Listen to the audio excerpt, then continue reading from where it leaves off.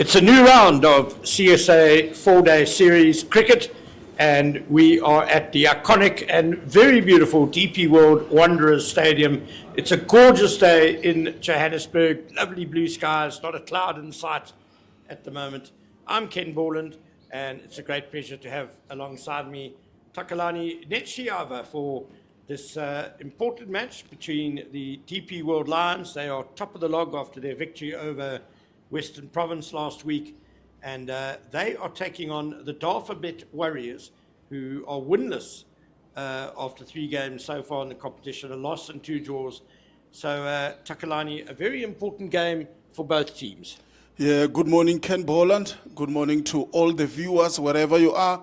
Indeed, it's a beautiful sunny day here in Gauteng, the DP World Wanderers Stadium. And yes, you're 100% right, Ken Borland. This is a very important match for both this side. The Warriors, like you mentioned, they haven't won any match so far. They played 3, lose 1, and drawn 2. It's really important for them, Ken Borland, to try and get a win and get their campaign off the mark. And the news out in the middle is that the DP World Lions have won the toss and elected to bat first, just like they did last week against Western Province. We're on a strip that is 4 from the right this week. Last game we were 3 from the left. Duan Olifia opens the bowling to Josh Richards.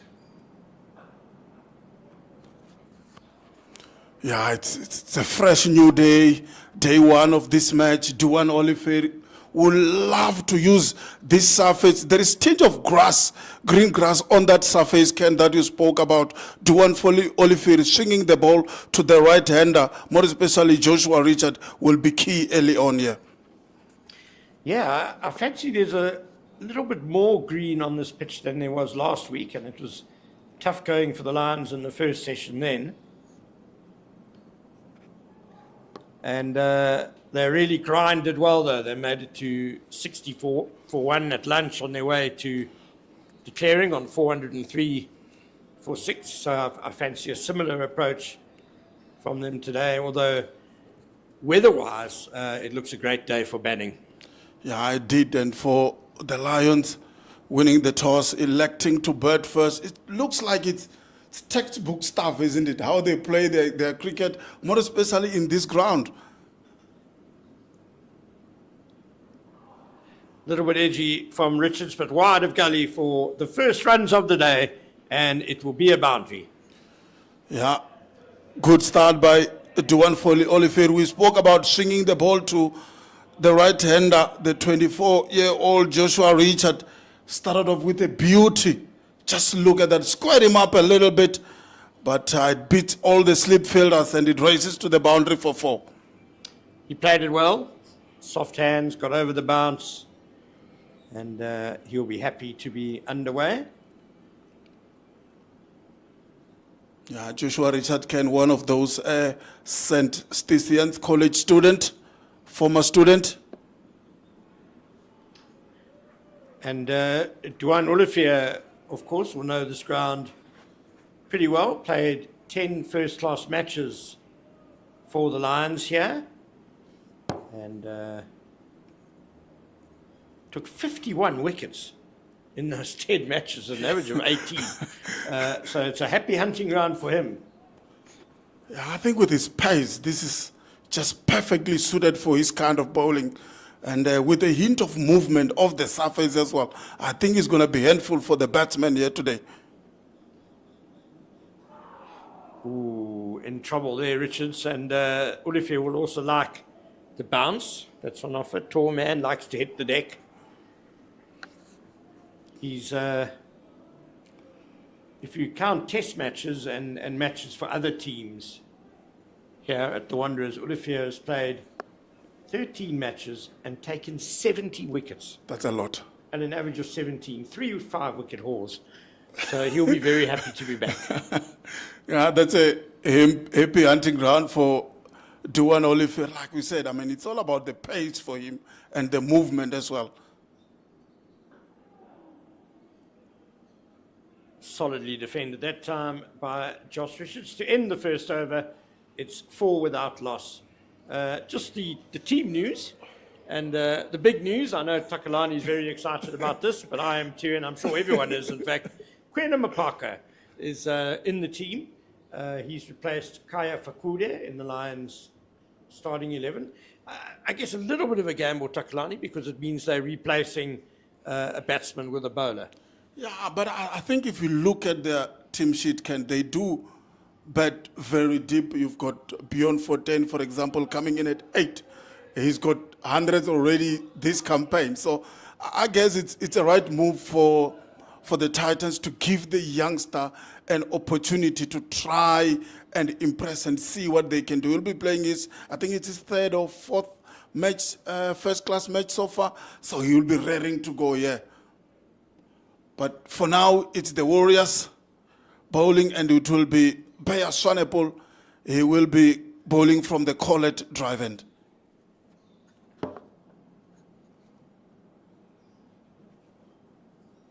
Straight away, a bit of swing away from the left-hander Dom Hendricks from Baya Swanepoel. It's a nice new ball combination, I guess, this for the Warriors. They've got the bang it in, bounce and seam of Duane Olivier and Baya Swanepoel, who will look to bowl a little bit fuller and get some swing.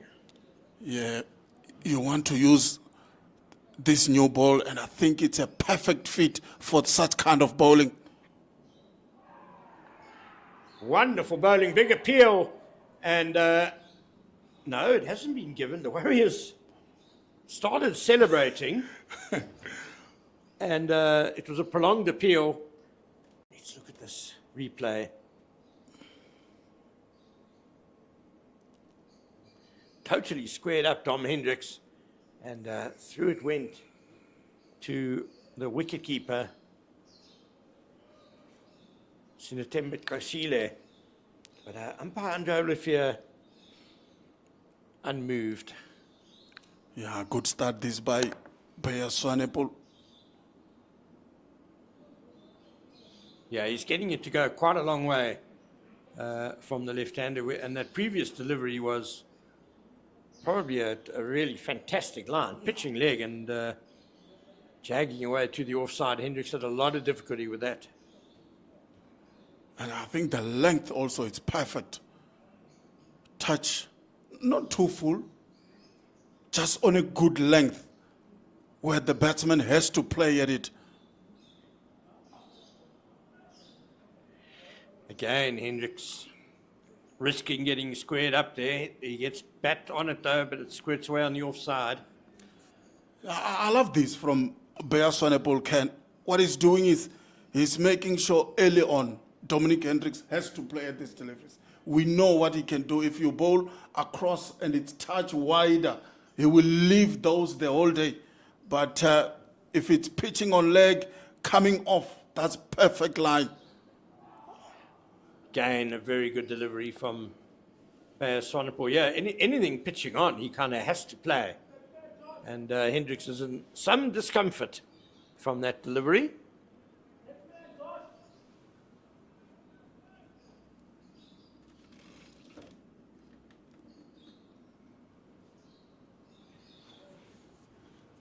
And he has really squared him up on few deliveries so far. And talking about Dom Hendricks, we were here, me and you, first day of the Lions match versus Western Province, just looking at the replay now. Look at that. It keeps squaring Dominic Hendricks. We were here the last time. We always felt that the Western Province were just bowling a touch wider on the first day, first session, even though the Lions didn't score a lot of runs, but Dom Hendricks was just happy to leave those kind of deliveries.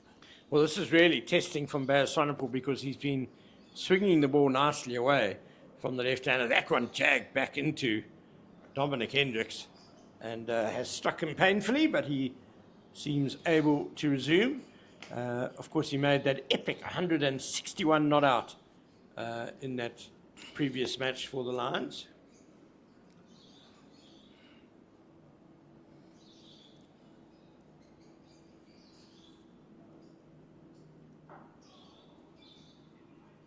excellent first over from Bears Swanepoel comes to an end. It's still 4 without loss. And just talking about those team changes again, you mentioned Kwena Mapaka. He's played one previous game for the Lions, did pretty well, got 4 wickets in the match. So just his second outing for the Lions.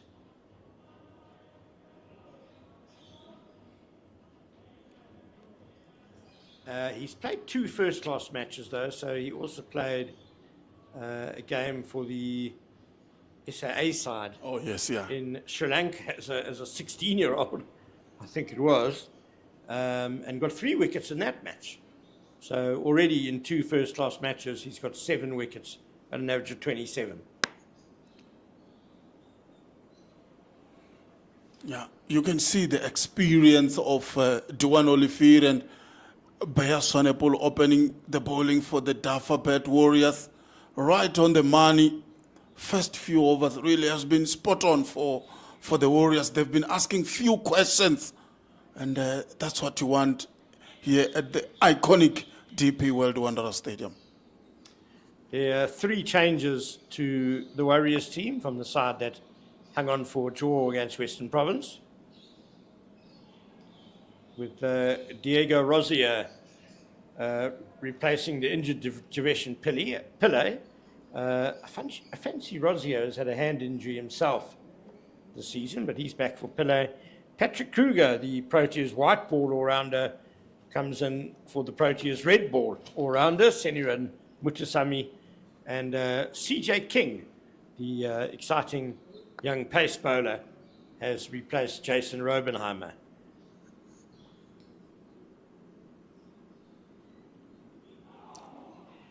And it also just the second first-class game for CJ King. He made his debut last season, actually, for the Northwest Dragons against the Tuskers in Potchefstroom. He took 2 wickets in that match. So his first red ball game for the Warriors. Thank you, Ken.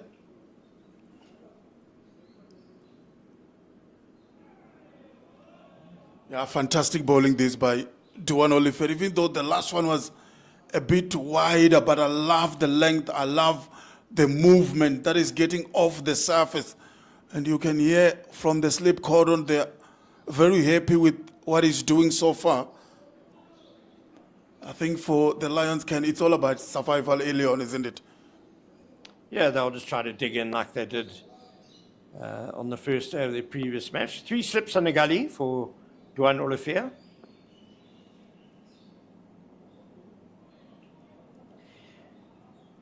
Perhaps just a fraction too short and a fraction too wide, and Josh Richards just leaving a lot in this over, but not too bad from Duan Olivier.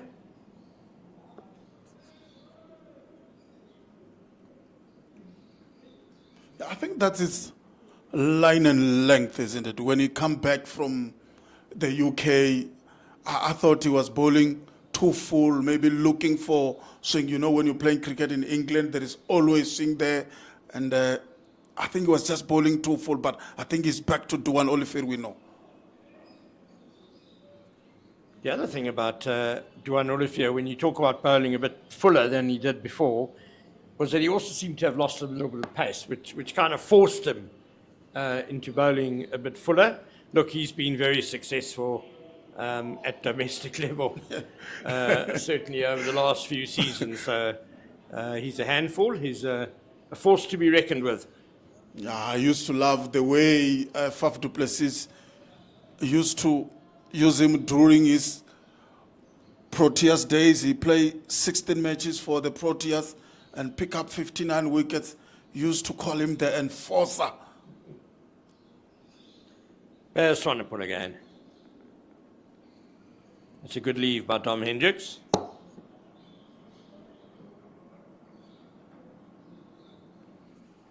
Three slips and a gully. You've got point, you've got mid-off, you've got mid-on, mid-wicket, you've got fine leg. That's the field for the left-hander, Dominic Hendricks.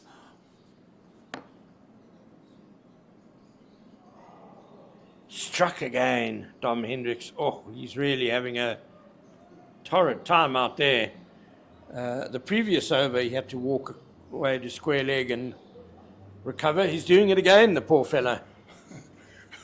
Yeah, this is fantastic bowling by the Warriors. Again, that one coming back into the left-hander, and you know, he's just trying to leave it on length, but he's left with nowhere to go, really.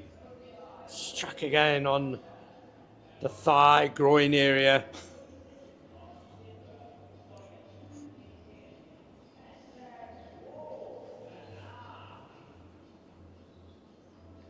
He's a very gutsy batsman, though, is Dom Hendricks. Don't think he'll have any thoughts of leaving the field of battle, the Lions captain.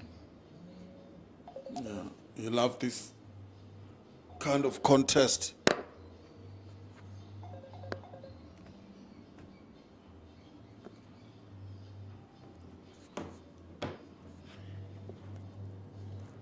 So just a look at the standings in this CSA 4-day series competition and why this match is important for both the Lions and the Warriors. The Lions are currently top of the log, 60.14 points. It's a handy lead of just less than 14 points over the Titans, who are in second place, 46.4.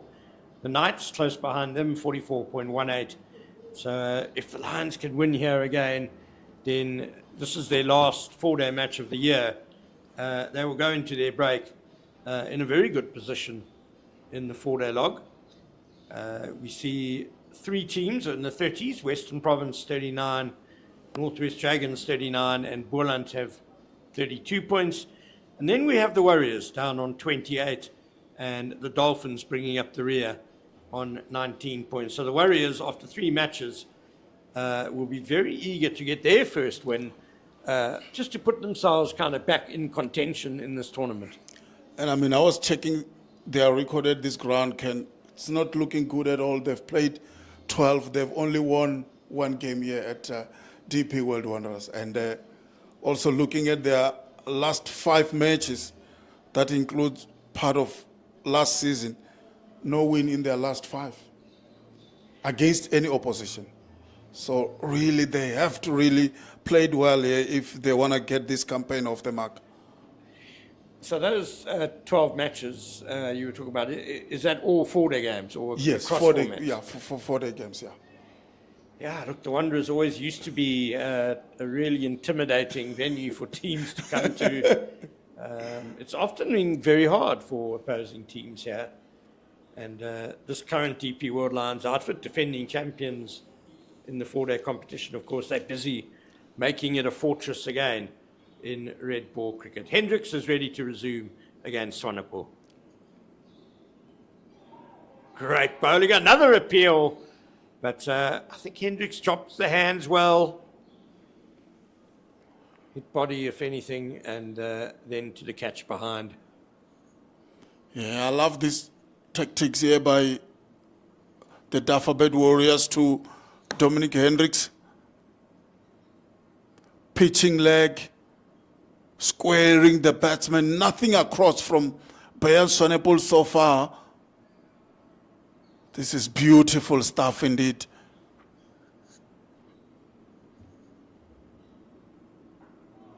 Sharp swing back into Hendricks, who just fends it off. I'm a little bit surprised that there's not a short leg in place, just to give him a bit more to think about. Yeah, I think you're right there. Just to keep him honest a little bit, not to keep him guessing. I think that will work. You bowl fuller, then bang one shot, bring that short leg into play. And what will work for Hendricks is to somehow get a single. Rotate the strike and let Josh Richards handle this fierce swing bowling from Swanepoel.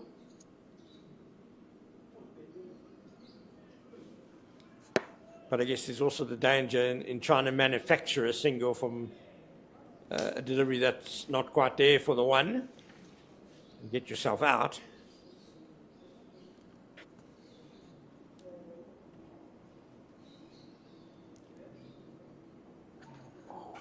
Beautifully bowled and well played by Hendricks. Edged, but soft hands, took it to ground quickly and on the bounce to gully. End of another, well, almost excruciating over for Dom Hendricks. Bayer Swanepoel has bowled back-to-back maidens now. He's bowling brilliantly. It's 4 without loss after 4 overs. Yeah, Dominic Hendricks is a master of playing with soft hands. We saw a lot of edges against the WSB Western Province. He's an experienced cricketer, and he's been in good touch this season. 150 against the Titan, a big 100 against the WSB Western Province. He scored 161, leading from the front as the captain of the side. And like we mentioned off air, Ken, it looks like it's an easy decision to bat first for the Lions at this ground. It's an easy decision, but it doesn't mean it's going to be easy. 100%. I think the Lions know full well that, especially this first hour, with that green tinge on the pitch, was going to be pretty tricky, very difficult. And last week, the entire first session was hard for them. They only scored 60 runs in the first 27 overs.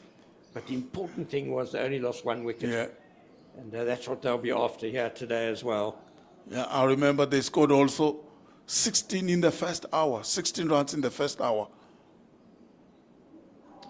Credit too to the Warriors' new ball pair of Swanepoel and Olivier. They've used this new ball very well so far.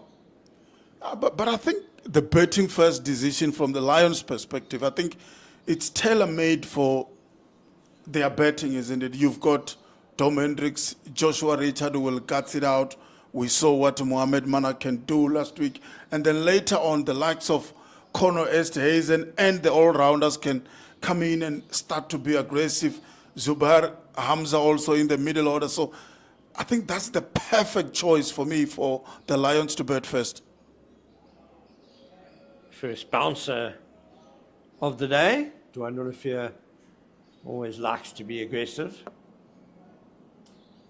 Yeah, Takalani, we spoke about the Lions batting lineup and Bjorn Fortuin, of course, coming in 7 in this match, or slated to come in 7, which he's quite capable of doing. I mean, he's averaging 68 with the bat this season alone.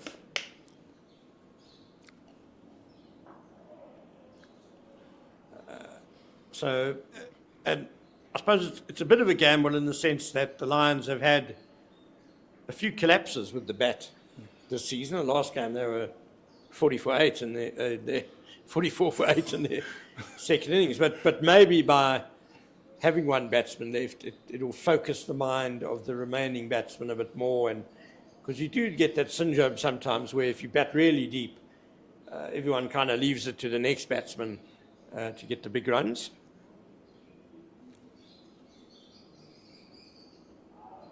Again, edged to gully, but on the bounce, Josh Richards.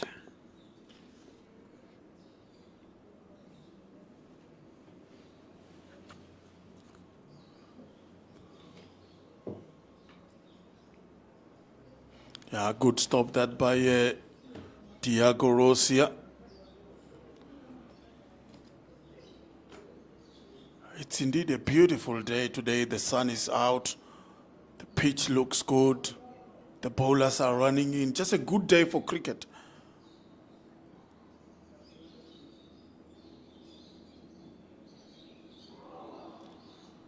A good leave by Josh Richards to end the over. It's still 4 without loss after 5 overs.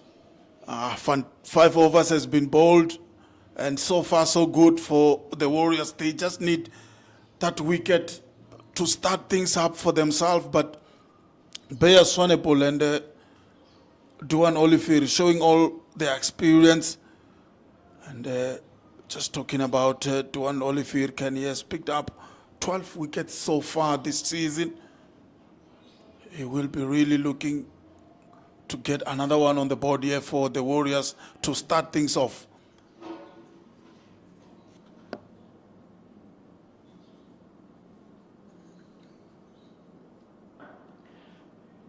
Bit fuller from Baz Swanepoel on leg stump. But Hendricks perhaps in a little bit of survival mindset at the moment, just pushes it to mid-on. Yeah, like we said, I think it's important for these two batsmen to start rotating the striker. I think Baz Swanepoel has bowled to Dominic Hendricks more. I think it will be interesting to see how he bowled to the right-hander, Joshua Richards. And finally, Hendricks gets off strike. Swanepoel just a little bit too far down leg there. And he's bowled all his deliveries, in fact, at Dominic Hendricks, all 14 of them now. And that's because those 4 runs before the single were just one scoring stroke. Came in the first over when Josh Richards thick-edged Duan Olivier down to the third man boundary. So at last, a new face, Josh Richards, to try and handle Baz Swanepoel.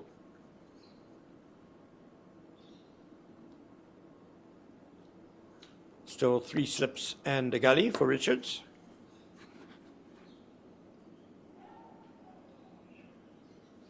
And that's down leg to the right-hander as well from Baz Swanepoel. Yeah, that's what the left-hand, right-hand combination can do to the bowler. Very difficult to stay on your line early on. And I guess Baz Swanepoel is experienced enough to know that if he can bowl just outside that off stump, allow the ball to move away to the right-hander. With the line he's bowling, he's going to be handful. I think he might be going for the glory balls here, Swanepoel, because we saw him jag it back sharply into the left-handed Dom Hendricks. So he's trying to jag it away from the right-hander, but bowling, trying to bowl middle and leg and nicking him off outside off. But as so often happens, if you start it too straight, it just keeps going straight. And 2 balls down leg from Swanepoel.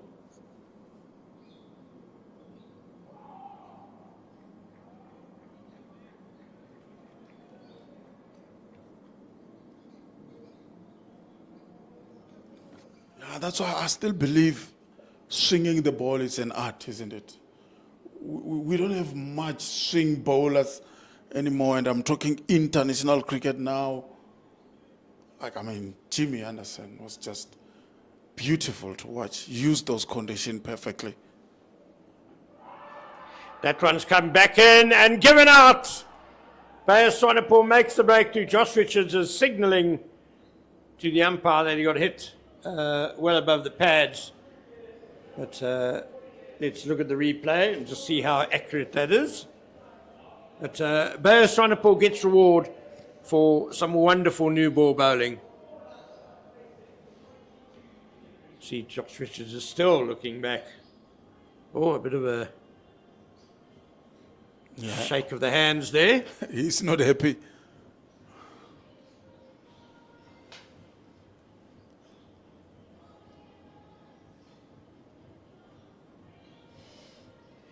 Well, it's hit him on the knee roll, on the flap.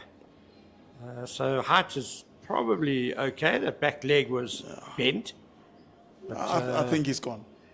Yeah, it hit him outside the line of off stump, certainly. But he wasn't playing a shot. Yeah. And we have seen that Baz Swanepoel is swinging the ball quite considerably this morning. So Josh Richards departs. He's out for 4. And the Lions are 5 for 1. With Mohammed Manak coming to the crease. He batted well for a half century last weekend. Similar situation. Had to come in early on that occasion as well. Yeah, Josh Richard hasn't really been playing well this season so far. Only 150 against the Northwest Dragon for that drawn match. And he loses his wicket early on here. I think this is a fantastic start for the Warriors. That's what they were hoping for, and they got the big one. First thing, Josh Richards is gone, and Mohamed Manak, one of the innings he played against WSB Western Province here.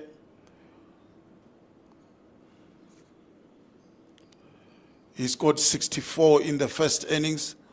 Really looks the part, but with this kind of bowling, let's see how the Lions go about their business today. That was the end of Sonapul's third over. He's got 1 for 1 now, and just reward for very good bowling with the new ball by him. Duan Olivier will now have Dominic Hendricks in his sights for the first time. Hendricks just taking guard at the call at drive end. Olivier bowling from the golf course end, where we see there's a bit of a breeze moving the tops of the eucalyptus trees above the stand there. 3 slips and a gully as well for Dom Hendricks, and a backward point who was fairly close in. Fine leg is the only boundary rider. Yeah, I think that wicket of Joshua Richard was really good from Paya Sonapul. We thought he will swing the ball away from the right-hander, but that one jacked back.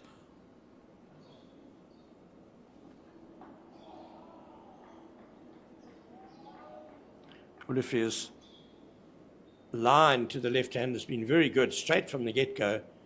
The first ball was just outside off stump. It was a good leave by Dom Hendricks. The second one, probably off stump, maybe middle and off, coming back into the left-hander. So Olivier has settled quickly with the change from right hand to left hand.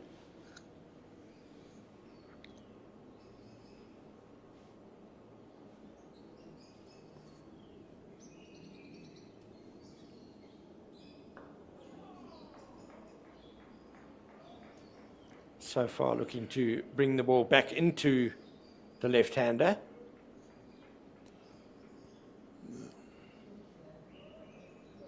Just checking with umpire Bongani Jeli how his front foot is going in terms of the no ball line.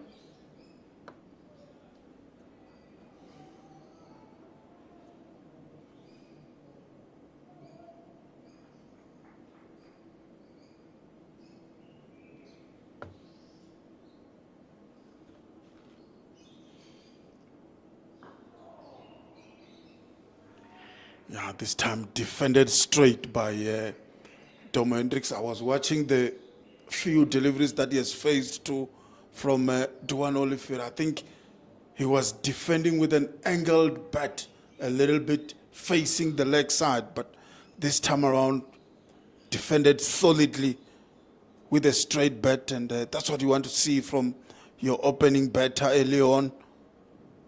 He was being squared up a lot by the 2 opening bowlers. Dom Hendricks just playing inside that one. I fancy good delivery from Duan Olivier. He's been bringing the ball back into the left-hander this over. That one just went on with the angle, maybe seamed away a little bit. But I think Dom Hendricks played nicely inside the line here.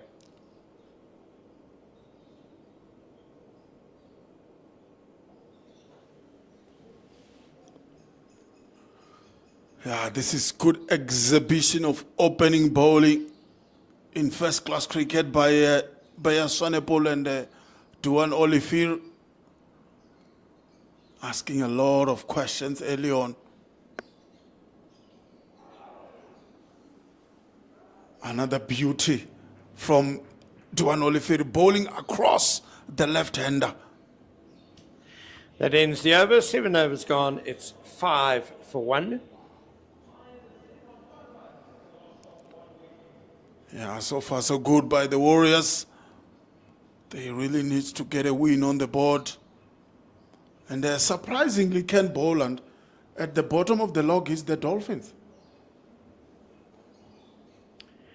Yeah, and it's a big game for them today as well. They up in Bloemfontein taking on the Free State Knights. And if you are a Dolphins follower. They are batting first, having won the toss. And so far so good, 22 without loss there in Bloemfontein. Here in Johannesburg, it's Beyers Swanepoel took a wicket with his previous delivery, who will be bowling at the new man, Mohammed Manak, who is playing just his third first-class game, 114 runs in 4 innings so far. And that's the way to do it, son. Get off the mark, first ball with a quick single. Yeah, bring some energy into the innings for the Lions after winning the toss and elected to bat first.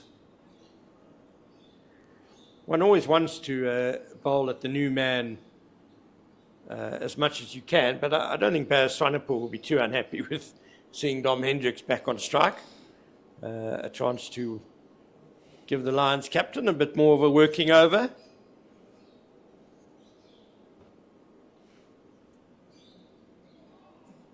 Well bowled and well left. Yeah, to international cricket now. Ken Boland plays underway down in Durban. The Proteas versus Sri Lanka and South Africa are 112 for 5. Temba Bavuma is on 45 and Marco Jansen is on 13. So the Proteas have lost one more wicket this morning. Kyle Verreynne out.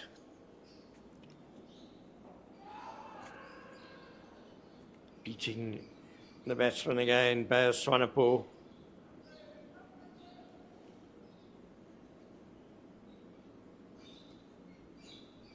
Yeah, what a difficult day for the Proteas yesterday to be batting in that pitch. Oh, the ball was doing all sorts of movements.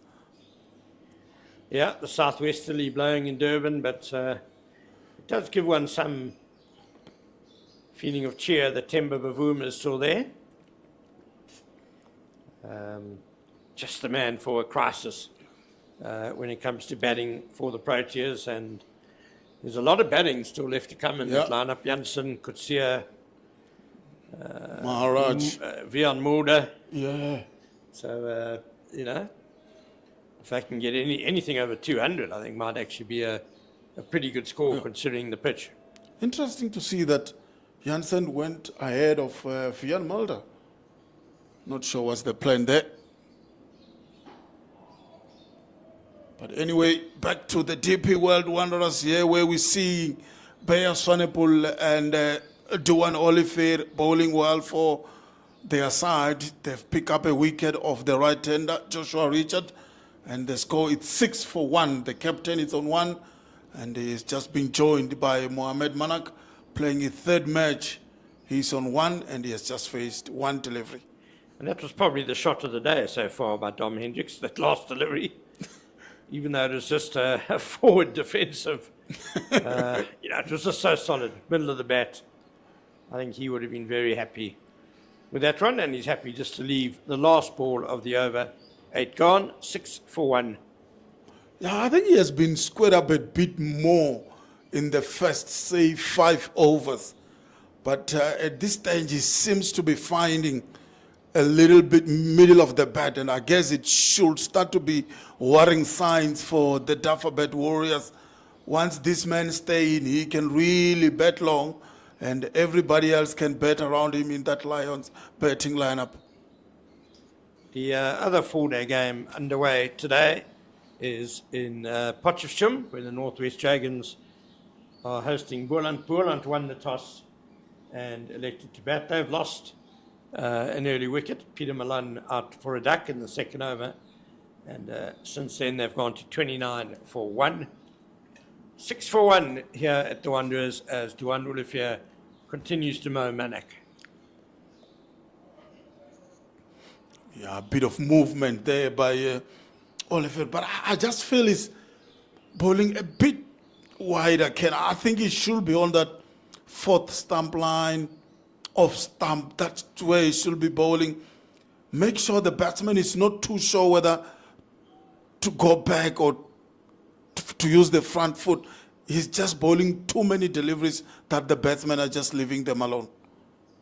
Agreed, especially for the new man, Mo Manak, want to make him play as much as possible. Oh, nice, handsome, straight drive by Manak, but mid-on has got across quickly. The throw is a bit wayward, and he scratches his head, wondering how his radar was so wonky there. No harm done. It's a dot ball.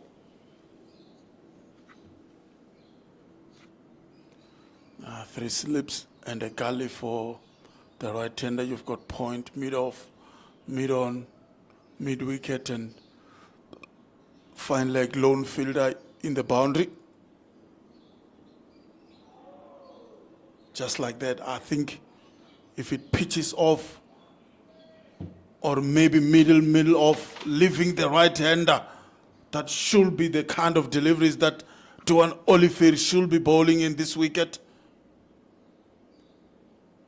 Manak loves to fill bat and ball. He's an aggressive batsman.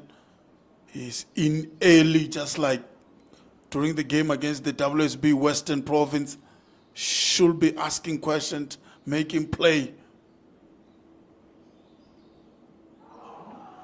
Well, that was a tight leave. That one came back into Manak and just about shaving the off stump. Yeah, living on length, trusting the bounce here at DP World Wanderers Stadium is Manak. That's his home ground, so he knows exactly what will happen to those deliveries. But oh boy, that one come back sharply.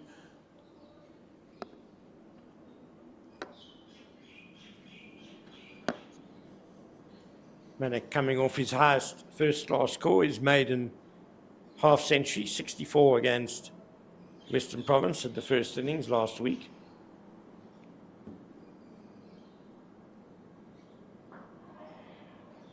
Nicely behind that one.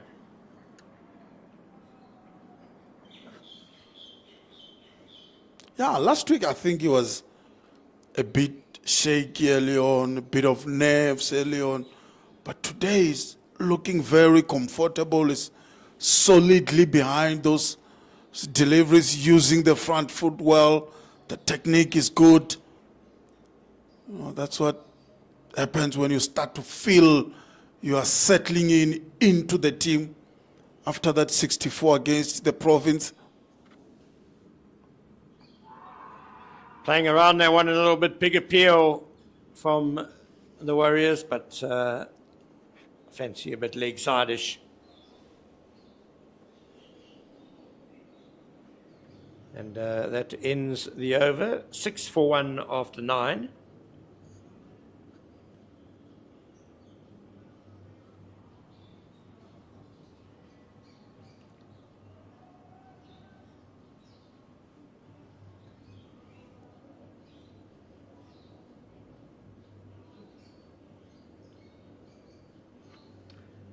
The umpires today are the very experienced veteran Bongani Jele and standing at this end, the quarter drive end, less experienced, Andre Olivier, but he has been around for a little while.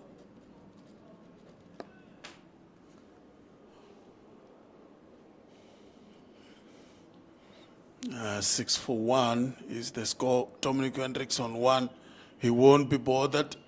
This is perfectly suited for his kind of batting.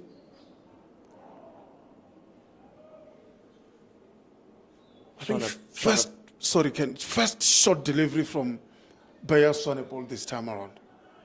Just showing that he does have it in his armory.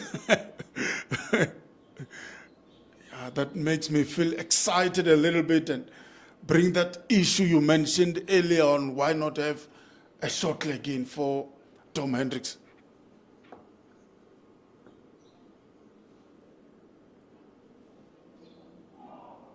He's also switched to around the wicket to the left-hander, as Swanepoel. So a different plan to Hendricks. He's bowled the majority of 4 overs to him from over the wicket. Troubled him, certainly. Yeah. Didn't get his wicket, though. So now a change of attack, angling it into him and no doubt trying to then take it away and find the edge for those 3 slips and a gully.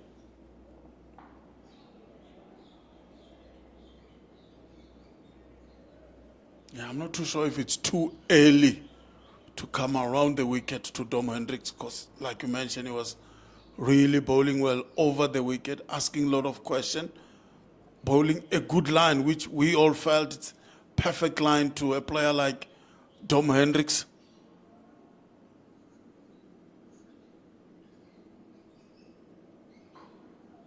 There's the one that just goes away from the left-hander. Yeah, I suppose Swanepoel might only have a couple of overs left. Yeah. In this opening spell. He's got 1 more left in his 5th over, so maybe he just wants to give himself a decent try at a plan B, give himself at least a couple of overs around the wicket.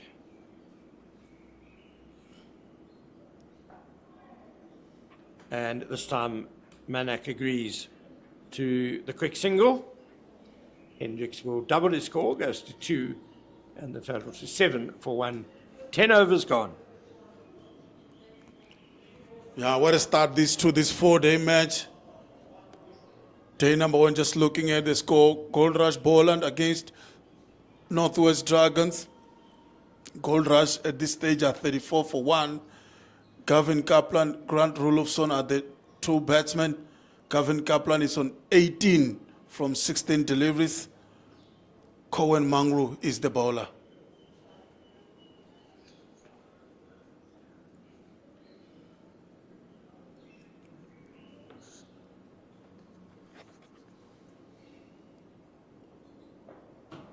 And that's nicely turned away through mid-wicket by Dom Hendricks. He'll get another couple of runs, doubling his score again. He went from 1 to 2, the previous ball of the last over.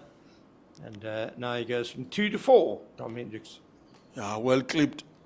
Didn't try to hit it too hard, just find the gap and runs a quick couple there. He runs very quick. Dom Hendricks, you won't believe, he's 34 years old. And he's got a youngster, only 22, is more Manak. So running those singles is not going to be a problem for the DP Wet Lions. Well, no question about Hendricks' endurance and fitness after last weekend, where he batted for, 8 hours? Undefeated.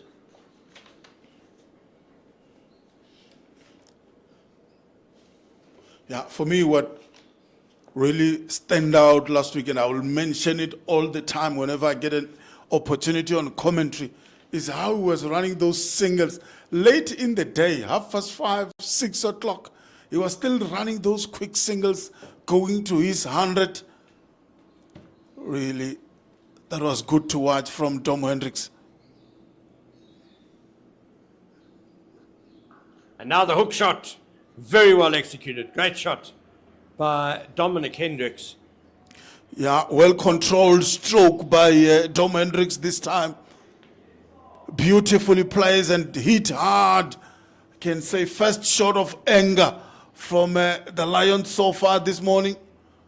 Well-controlled, beautifully placed as well. 4 runs to the Lions and Dom Hendricks.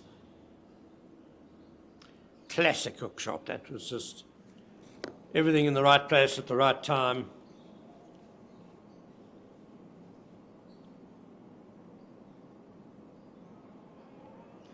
And then a good leave.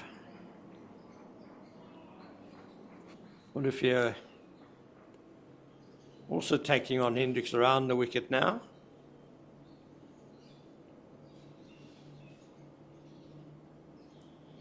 That was the second boundary of the morning.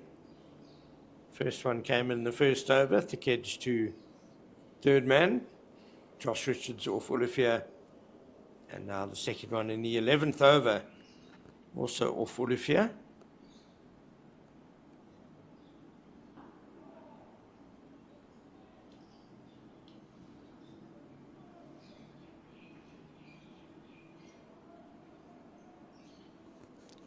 And down in Durban.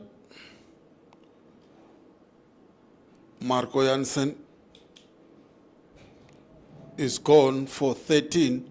And actually, Vian Mulder came in first. Ken, he was a retired head on 1. Oh, that doesn't sound good.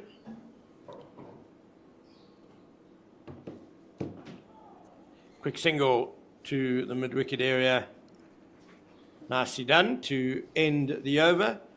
It's 14 for 1. Yeah, 14 for 1 is the score right now. The DP World Lions won the toss, electing to bat first. And so far, the Warriors has really bowled well, and they've picked up that wicket of Joshua Richard. But the Lions, like they've been doing, they won't be bothered by this. The run rate is not that good, but they won't worry. That's how they play their cricket. They've got players who can come in and score quick runs. Now it's the end of the over. That it was a no ball. The previous delivery, which passed me by, but now it's the end of the 11th over. 15 for 1. Hendricks on 9, Manak on 1. And will we see Bayer Swanepoel bowl a 6th over? As there we just see an update from the Mangaung Oval, where the Dolphins are playing the Knights. Dolphins 33 without loss now. Sarul Avia and Sapang Detoli going well. It's going to be a change of bowling from the call it drive end.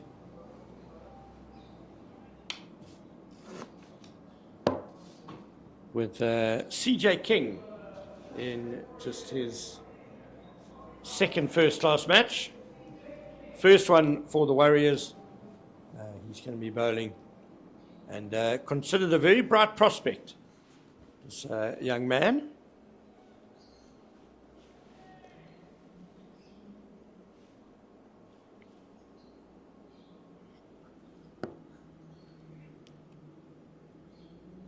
Starts with a delivery that really is way too short.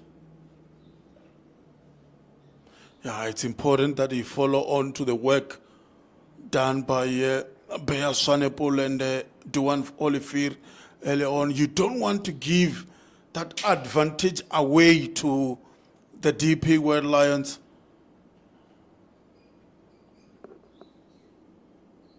That's better, but a no ball. Oh, bit of an unfortunate start for CJ King, just 20 years old.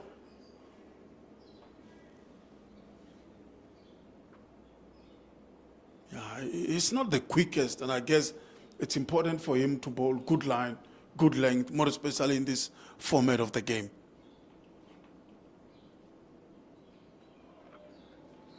There we go, that's better.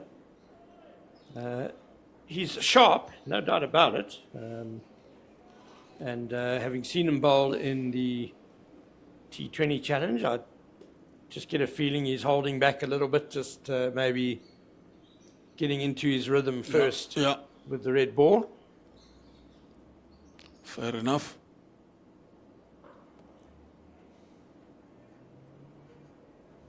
Around the wicket to the left-hander, and so far just angling it into Dom Hendricks. There are 3 slips in a gully waiting,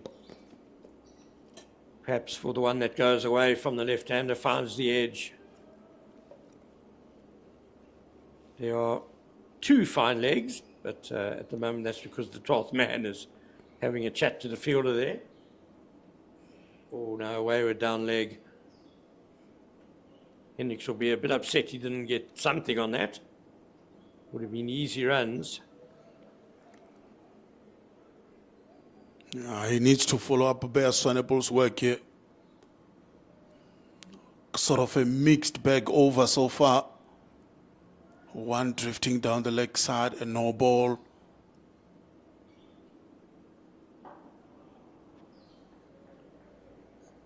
That's the line he should be bowling. CJ King. Maybe a bit of nerves there. Ken Boland from the youngster. Yeah, he played regularly in the T20 side, but always a a big thing to make your first class debut for a side, especially a young man, just 20 years old.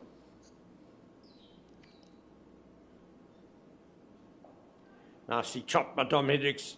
Got on top of the bounce well, and it's away for 4 to end CJ King's first over. Dom Hendricks is on 13, Mo Manak on 1. It's 20 for 1, and it's a very great pleasure to hand over to Zed Indamani, former umpire, current match referee, and also someone who's very experienced behind the microphone as well.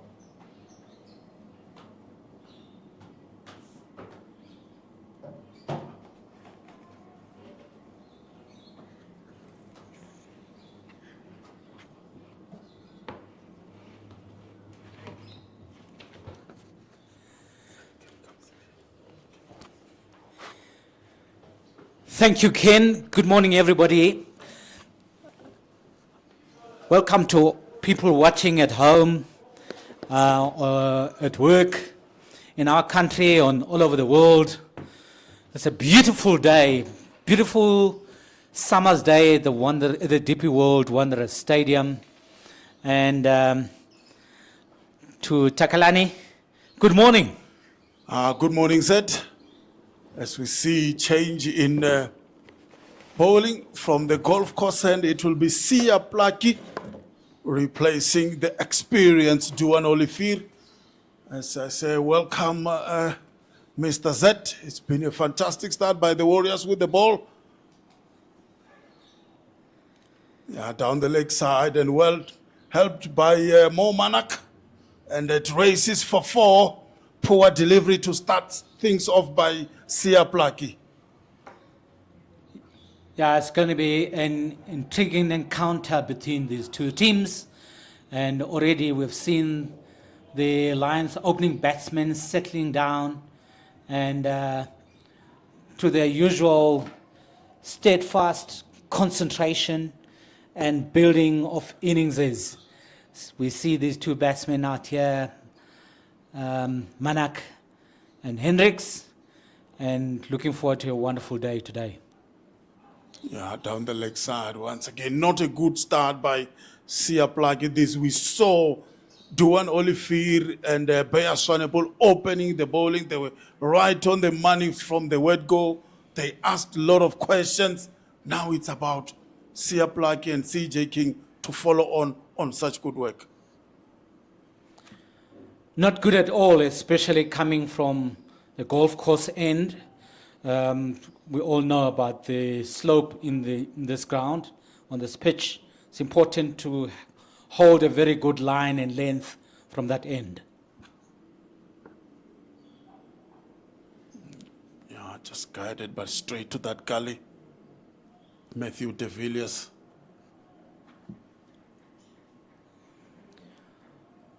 As we've often seen visiting sides to the Wanderers Stadium, the guys get excited by the bounce and the pace of this pitch.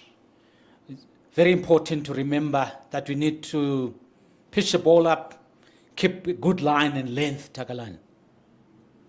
Yes, Sia Plaki, pretty much inexperienced in this format of the game. He has played 8 matches, 21 wickets so far. Once again, down the leg side.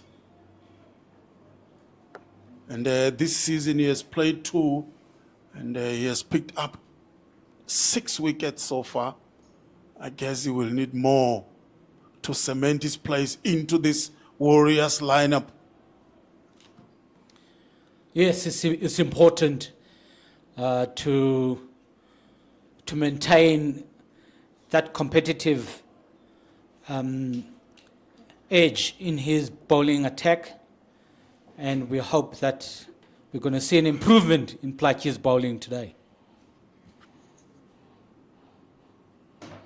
This time on the offside, and once again way wider, and the umpire there, Bongani Jele, and what happened there? I think just looking at the replay, I can tell you it's a boundary, but I'm not too sure what happened. Yeah, past the slip cordon, past the keeper, and then it's 4 byes. I think it was too wide outside the off stump, and the ball just died before reaching the cordon of slips and the wicket keeper, and went for 4 runs. Yeah, this is not a good start by Siaplaki. The opening bowlers were right on the money. He's bowled 3 down the leg side, now wide on the offside. This is just not good enough, as we see now the Warriors replacing the 3rd slip. Now it's 2 slips and a gully. Again, wide by Siaplaki. And the batsmen won't be worried about this.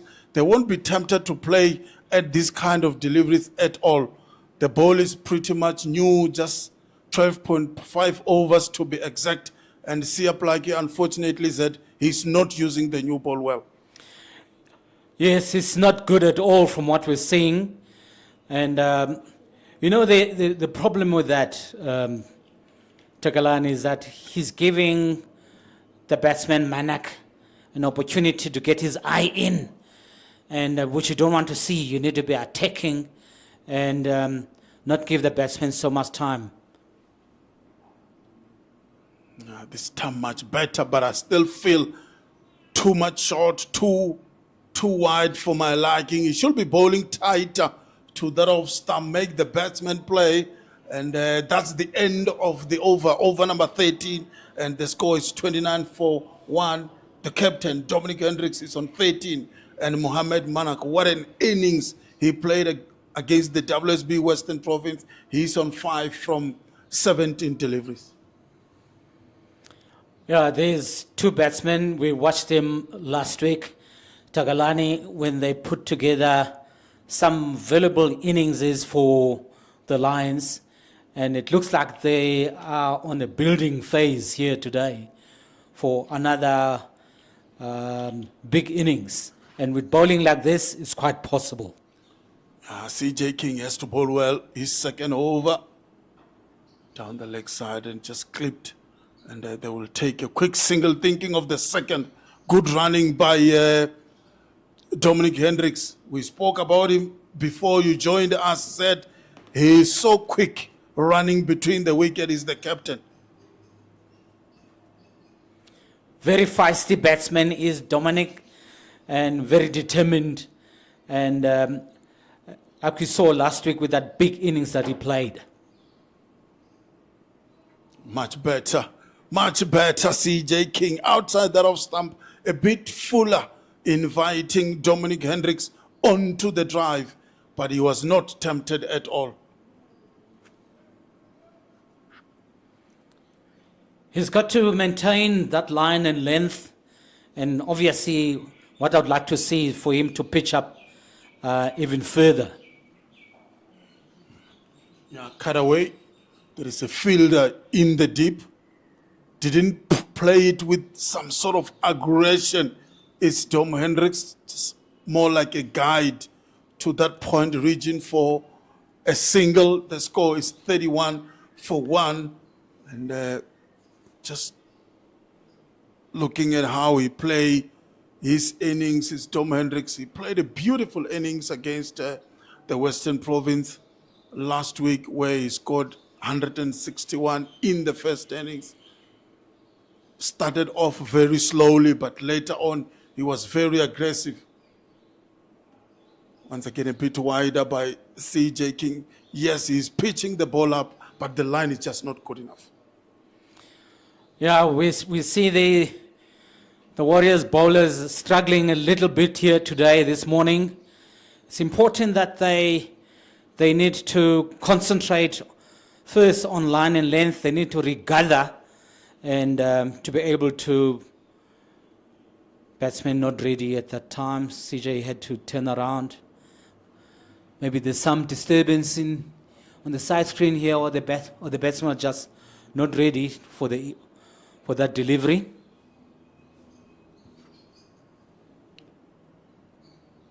Yeah, once again, a beautiful delivery. Maybe touch wider once again to my liking. I want him to be a bit closer to The batsman, Manak, loves to feel bat and ball. There is a bit of movement in that surface, so use it. You have a new ball, just 13.5 overs has been bowled. If you get, they can get 2-3 more wickets here before the lunch interval. That will be a good start by the Warriors. Yeah, this time played straight, but Midon will do the fielding. That's a much better delivery, that last one there, Takalani. That's what you want to see on a Wanderers pitch. See in the replay there, much straighter, much closer, much pitched up to the batsman. And it's very important from this end, the college drive end. Remember, there is bowling against the slope there, Takalani. So it's very important that bowling from the college drive end, he needs to pitch up that ball. You're 100% right there. That was the end of the over, end of CJ King's second over. And the DP World Lions are 32 for 1. Look at that run rate. Said just 2.3 to the over, but the Lions will not be worried. And then Siaplaki will be bowling his second over. Once again, bit wayward from Siaplaki. It's too wide. He needs to bring it closer to that fit stump on the off stump. He's bowling too wide at the moment, Tagalan. And bowling from that end, the golf course end, is not going to help him coming down and bowling too wide of the batsman. So he needs to readjust his line and length.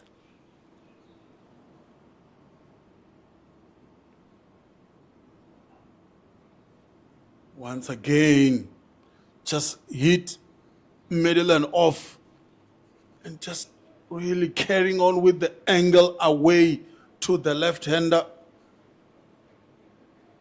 Yeah, just too wide, isn't it, Zed?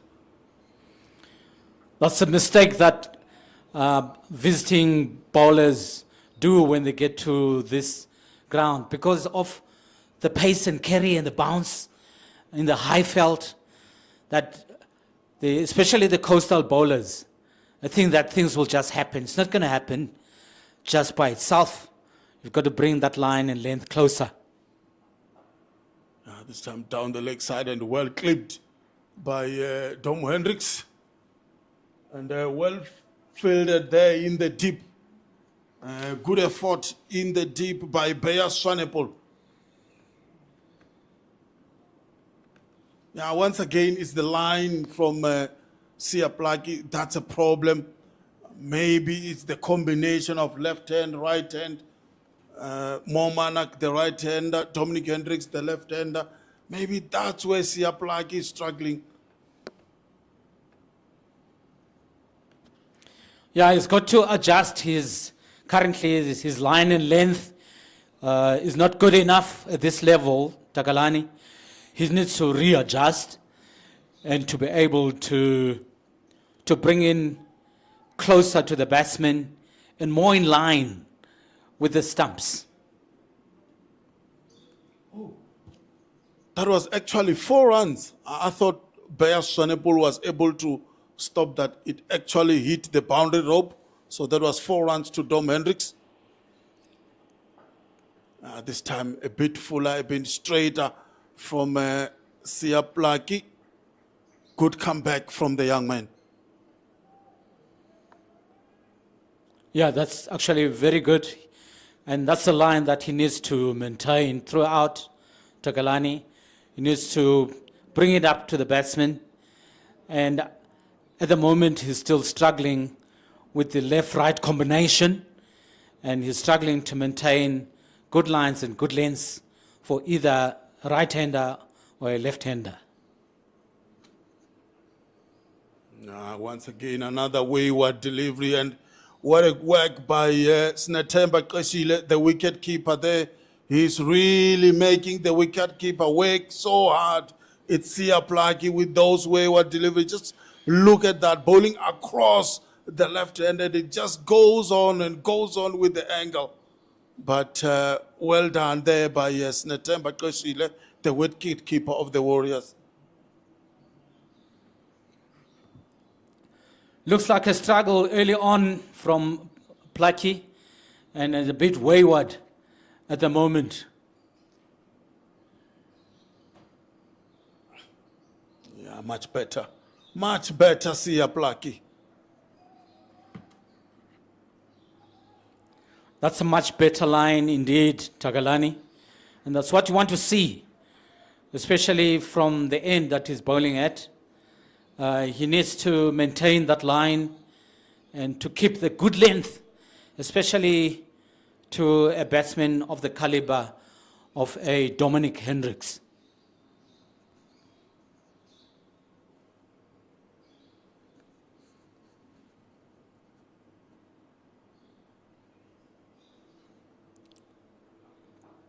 Yeah, much better, Sia Plucky. Good comeback this by the bowler. And then you mentioned earlier on that sometimes when the bowlers from the coast come this side by the Highfield, more especially here at DP World Wanderer Stadium, they get excited with the carry and the bounce that they can extract from this surface. And by that will be drinks to end the over of Sia Plucky. That was the 15th over, and the score is 38 for 1. Tom Hendricks is on 21, and Manak is on 5. And then we'll take a drinks break, and we'll be back in a few minutes.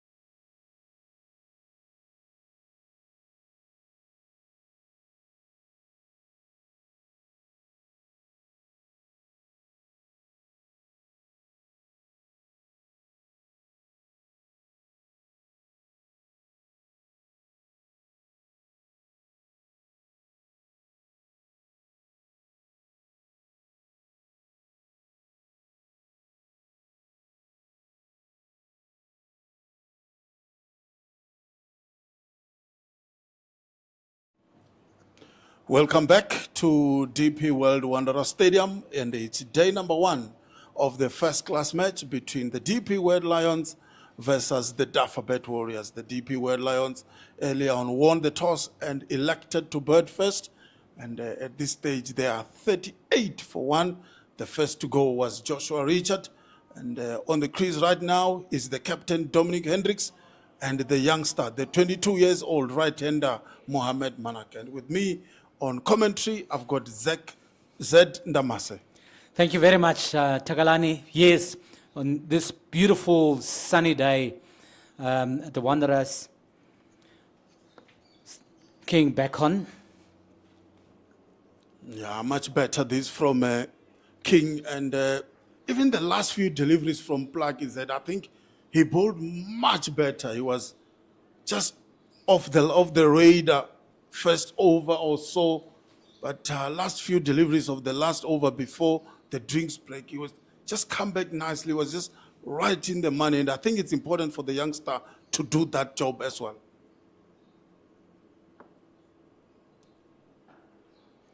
Yeah, beautifully bowled once again by CJ King. Good start this after drinks break.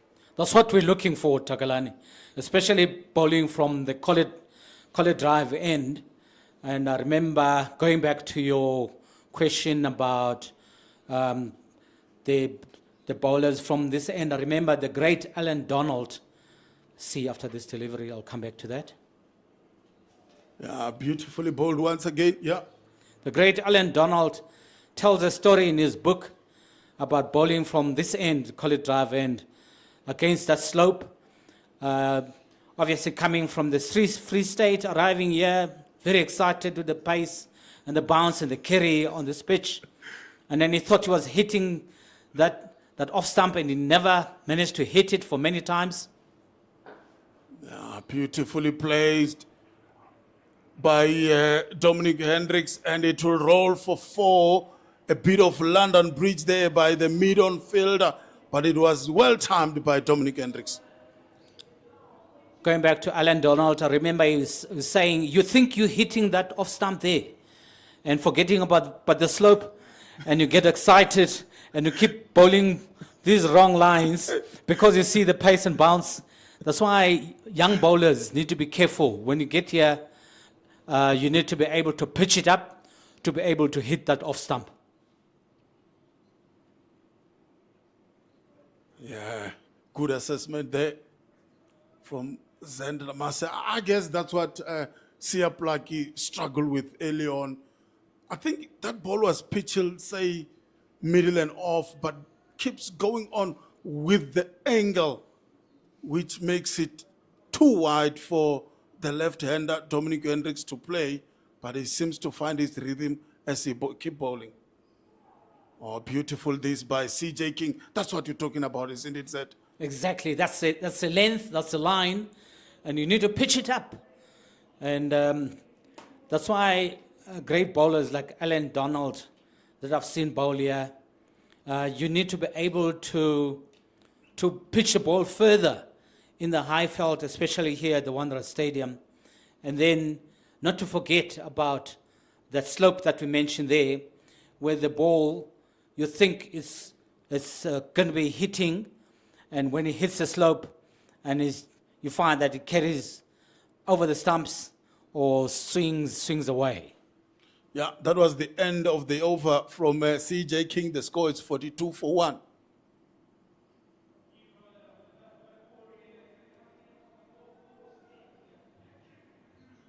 As we see change in bowling, we spoke about Sia Plaki's bowling. First few overs that he bowled, he really struggled with his line.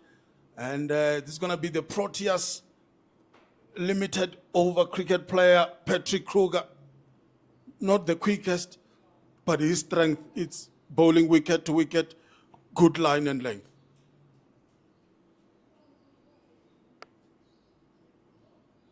Down the leg side this time, and well held, and it should go for 4. Yes, it does. 4 runs for Mohamed Manak. Once again, that's gift from the Warriors bowlers. Batsmen at this ground at that pace, Kruger's pace, will hit you all day. They'll pull you and hook you all day on this Wanderers pitch. And the batsmen will be better advised, Patrick Kruger, like we've mentioned before, to pitch the ball up and bring it well up to the batsman and to the batsman, closer to the batsman's pads.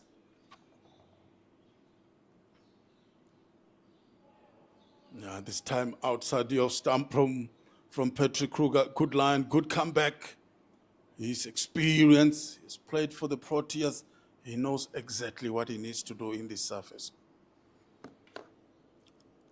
I've watched Patrick Kruger for many, many years before.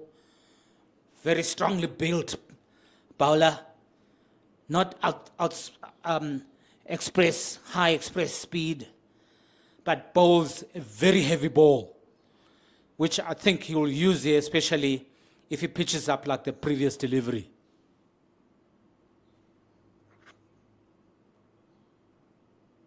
Again, outside that of stump from Patrick Kruger. Good comeback. That's what you expect from him. I mean, you just mentioned you watched him for many, many years. With his experience, I expect that he'll be more patient and obviously bowling that very good delivery outside the off stump. That's a line and length that he needs to maintain throughout if he's going to be successful here at the DP World Wanderers Stadium.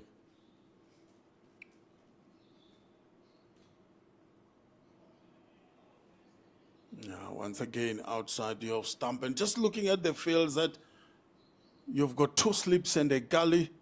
You've got point. They've strengthened the cover region. You've got cover now and mid-off. You've got mid-on. You've got mid-wicket. And only fine leg patrolling the boundary for the right-hander, Mohammed Manak.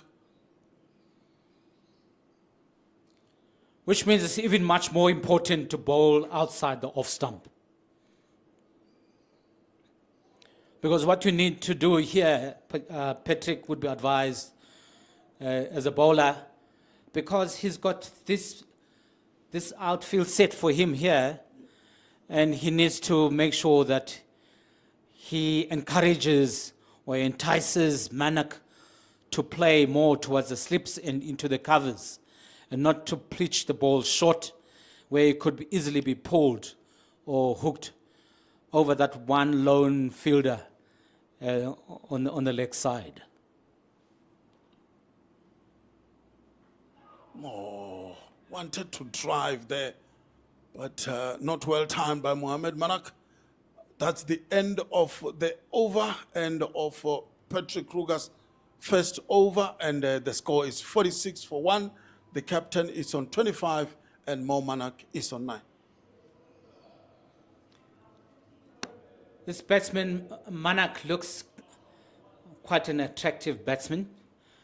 Yeah. Oh, there we see. Let's have a look at what they shown there from the other match that is played in Mangaung Oval, Hollywood Dolphins versus the Knights. And we see Slade van Staden and Sepang Ditole still going on very well there, Takalan.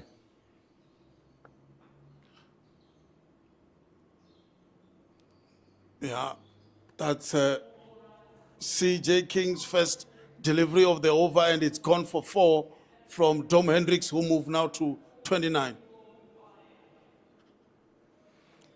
CJ King still struggling with his length there. That was overpitched. And again, the batsman's easy to just thread through that cover region area for 4 runs. And it was a no ball also. This time much better from the youngster. He needs to be consistent. I mean, it's the two opening bowlers for me, they started things well for the Warriors, and I feel the change bowlers are throwing that good start away as by that 4 runs, the DP World Lions now are 51 for 1. That's a very good line. That's the line that we're looking for, Takalani. He needs to maintain that line. What often happens with bowlers, Takalani, is that because you're trying too hard, you seem sometimes to overstretch because you're trying to find that quick delivery, which I think was the cause for that no ball there. Yeah, he does bowl some beautiful deliveries, more especially to the left-hander. He just needs to stay consistent on his line and length. That's very important. Patience is the key word today, especially on a day like this. And the pitch seems to be a batsman's pitch, playing very well. Yeah, just well played by Dom Hendricks, straight to that point fielder in the deep, and they will just settle for one, and it will be the right-hander now, Mohamed Manak, facing CJ King. He needs to close this over well. It's CJ King. As we see now, the slip cordon has been reinforced. We've got 3 slips now and a gully, point and mid-off. So they removed cover for Manak. Yeah, inviting Manak onto the drive just like that. And that's the only way they can get a wicket here at this beautiful, beautiful day, beautiful, beautiful stadium. I quite like that, Takalani, that they put that trap in for him there to entice him to drive, more drive, and good strategy here today, and they need to maintain that, the Warriors. Oh, some kind of stifle appeal from CJ King. I think you're right, Zed. I think the bowlers needs to support their captain's thinking here. It's one thing having that slip cordon and another having the bowler bowling a good line and length so that they can invite the batsman onto the drive. And that's the end of the over, end of CJ King's over. The score now, it's 52 for 1 after 18 overs. The Hendricks is on 30 and Manak is on 9. I'm sure the Warriors captain, Matthew Breske, would be really calling on his bowlers to maintain that good line and length and to bowl to the field that is set for them. So it's up to the bowlers to support his strategy. Yeah, and it will be Patrick Kruger bowling from the golf course end.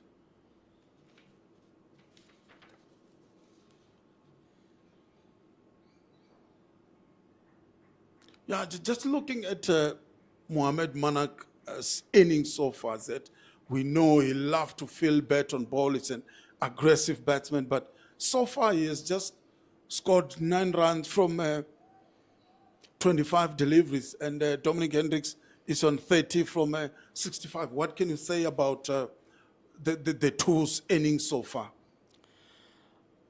It's a well-known strategy that the Lions like to bat big and put big runs, and I'm sure the strategy is to good line there from Patrick, well pitched, and that's the line that he needs to keep and to maintain. Going back to the Lions, we know their strategy about going big for their runs, so I think he's setting his base up for big runs, and both these two batsmen out there like to bat and bat for a long time, as you saw last week, Tagalan. Yeah, they played well last week.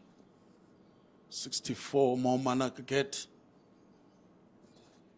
Yeah, down the leg side once again, and well played by Dominic Hendricks. It's not going to go to the boundary, but they will come back for the second.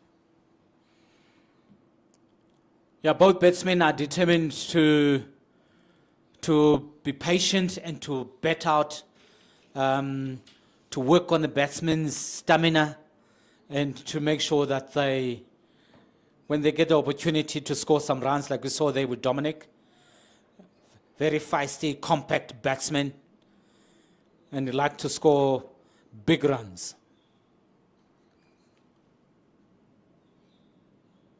Oh, beautiful delivery. Away movement as well from Patrick Kruger, but well stopped at gully.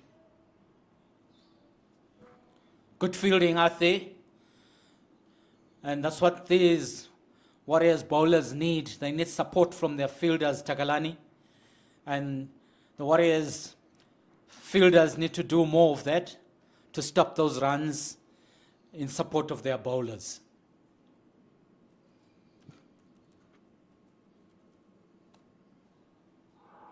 Oh, big delivery. Beautiful delivery by Patrick Kruger showing all his experience this time around, not bowling across the left-hander, just looking at the replay, but much straighter to Dominic Hendricks this time. Just look at that. Beautiful delivery by Patrick Kruger. Yeah, very, very good delivery indeed. And Dominic got a little bit stuck in the crease there, and he couldn't put his front forward up to the pitch of the ball. And let's see what happens with this next delivery. Yeah, down the leg side, and just well played by Dominic Hendricks to Bayer Swanepoel at fine leg. And that's the end of the over. Over number 19, 54 for 1 is the score. Dominic Hendricks on 32. Mohamed Manak is still on 9. And that was the 50 partnership between the two. Well played, more especially to Dominic Hendricks. He has looked the more aggressor of the two batters, something that you don't always see with Dominic Hendricks. Sometimes you do get that, Takalani, that the one batsman seeks to take over control, and which is what we're seeing here with Dominic well in control in this innings. Oh, well driven by Dominic Hendricks. You just call it Z Damandama. Z, he's in full control. He's the captain so far. He moved to 37.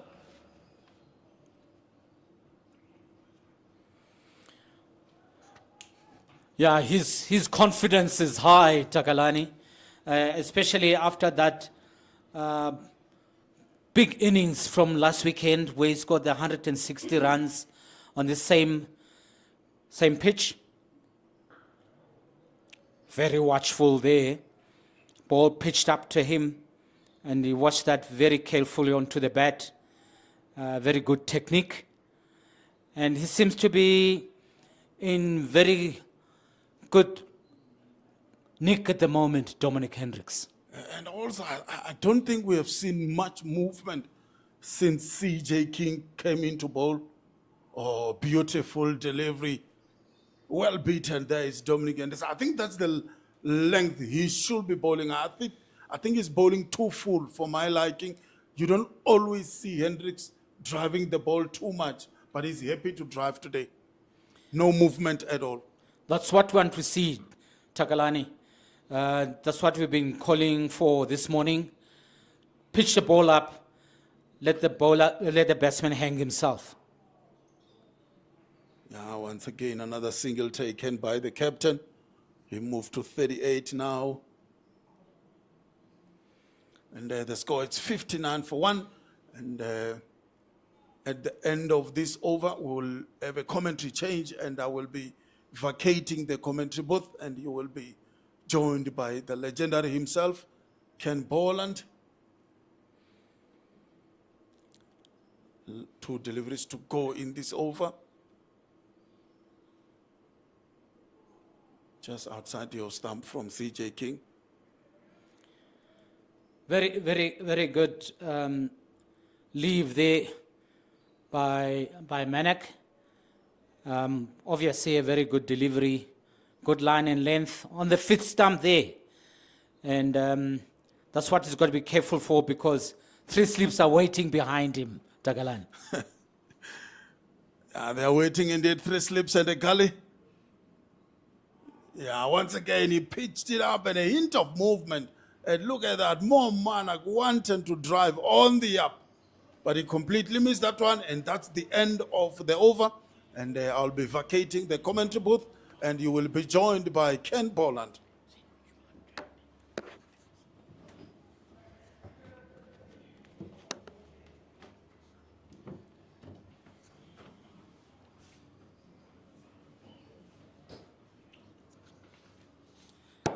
Welcome, Mr. Ken Boland, the legend, and his iconic DP World Wanderers Stadium, a guy who's seen it all.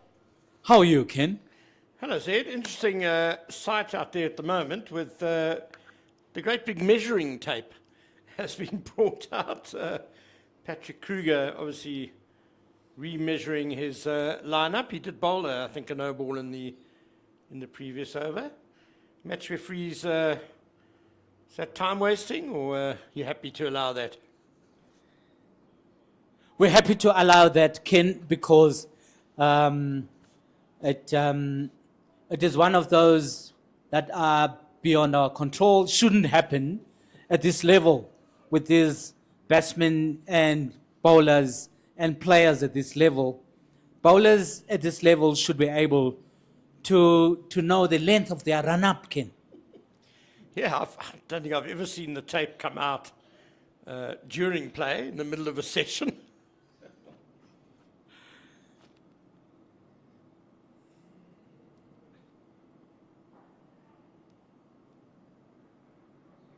Nice shot there on leg side, and batsman through for 1 run. Yes, Ken, going back to that, we often see in the modern game bowlers doing the measure-ups and measuring their run-ups and putting marks and numbers and T's and X's and crosses on the pitch.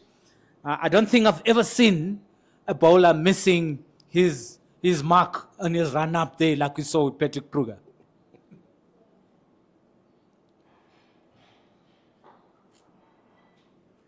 Unless, of course, you're a bowler in the Abu Dhabi T10, but we won't chat about that one. But Zed, I think you and I have been long enough to remember when there weren't measuring tapes. I mean, that's the guys used to pace it out, didn't they? That's a problem with the modern game, Ken, because quite often you see these bowlers making all those marks out there behind the wicket keeper for the lengths, and it's very easy to get confused, which we never used to have in the olden days.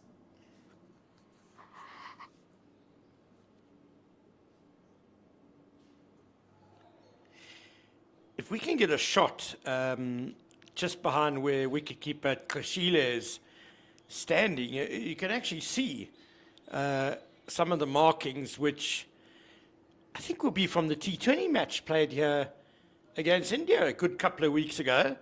And I do actually wonder about it, that there's so many paint marks, as you say, Zed, and I'm sure it's not the groundsman's favourite thing. There we go. There we see the marks all behind wicketkeeper Sinatembe Kashile.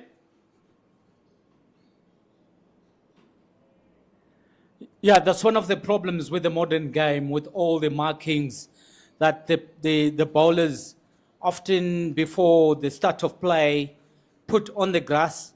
They can, and it can get quite confusing, like you can see there on the screen when it was showed earlier. Each bowler has their own mark. Could be their first names, could be their daughter's initials, could be anything that comes, the wife or the girlfriend's nickname out there can be quite confusing.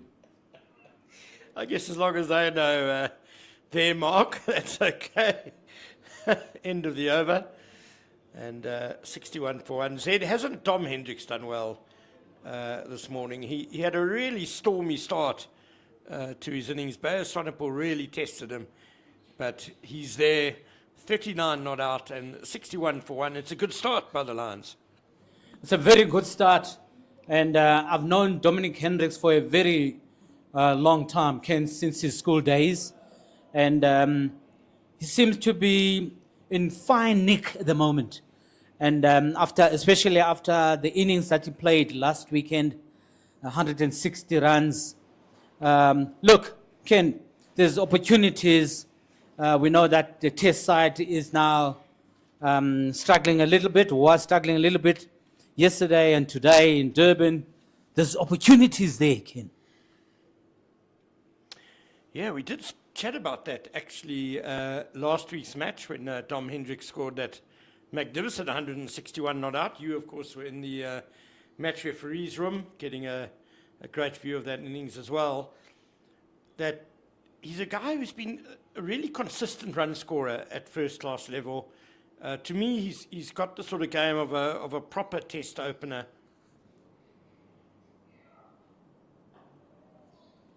And I think, if he has a great season, if he, reels off 300 or 400s, he certainly should be considered, I think, for the test side if things don't go well at the top of the order there. He seems to me, Ken, he seems to be one of those very unlucky players. He's always been a very determined batsman, compact, good technique. Like you see there, always very good at protecting his stumps and playing his shots. And obviously very patient batsman in a true test match batsman mode. Compact, that's a word that you use that really describes Dom Hendricks for me. And he kind of gets into his bubble, and it's very difficult to get him out of it. Sticks to his game plan, but is also able, when somebody's in his area like that one, to score off it. Nice little single, glided down to third man there. So, Zed, you say you were involved with Dom from his school days. I see he's got 3 schools to pick from. So were you involved when he was at St. Dominic's Priory, or Ferndale High School, or St. David's Morris Tenanda? I'll come back to you, Ken, after this ball. Very good delivery. Run about the off-stump line. I've been involved with Dominic Hendricks' school cricket career whilst he was at Ferndale, and in the latter part of his schooling years. Very good batsman, very good, strong school career batting.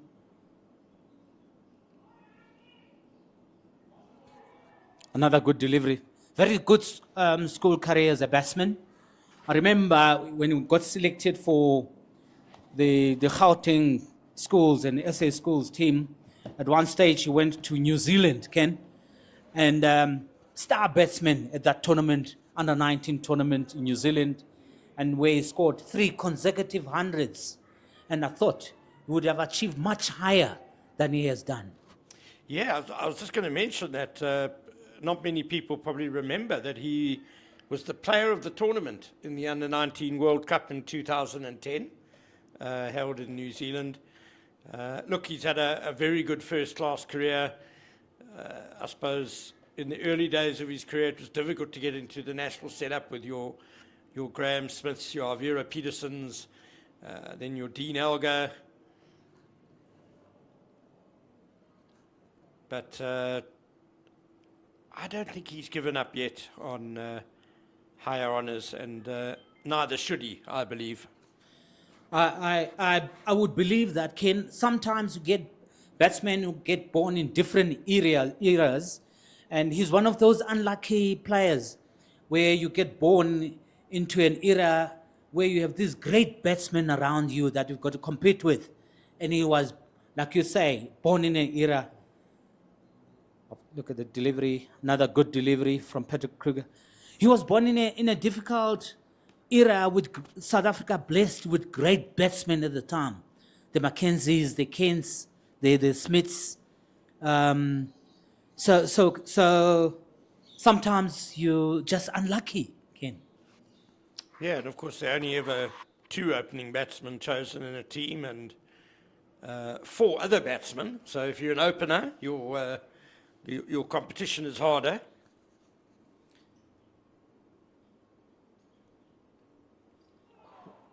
Very, very hard indeed, Ken, because when he emerged, Dominic, he emerged in an era where the Proteas were blessed with these great batsmen of the ilk of Graham Smith, Dean Elgar, Neil Mackenzie, Herschel Gibbs. Not easy to break through there amongst those greats. And the Warriors are looking for a breakthrough. Now, I just feel, Zed, that after very good new ball spells of Swanepoel and Olivier, there was just a little bit of a release of pressure when the change bowlers came on. Just signs now, though, that CJ King and Patrick Kruger are just beginning to get a little bit of pressure back on before lunch. Yeah, we can see the difference from when they started this morning. And I'm sure Captain Matthew Bretsky would have spoken to them during the drinks break. And we see an improved performance from the bowlers in terms of line and length. And I think they've got good rhythm going on at the moment, Ken.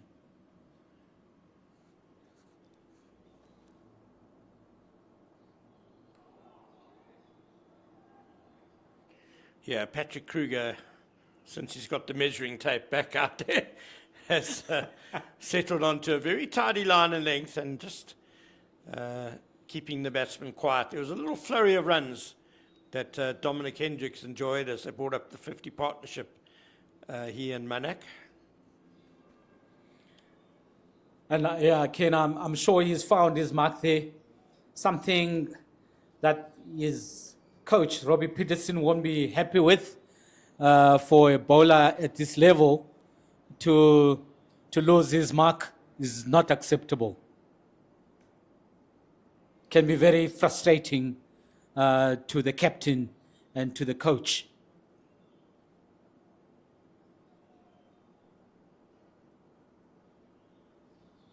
Warriors need a breakthrough here. And obviously, they will be searching for a breakthrough. And I'm sure Matthew Bretsky and the Warriors team would welcome another wicket here.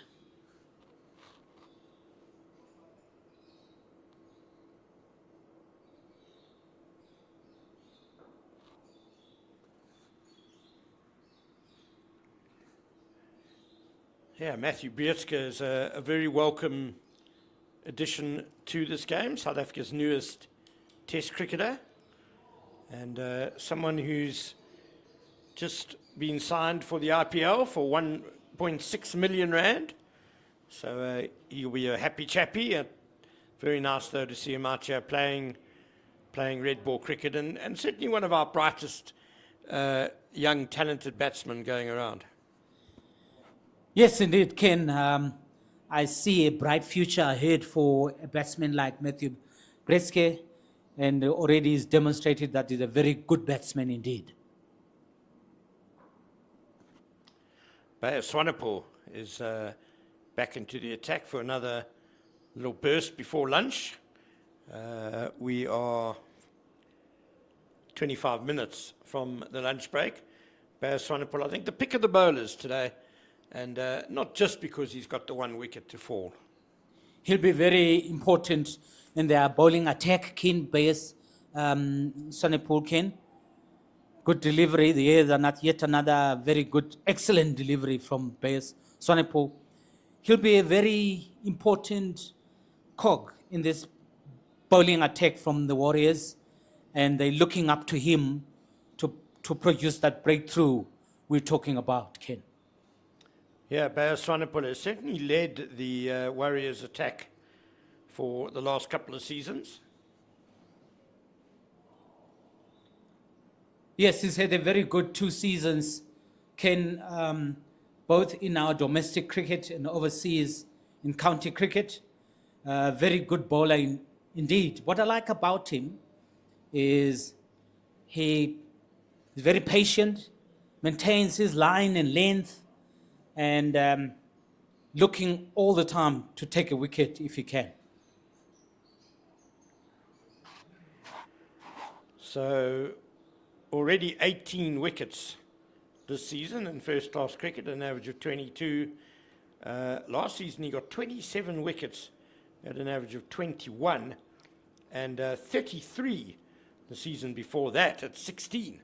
So he's certainly been a consistent performer.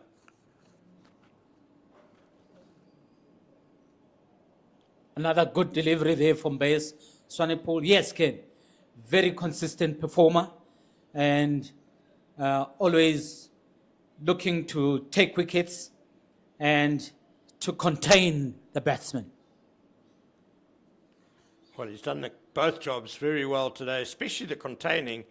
He's got 1 ball left in his 7th over, and he's conceded just 4 runs which I'm not mistaken, came via one stroke, I think.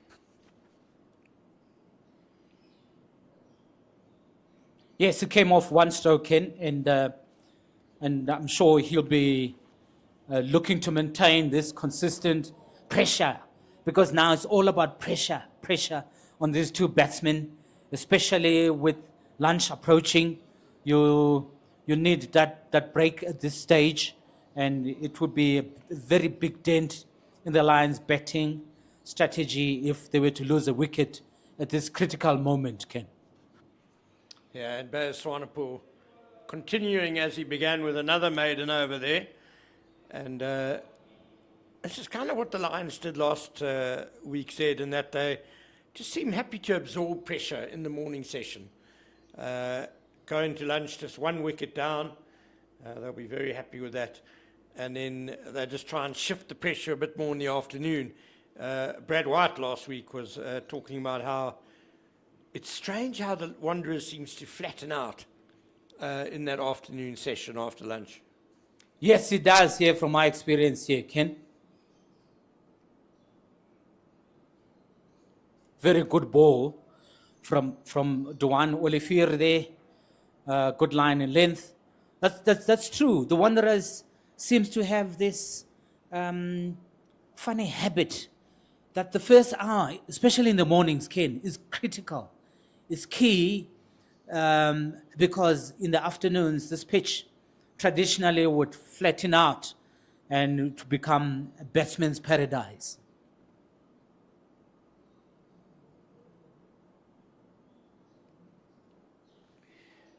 Zed, you mentioned the slope earlier when you were commentating with Takalani Netshiava. For those viewers now, Olivier bowling from the golf course end, he's got a right-hander on strike. Just explain to us how the slope works at the moment. Yes, Ken, for those who know the Wanderers well, we've seen many great battles here, Chris, and the slope would come in handy. Another good delivery from Duan Olivier. The great Alan Donald I mentioned earlier. Ken, I'm sure you'll remember his titanic, iconic battle with Michael Atherton at this very same track here, wherein that slope came into play, and what you mentioned earlier, that this Wanderers pitch where Atherton had to deal with the morning, like you see with his batsmen today, and a great bowler, one of our greatest, Alan, on attack.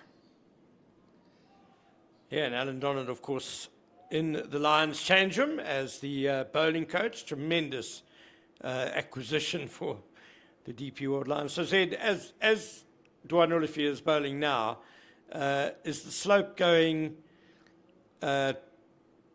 towards the offside of the right-handed Mo Manak?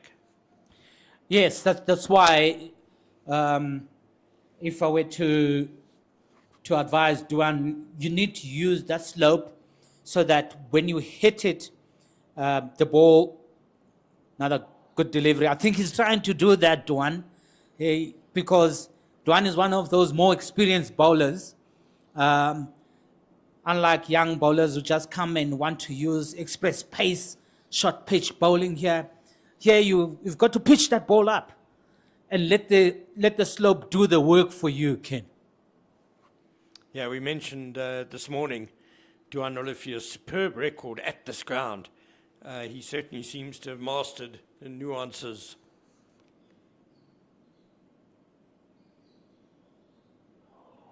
Very good delivery there from Duan Olivier. Pitching it just out off stump. Very unlucky not to get the edge. End of the over. 25 overs gone. The Lions are 63 for 1. Zed, just to back up what you said about knowing how to bowl here, Cody Youssef, who took 5 wickets in the previous game, was chatting earlier this week, and I'll just quote him. He said, it's our backyard, so we do have a bit of an advantage and we know how to bowl on the slope. But your length is also extremely important. Without a doubt, Ken. One delivery there, without a doubt. It's extremely important to bowl good lengths at the Wanderers Stadium. Yeah, Cody Yusuf went on to say, if you bowl a touch short, then the ball will go over the stumps and the batsman gets the pace of the pitch better and the ball moves too early, so they have extra time to adjust and get set. You don't want to bowl full, but slightly fuller than back of a length. You want to challenge the top of off stump, get the batsman on the front foot as much as possible. Exactly right, Ken. That's what you've got to do here. And we keep mentioning Alan Donald's name. And a young bowler like a Cody Yusuf would have learned valuable lessons from the experience of Alan Donald at the top of his game at this ground.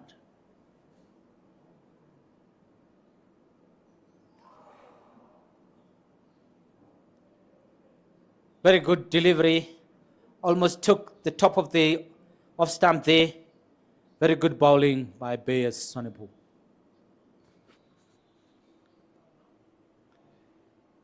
Late swing back into the right hander. That's the sort of delivery that chapped Josh Richards, LBW, earlier this morning.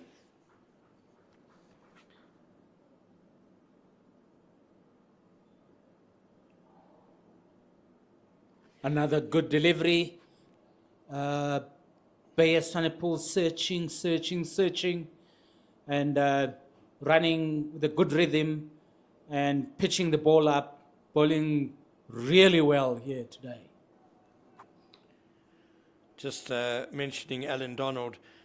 Top of off stump is like a mantra of his. I can remember him talking about that so often.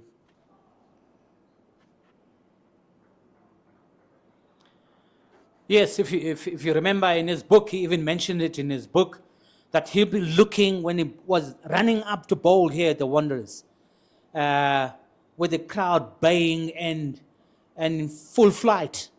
What you see is that top of the off stump. That's what is the target you'll be aiming at, Ken.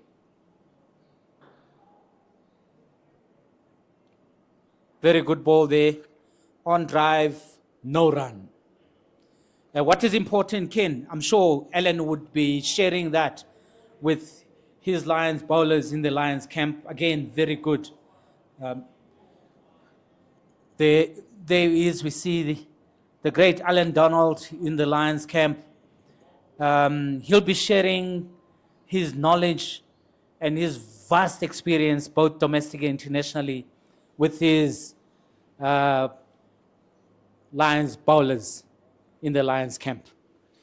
Chatting there to Delano Potgieter, the all-rounder, who's going through a bit of a tough time with the ball lately. He's been scoring great runs for the DP World Lions.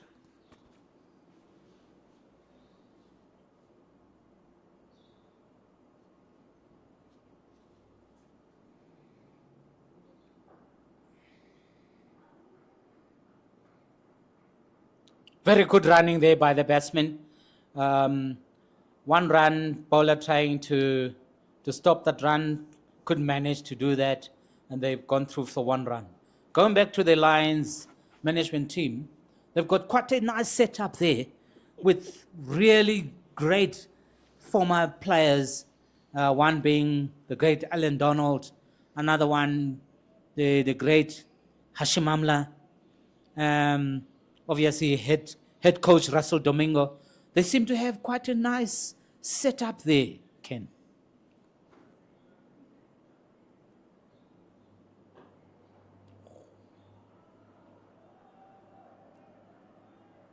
Very good cover drive there, past the bowler, and the ball has gone for 4 runs.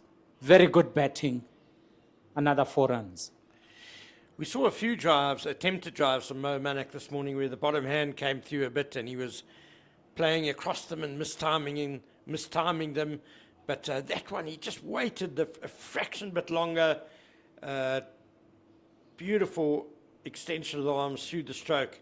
And that was probably the shot of the day so far. Gorgeous. Agreed.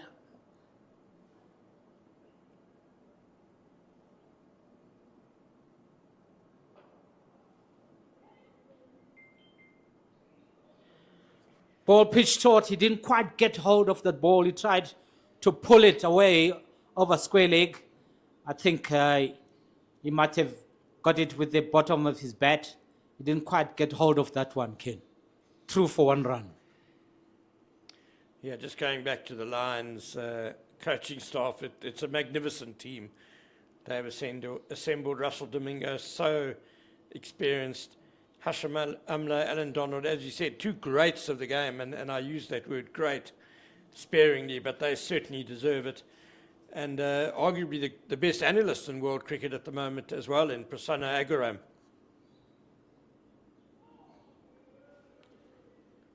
Very good delivery. Tempting, Ken. But the batsman just lets that one go through. And Hendricks very careful here. Yeah, the Lions seem to have a very good management team with very good coaches. And you can see it in the improvement of their players, particularly their bowling attack. I must say, Ken, having watched them here last week, they seem to be much improved. I watched Lutosi Pamla and Yusuf, another delivery there, and Cody Yusuf bowling sometimes in tandem.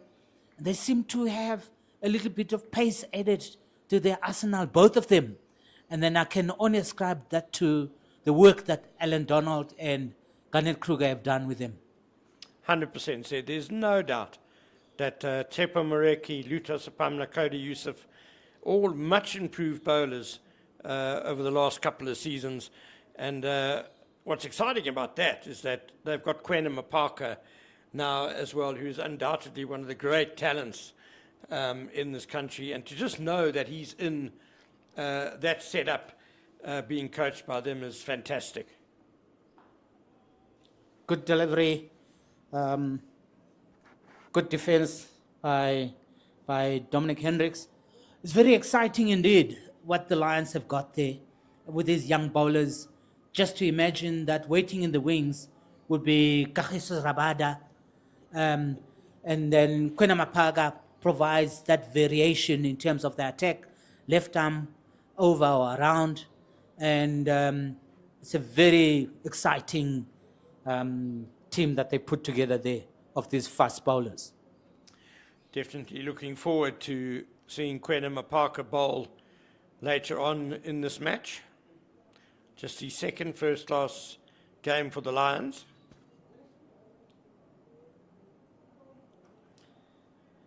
Looking forward to that, Ken.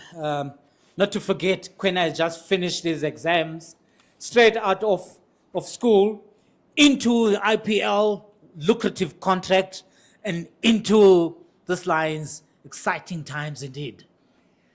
I think he got 6.9 million rand, somewhere around there, Kwena Mapaka. There may be a bit of rust today or tomorrow because he's been involved writing his matric exams. Not sure how much time he's had for nets. With that bank balance, Ken, who cares about matric exams? Don't be like that, Zed. We're going to have the educators coming down on us. They're going to be complaining. No, I think it's great that he's looked after his studies and his cricket. Jokes aside, that's actually a very good point, Ken. We need to encourage education amongst our young people, and especially amongst young cricketers. Education and skills are very important in their development. Yeah, heaven forbid, but there have been very sad tales of hugely promising sports people who get injured young.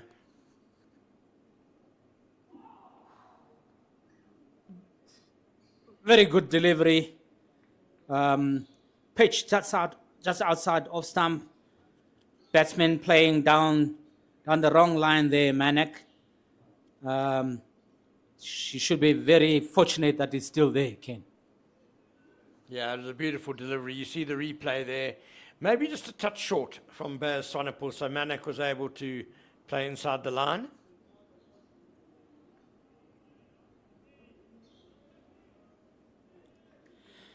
This is a very interesting little period between bat and bowl. Here, Ken. Bowlers trying hard to have that breakthrough in the batsmen working hard to keep their wickets.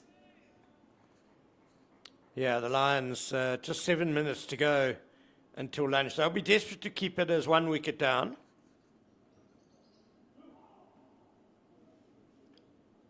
Another one of those really wonderful deliveries we've seen from Baz Sonapul this morning, which brings us to the end of the over. 28 overs bowled, and the score 70 for 1. A very critical moment, just a few minutes before lunch. And the Lions will be hoping that they don't lose a wicket at this critical stage, Ken. Yeah, and I think Manak has done well there with all those away swingers. He stayed very compact. The hands didn't follow the ball at all. It may look as if he was well beaten, but I think he's playing inside the line, keeping the hands close to his body, and showing good discipline not to fiddle outside off stump, the youngster.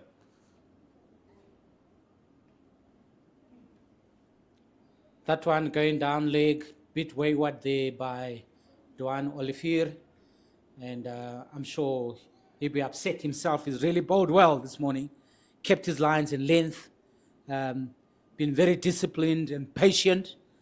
So I'd want to improve that with his next delivery. Yeah, probably his last over before lunch, so he'll want to make it a good one, see if they can get that second wicket, the Warriors.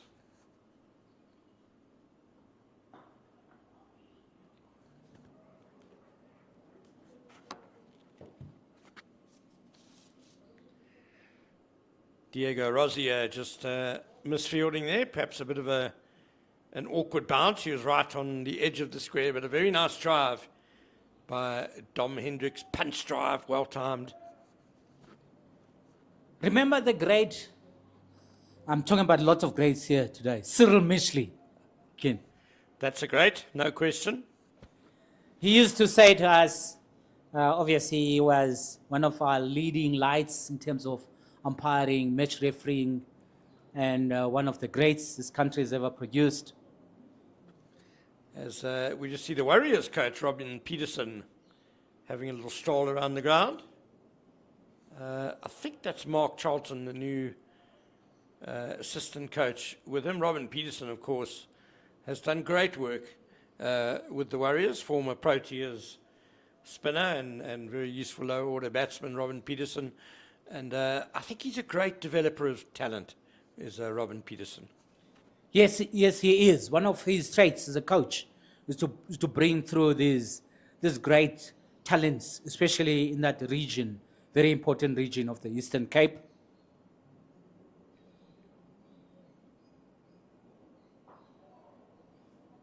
And I'm sure he won't be happy having seen that misfield from Rosier there earlier. And going back to what Cyril used to say about this great, wondrous outfield, that no player would be allowed to have a misfield at this level, at this lush, wondrous outfield. Shouldn't happen.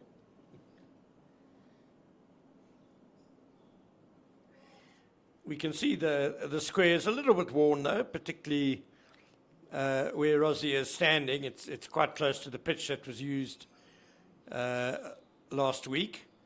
Bit of wear and tear there, but yeah, I think the Squire, as he was known, would he have let you off for misfielding bad bounce on the square? The Squire wouldn't tolerate those. I would say any fielder that misfields at the Wanderers shouldn't be good enough for this level. I hope Cyril is getting well at home. Send our well wishes to the great squire Cyril Mishley at home, and apparently doing quite well. I spoke to Barry Lansing last week. He went to see him at home, doing quite well. All the best, Cyril Mishley. I saw a very nice photo of Cyril and Barry Lamson and who was the other guy recently on social media. And yeah, Cyril was looking good.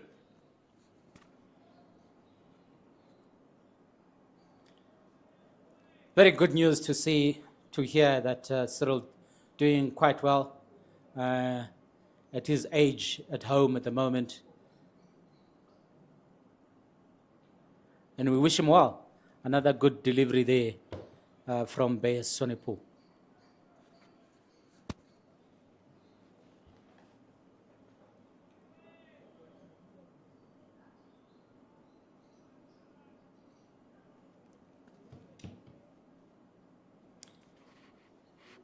I don't know if you know Ken, Cyril used to be a great storyteller. Huge appeal, and I think inside edge there, the wicket keeper and that slips cordon went up with a loud appeal. Let's have a look at this action replay. Seems to hit in line, but umpire would not give out. Maybe going down leg, Ken? Yeah, I think we both thought we heard something, but it was given as a leg by, and I think from the replay you could see he was quite a long way down, hit him on or just above the roll, but I think a good decision from umpire Olivia there.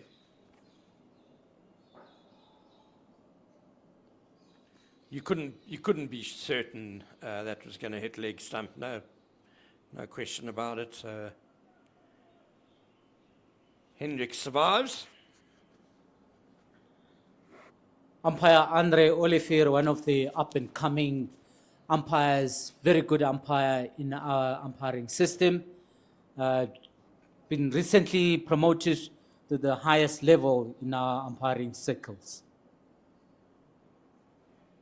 Yeah, and great for him, I think, to stand with someone as experienced as Bongani Jele, who's obviously been a great servant of umpiring in South Africa. And last week it was fantastic to see Maria Erasmus standing here at the Wanderers. Yes, that's the value of our system, that more of these umpires are coming through. A lot of former players as well. Andre Olivier is a former player for Southwestern Districts, I think it was. And last week we had Abongile Saduma, who, of course, was a very good wicket-keeper batsman in his day down border, Eastern Province way, and I think fair to say pretty well established as an umpire now. Yes, indeed, and that's credit to the Cricket South Africa umpiring system. Very good delivery there.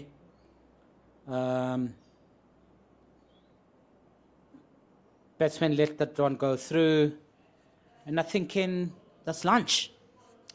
Yeah, the late swing again from Bayes Swanepoel, and that's been the main threat today. The DP World Lions winning the toss and batting first, and they had to weather a real storm in the first 10 overs or so. Bayes Swanepoel bowling really well with the new ball, and he got the 1 wicket to 4. Josh Richards chapped LBW for 4, and the total then was just 5. And since then, Dominic Hendricks, the captain, once again leading from the front, 46 not out. Mo Manak is 14 not out. They've added 69 for the second wicket, and the Lions will go to lunch on 74 for 1. Zed, I think they'll be very happy with their morning's work. Yes, indeed, very good morning for the Lions. They'll be happy going to lunch, and I think that lunch will be really welcome this lunchtime, Ken. There we see the bowling figures. Duan Olivier was also good up front with the new ball. Bayes Swanepoel outstanding. 10 overs, 5 maidens, 1 for 5. Unfortunately, there was a bit of release of pressure when CJ King and Sia Plaiki came on. But then Patrick Kruger helped to claw things back with a tidy spell before lunch. So 74 for 1 at the lunch break. Do join us again at the DP World Wanderers in just under 40 minutes.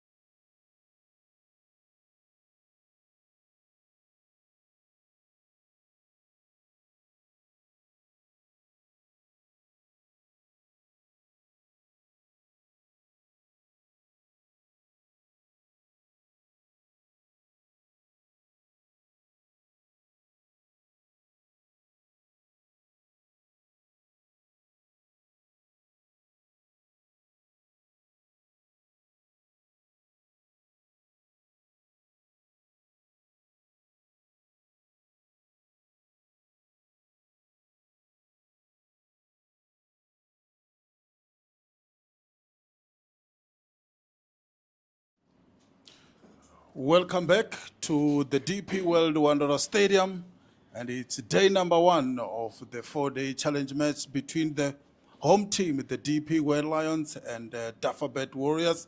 And earlier on, the DP World Lions won the toss and elected to bat first. And Dominic Hendricks, the captain, playing another captain innings so far. He's on 46 from 101 deliveries, and the score right now it's 74-1. And on commentary, I'm not alone. As always, I've got the legend himself, Ken Boland. Good afternoon, Ken. Good afternoon, Takalani, and the Lions come out to bat for this second session. I think very happy with how things have gone in the morning. Just losing the 1 wicket. We saw a lot of movement in the first 10 overs or so, a lot of swing, especially from Bayer Swanepoel, and the Lions did very well to weather that storm, especially captain Dom Hendricks. He's on 46 not out, and Manak has done a very good job once again alongside him. He's on 14, but he's helped put on 65 or 69 rather for the second wicket. And Siaplaki will open the post-lunch session from the golf course end, and they will be bowling to the captain, Dom Hendricks. Driven but not timed, straight to mid-off by Dom Hendricks. 74-1, Ken Boland. We thought this game is scripted for the DP World Lions. It's the same script as last week then. Yeah, just amazing the similarities. It just shows their game plan, I guess, is intact. Absorb pressure in that morning session, try and just be 1 wicket down, preferably 0, of course, but realistically, you probably will lose someone up front.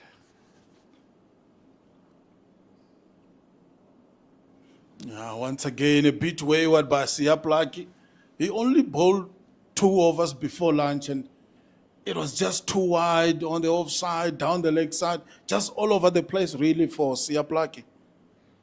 Yeah, it's a pity for the Warriors that, after really good new ball spells from Bayer Swanepoel and Duan Olivier, there was a noticeable lifting of the pressure when the change bowlers came on. Patrick Kruger helped to pull things back a bit just before lunch, but Siaplaki, one of the guys who struggled, and he needs to get it right this afternoon. Yeah, good comeback, this beautiful delivery, good length, good line. Coming around the wicket to the left-hander, Dominic Hendricks. It's a bit short. Hendricks could comfortably leave on length there, but the line is better, certainly. But it's a very important afternoon session for the Warriors. It's still clear blue skies, apart from the jet that is flying west to east across our eye line. Now heading, no doubt, for Ortambo to the east.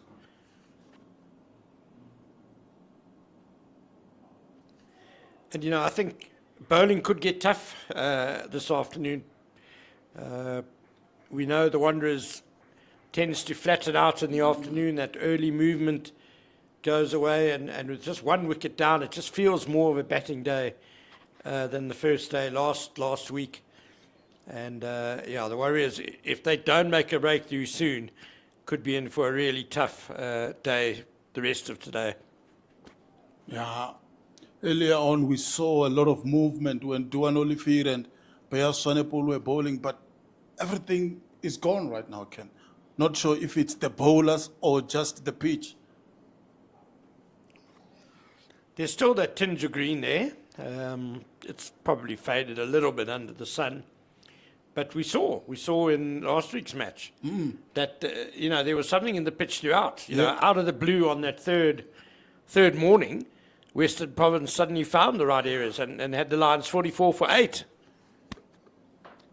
So I think there is still something in this pitch. They just have to hit the right areas, ask the right questions. Like you said, we saw it earlier on, but with this wayward bowling, you're not really testing the batting so far. Yeah, just like that, too wide, isn't it? Dom Hendricks will leave that all day. He's not going to bother himself. It's been a lovely over for Dom Hendricks because he's just been given 4 or 5 sighters, you Yeah. know, get himself in after lunch, just reacquaint himself with the bounce and carry, the pace of the pitch. Not really troubled at all that over Dom Hendricks. And with the likes of Zubair Hamza still to come, Conor Esterhazen, beyond 14. I think it's trouble for the Warriors. They need to try and get some wickets this possession, and it's Patrick Kruger. And, he will be bowling from the collar drive end. Bowled 4 overs early on. I thought he really bowled well. Maybe a bit of inconsistent here and there, but he really bowled well in his 4. He will love to do well post-lunch session. And it's interesting, the Warriors don't really have a frontline spinner. Diego Rossier can bowl a few leggies in that. But so I think Patrick Kruger is going to have to kind of fill the role of a spinner here, be the holding bowler. Just outside the off-stump to Manak this time. Beautiful delivery. 2 slips and a gully for Manak. You've got point. Now they've brought cover back to the right-hander. There was time just before the lunch session where they removed cover, put him at slip. But now they've put him there, and then you've got mid-off, square leg, and fine leg for Manak. Yeah, this ball is more than 30 overs old now, so the Warriors will need to be a little bit more defensive.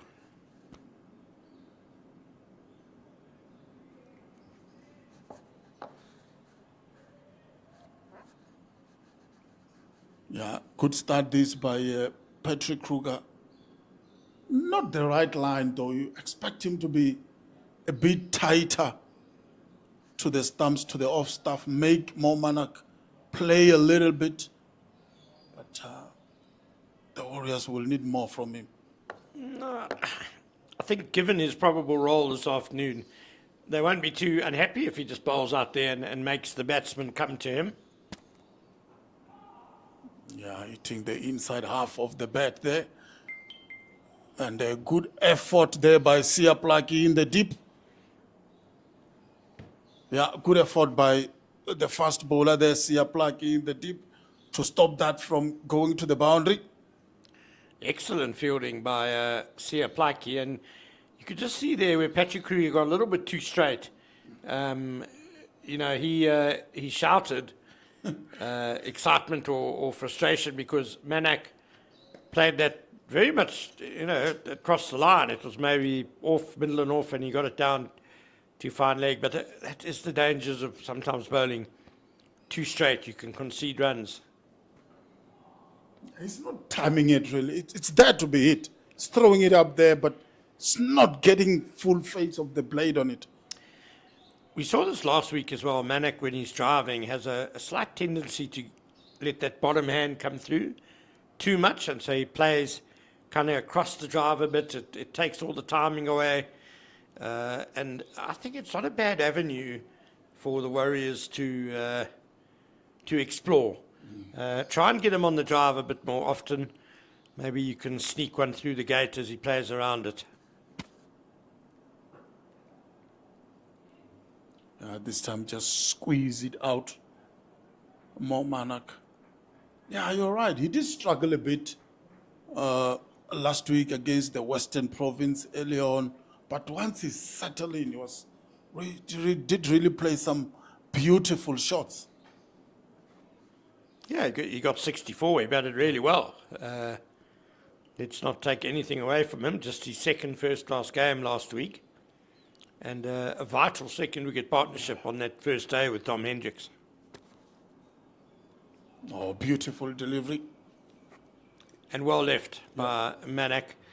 Good judgment. And I read out a quote from Cody Youssef this morning about how important it is to bowl the right length here at the Wanderers.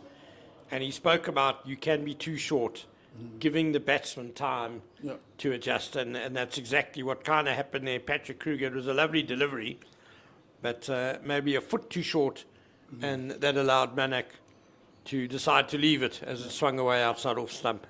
And also with Kruger's pace as well. It's not your quickest, so the batsman got time to react. So yeah, that's well analyzed by Cody Yusuf, as you mentioned, Ken Boland. And it will be Sia Plaki once again bowling from the golf course river end. He hasn't really settled in his line and length.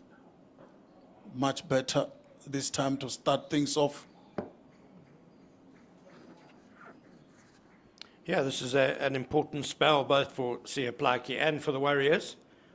He needs to settle into a rhythm because Bear Swanepoel and Duan Olivia both had 2 spells in the morning session. Started with the new ball and then bowled again just before lunch. Don't want to be overburdening them. CJ King also struggled a bit.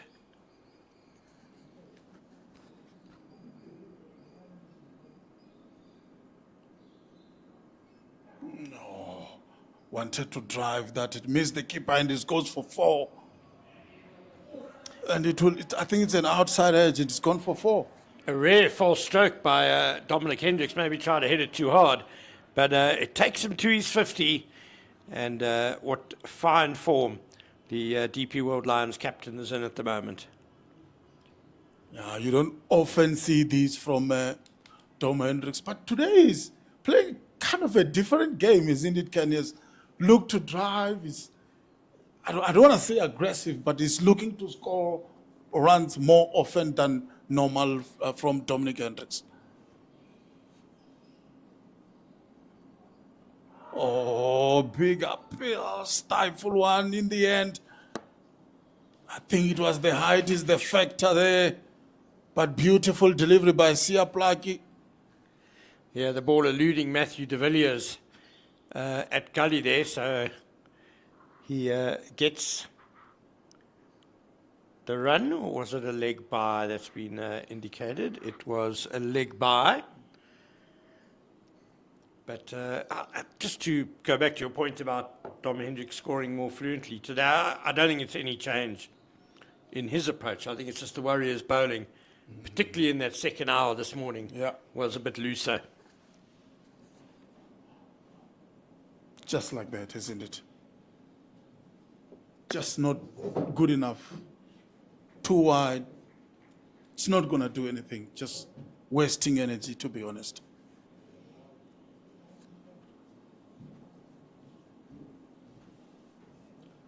So 2 leg byes followed by a wide from Sia Plaki. Partnership has quickly gone at 78 this morning.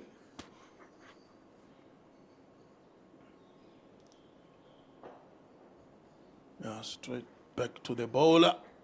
Interestingly, Mohammed Manak is on 16 from 66 delivery.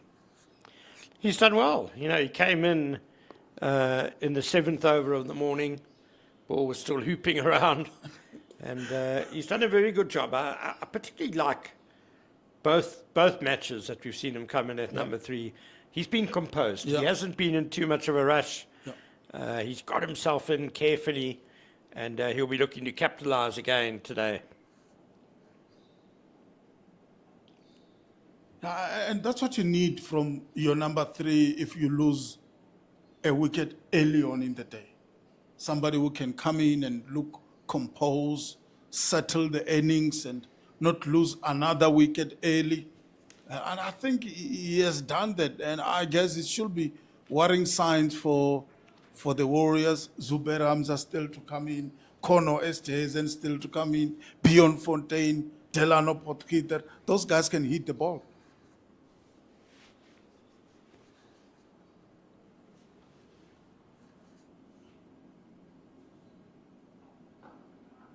Yeah, it's bowling well this over so far, except those that wide delivery.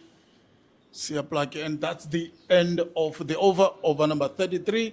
The score is 83 for 1, and the captain is on 50, and Mohammed Manak is on 16.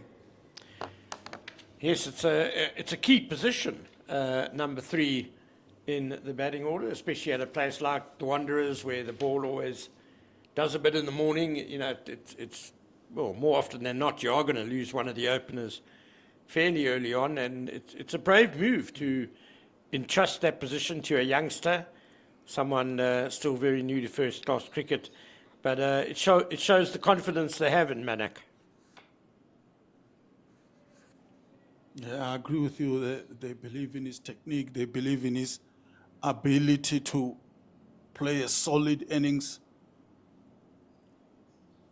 I mean, I think they just believe in their batting order, isn't it? Winning the toss at Wanderers,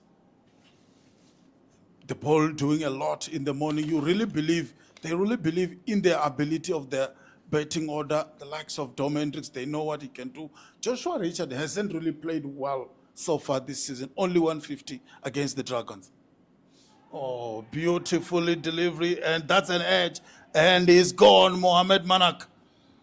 He's gone for 16 from 67 deliveries. Excellent delivery from Patrick Kruger. Drew Manak forward. I think he had to play at that. It was just on or about off stump. And it just nibbled away. Just enough. It's a really good piece of bowling by Patrick Kruger, and just what the Warriors really needed to strike early after the lunch break. Here's the replay. Yeah, he had to play. It was kind of, it looked like it was angling into him. It was a good length as well from Patrick Kruger, and it just nipped away beautifully. And Mo Manak is gone for 16 of 68 deliveries. Yeah, the Warriors will be happy. They got one just after the lunch interval. And 83 for 2 now is the score. Big wicket this in the context of this game. They really need to get more wickets. As in, we see now one of the experienced players, Zubair Hamza, coming in, replacing Mo Manak. Yeah, what a beautiful delivery, that angling back into the right-hander. And like you said, Ken, he has to play at that. Now it's Zubair Hamza and Dominic Hendricks, the two most experienced batters in this Lions lineup. And if the Warriors can get 1 or 2, yeah, they will be right back into this game. Zubair Hamza, one of the key players in this batting lineup. He's been in very good form this season. 3 half centuries in his 5 innings. He's averaging 47, and I'm sure he'll be pretty hungry to capitalize on that good form and get 100 to his name before the 4-day competition goes on break. Yeah, he hasn't scored 100 yet this season.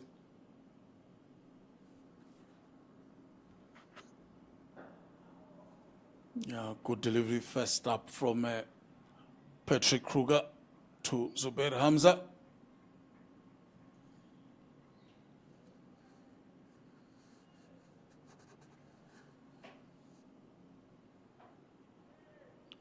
Zubair Hamza, of course, also motivated to get back into the Proteas setup.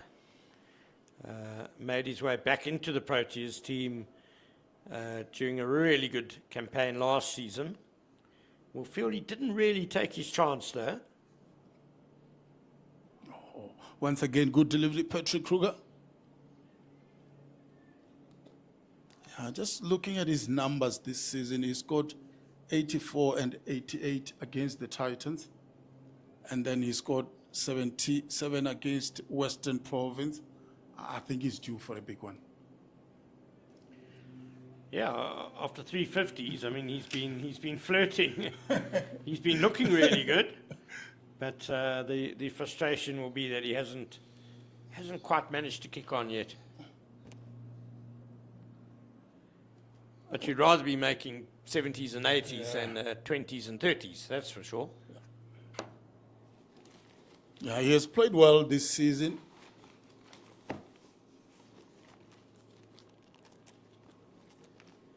And the platform has been set once again, 83 for 2.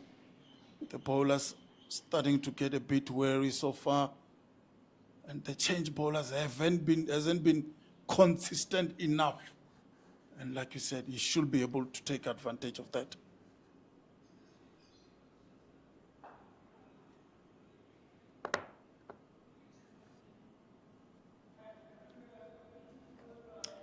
So an excellent over by Patrick Kruger, a maiden wicket, getting the breakthrough that the Warriors so desperately needed. There's that wicket again, just bringing Manak forward. He maybe defended a little bit to the leg side there, but it was a very good delivery by the Proteas white ball all-rounder. Yeah, good delivery indeed to get that wicket of Mohamed Manak for 16. The score now is 83 for 2. Another half century by Dominic Hendricks. And then it's Sia Plaki once again. Oh, well played, but straight to that cover fielder. Beautiful shot by Dom Hendricks. For none, though. But just shows the sort of nick he's in at the moment.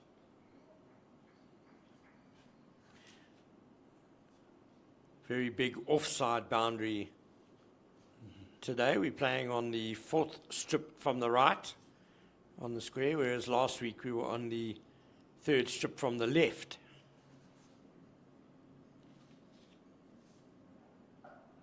Cut away, this time a bit short, a bit wider. And it's a teaser for the fielders, and it's rolled to the boundary for 4. Good shot, top of the bounce. Dominic Hendricks with a 4. And that's where Dom Hendricks is very good. If you bowl anything slightly loose at him in his areas, he's particularly strong off the back foot on the offside, and he puts it away. Takes him to 54 not out. That's his 8th boundary. And his 50 was his 52. First class 50.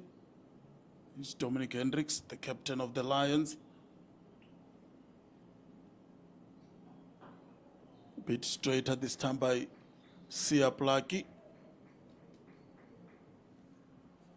Yeah, last week we spoke about him being the 3rd highest run scorer ever for the Lions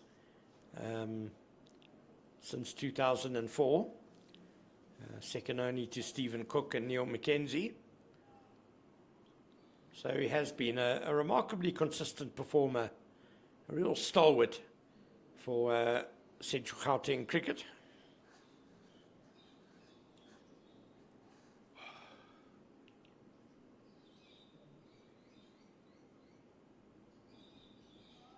A bit shorter this time by Sia Plaki. Gully seems to be quite close in. Certainly closer than he was in the morning session, I fancy. Bronner's pitch does start off a bit slower than usual and then speeds up second and third day.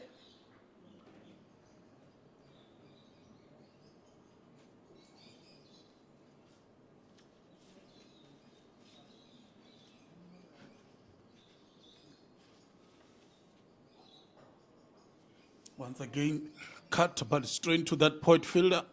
Well fielded. Good sharp fielding there by Andile Mokhakane.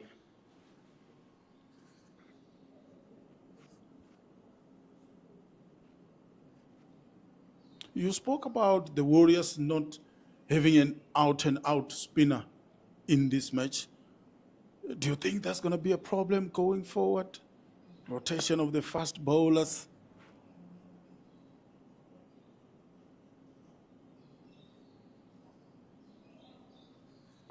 Yeah, it could be if the weather stays like this, sunny and clear. And that's why I say Patrick Kruger's got an important role. So he's going to have to be the guy who bowls a lot of overs from one end so that they can rotate the seamers at the other end. Maybe use the part-time of Diego Rosia. Yeah, surprised that a coach like Robin Peterson, spinner himself, and a big advocate for spinners' rights. A little bit surprised that he's gone in without a spinner. We've seen how successful Bjorn Fortuin is at this ground, and last week Western Province had 2 spinners, George Linder and Carl Simmons, both took wickets.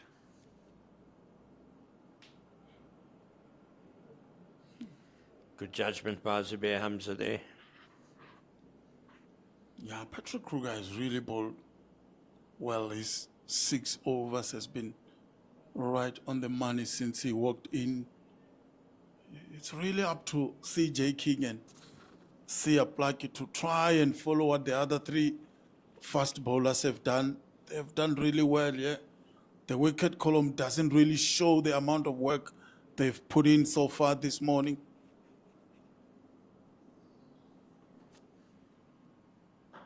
Oh, beautifully played.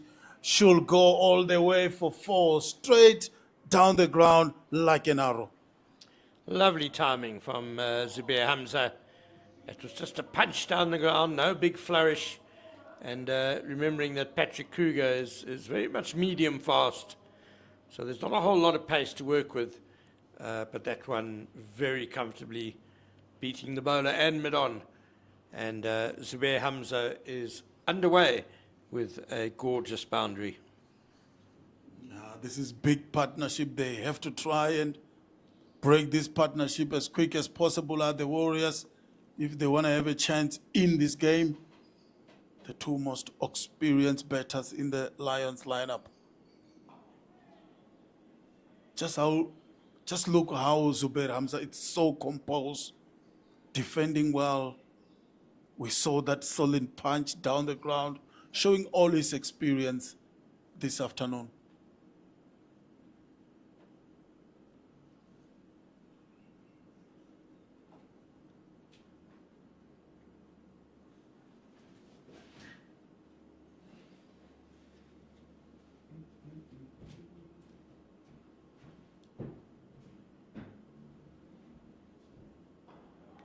Once again, but play to that cover fielder. Off the outside half of the bat, though, it was well pitched up by Patrick Kruger. I think Zubair Hamza was fancying another straight drive here. Just a little bit of late movement away, a bit like the ball that got rid of Manak. And outside half of the bat to cover. That's why you heard the Warriors fielders exclaiming there. 2 slips and a gully. You've got point, cover, mid-off, mid-on, square leg and fine leg for Zubair Hamza. Straighter, then just play straight to that lone fielder in the deep. Fine leg, Sol Plaki. It will just be a single. Elegantly put away, though, by Zubair Hamza. I've said it before. He's definitely one of the most pleasing on the eye batters in the country. Yeah, Ken, I love him. Him, Keegan Peterson, very good players.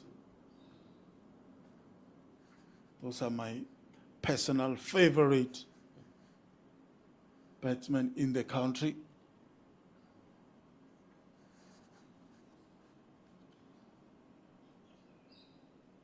Down the leg side this time around.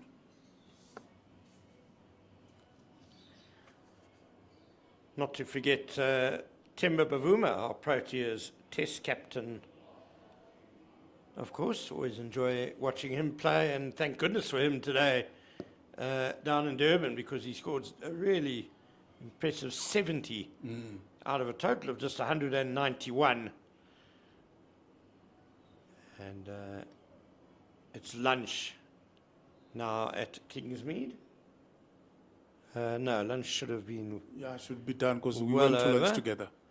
Yeah. Hope it's not right. Ah, well, the news just gets better for South Africa, because they've reduced Sri Lanka to 14 for 3.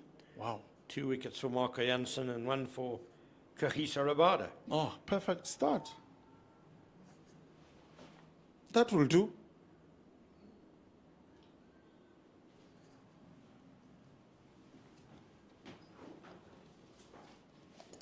And they will have commentary change plus bowling change as we see Duan Olifir coming in with his swing bowling. And Ken Boland will be replaced by Zed. As I say, welcome back, Zed, from the post-lunch session. Did you enjoy your lunch, sir? Thank you. Takalani, yes, that was a really good lunch. Thank you very much to the powers that be and the caterers at DP World Wanderers. So the last time I was asked this question, I said, I always enjoy my lunch. Nothing wrong with that, Takalani.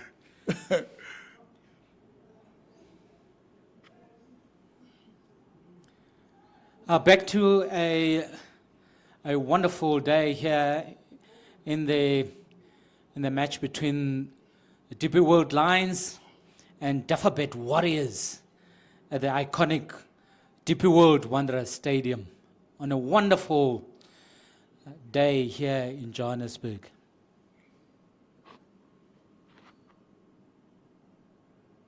Very good ball there from Duan Olivier. I must say, Duan has been bowling really well today, Takalani. Yeah, he did. I enjoy his first spell this morning. I thought he bowled really well. He asked a lot of questions. He was bowling with a bit of pace. We had a chat with Ken this morning about his pace. I think he starting to regain his pace a little bit. And if you can get some pace, get some swing, you will definitely going to be handful in this surface.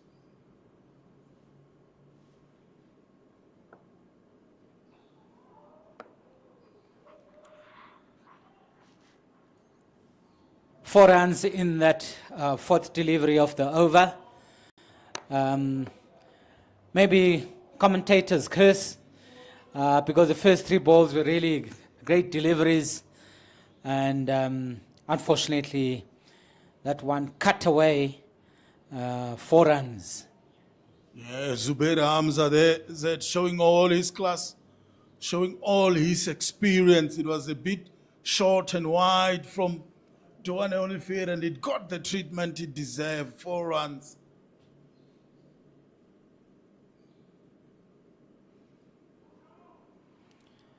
Very good comeback there from Duan Olivier. After that previous delivery that went for 4, and a very good reply in return. Yeah, I would love him to bowl a bit tighter to the stumps. It's so easy for the batsman to leave that kind of a delivery. But if you bowl a bit tighter to that off stump straight, then swing away. There's a delivery that you're looking for, Takalani. What do you have to say now after that delivery? He's listening to me. That's all I can say is that definitely listening to us here is Duan Olivier. What a delivery to end the over. Just like that, just closer to that off stump. That's where you make the batsman doubt whether to go forward or to come back, and he has to play at it. Just looking at the score updates around the country, Gold Rush Boland, 170 for 1. Gavin Kaplan is on 67, and Grant Rolofson is on 91. Good start this by the Gold Rush Boland there in Poch, JP Max Oval. Great to see Grant Rolofson batting well there in Boland. Pretty good batsman. I rate him highly. Yeah, I do also. I do.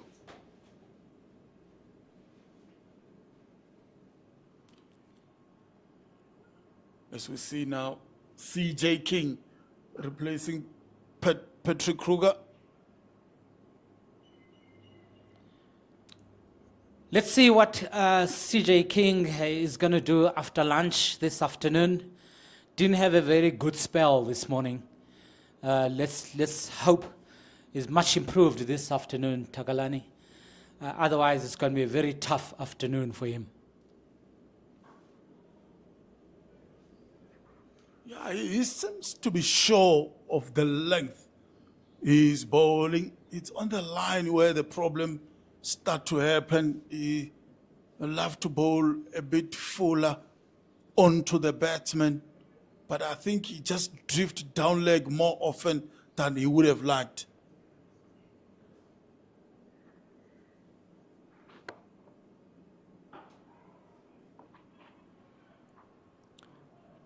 Very good cover drive there from Dominic Hendricks, but unfortunately no run there. It's going to be very tough for CJ King this afternoon, especially with the quality of batsmen that we have, the Chris, and the form that Dominic Hendricks is in. It's going to be a big challenge.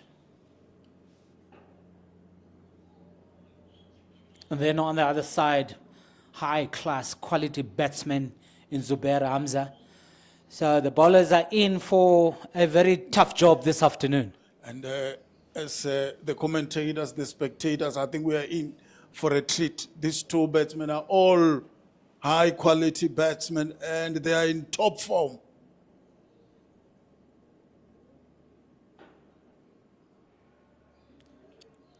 Dominic Hendricks tries to cover, but the fielder at cover there stopped the ball. No chance, no run there. He hit that ball so well, was hoping for another boundary there, but unfortunately no run. Yeah, that fielder there is so important for the Warriors. He has saved few boundaries already in this over. That's what the Warriors need. Their fielders need to be on their toes here today in support of the bowlers. Otherwise, it's going to be a very tough session. There we see in the Mangaung Oval match, Dolphins versus the Knights. The Dolphins 113 for 1.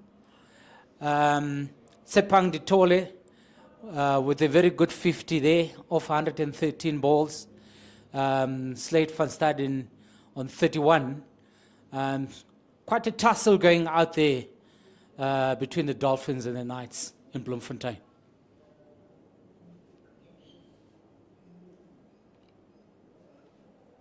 Yeah, this is round number 4 of the Cricket South Africa 4-day challenge. Few games around the country.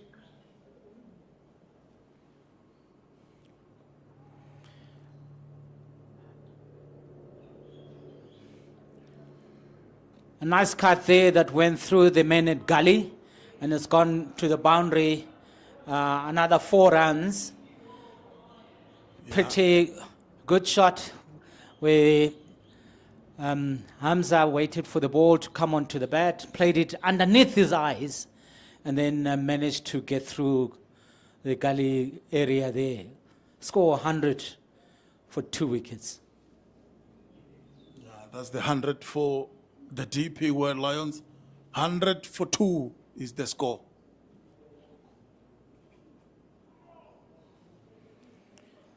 Very good response there from Dwan Olivier after that cut for 4. Ball pitch short outside off stump, but with the quality that Zubair Hamza possesses as a batsman, just let that one go through. Yeah, so for Hamza, the Warriors don't have a cover fielder in. They try to invite him onto the drive, opening up that offside a little bit since he's still new in the crease.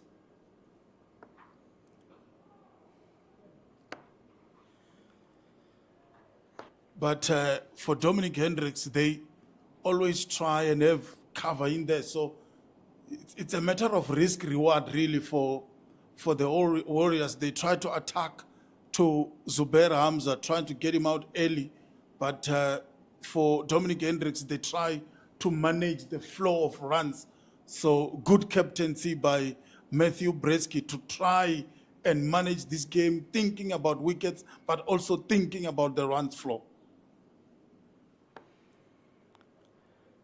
Yes, I agree with that, Takalani. You can see after that delivery, Matthew Breski's field setting here, you can see his strategy is to attack Zubair Hamza.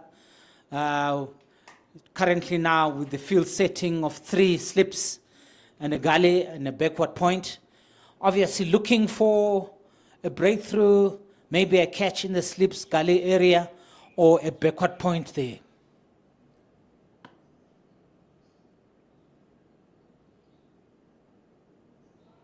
Yeah, but that's not going to help that if the bowlers are not going to support the field placement. He's got the field, 3 slips and a gully, He has opened up the offside, removed that cover fielder, invite Zubair Hamza to drive the ball through that cover region, but he bowled short down the leg side. Which is disappointing, and surely would also be disappointing to Matthew Bretzke, because in terms of his plans out there, he'd really want to have them driving. So it will not help if the bowlers, there's a good delivery there, but you need to see more of that to bring the batsmen forward and get them driving, Takalan. And the good thing is we saw throughout the day, Johan Olivier can swing the ball. So he needs to pitch the ball up.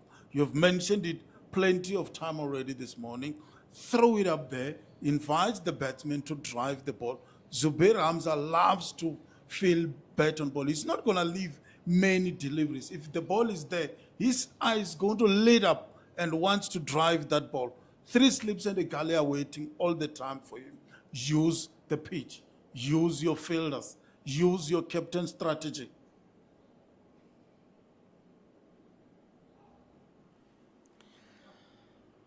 A better delivery from CJ King there. We say with his field setting, only 2 slip fielders waiting there in the gully. Much reduced from the field setting that the captain has set for Johan Olivier. Very good cut shot there, but there's a man out there on riding the boundary and cut what would have been a potential 4 to only 2 runs. Just an update from Durban, South Africa versus Sri Lanka. At this stage, South Africa were bowled out 191, and Sri Lanka right now are 28 for 4, still trailed by 163 runs.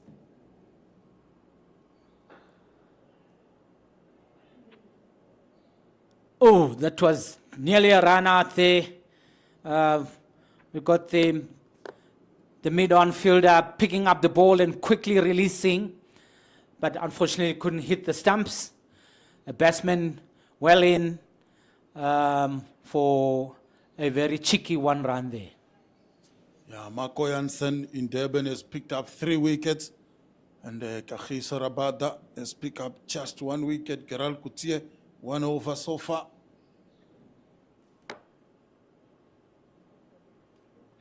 Yeah, that's the line I was talking about from CJ Kings, that he does tend to bowl down the leg side because he's bowling too full. He wants to bowl full and straight to the batsman. Such a pity, because the field setting by Captain Bretzke is an odd field setting.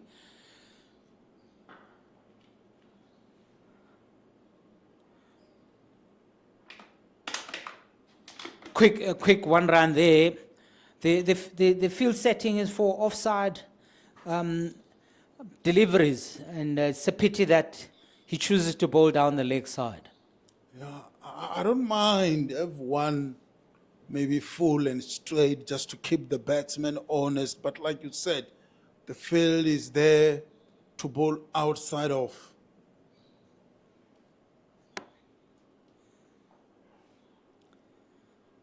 Much better trying to draw the batsman forward, which is what you expect, especially with the field setting that his captain has given him.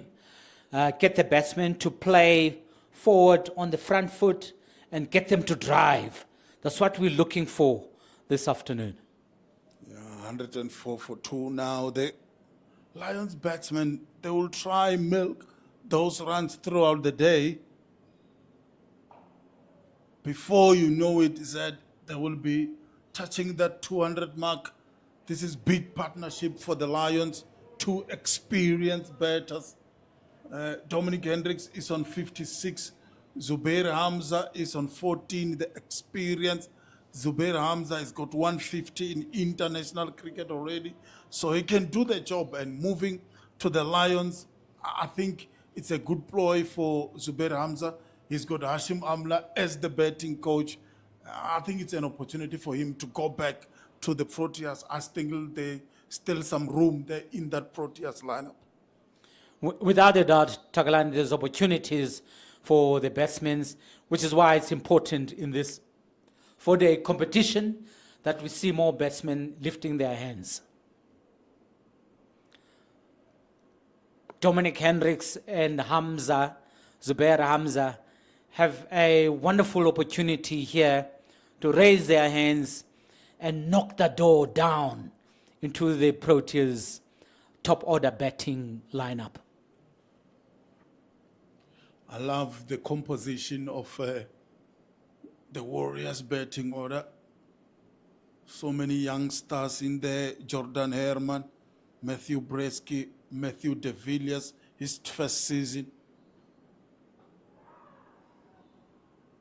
Yeah, the Warriors have very good batsmen in their lineup today, and looking forward to seeing them later. Yeah, Snetemba Kleshile, whom I thought maybe we should have been in the Proteas setup already, but from last season he has really played well. Andy Lemkhakane, the likes of the all-rounder Bear Swanep. So it's pretty much a good lineup, the Warriors team. Unfortunately, June du Plessis is not playing today. He moved from the SWD to the Warriors towards the back end of last season. A very good batsman with a lot of potential.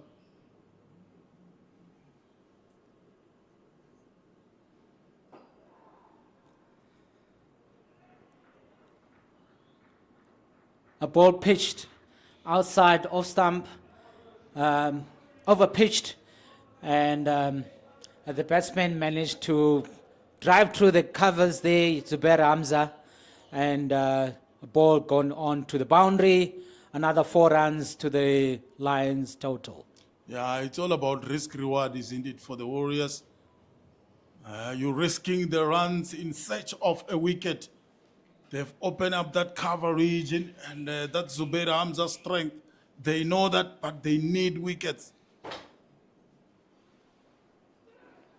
There's a wicket out there, and I quite like that the fact that the plan has worked, which because at the beginning of the over, Dane Olivier added another slip catcher there. There are 3 slip catchers, and Dwayne managed to put the ball where he could get the edge, and the ball's gone to second slip, and that's the end of Zubair Hamza. Yeah, poor shot from Zubair Hamza. A bit short and wide, not in control. And he just pushed at it really. And straight to Patrick Kruger at second slip. And that's another wicket for the Warriors. They will really be happy with the progress so far post-lunch session. And they pick up that wicket of the key man. We spoke about him. He's been in good touch this campaign. Zubair Hamza is gone, and the score is 109 for 3 as we see the youngster coming in, Kono Esterhazen. Credit to the bowler there, Dwan Olivier, by sticking to the captain's plan, because at the beginning of the over, got the captain to add another slip. So there you see three slip catches in the slip cordon there, and then managed to get the edge for that wicket to second slip. Yeah, I mean, I just spoke about it the previous ball, really. It was just a matter of risk-reward. They risked the runs in search of wicket, and they got their man. Kono Esterhazen loves to fill bat on ball. 109 for 3 is the score. Now, what can the Warriors do? If they get 1 or 2 before tea, that I will feel they've done a good job so far. I like the fight back from the Warriors here. It's good that they've managed to break through. They got their 3rd wicket there. So they're up for the fight for this afternoon, and looking forward to a very enticing battle between bat and ball. And it's good to see Dwan Olivier and the Warriors bowlers upping their game in this afternoon. Another good delivery from Dwan Olivier. but the batsman up to it.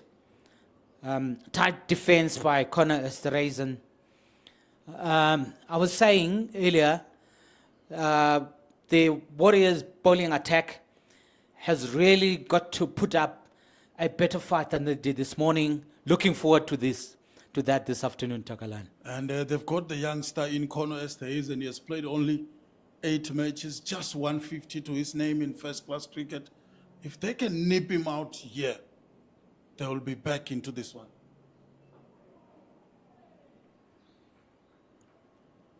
Very good over there from the bowler, Duan Olivier. And the captain, I'm sure, Matthew Breske, the captain of the Warriors team, will be very happy with such a determined and very good bowling performance from his bowler, Duan Olivier. As we see now, the Lions dugout, likes of Joshua Richard is there already. He was the first to be dismissed for 4 earlier on today. But Conor Esterhazen said he has to support the captain here. He has played 8 matches, just 150 to his name. And his highest score is 83. Edge, very close to the man at Gully, but unfortunately the diving Gully could not get that ball. As you see, straight off the edge, outside edge, past the Gully area, diving Gully couldn't get the ball, and another 4 runs to the total of the Lions. Yeah, it's the soft hands, isn't it? He has done that against the Western Province, and he continued to do that. Is the captain, Dominic Hendricks, always plays with soft hands, and the ball keeps dying before it arrives to that slip cordon. Really showing all his class and all his experience is the captain.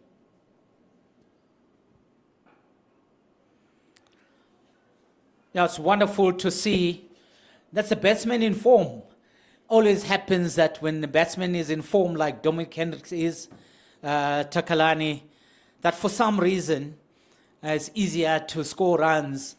And obviously, lovely technique there, but it just indicates what great form is he in.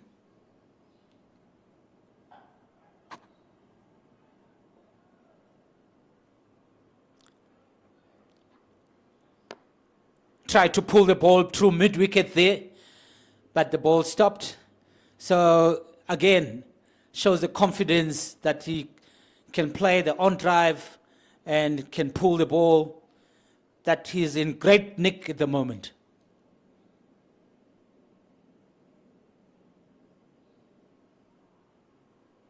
Very well bowled, CJ King. Ball pitched in that 4th stump corridor, but Dominic, with all his experience, just allowed the ball to go through there. Yeah, 113 for 3.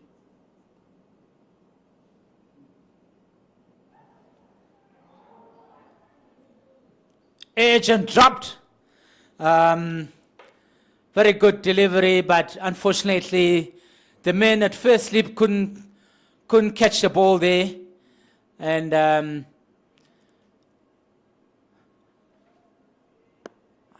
I'm sure he did get to him. It's a dropped catch in my eyes, Takalani. Yeah, it did definitely carry to first slip, but unfortunately it was a drop catch. Yeah, they don't need this. They should have been taken.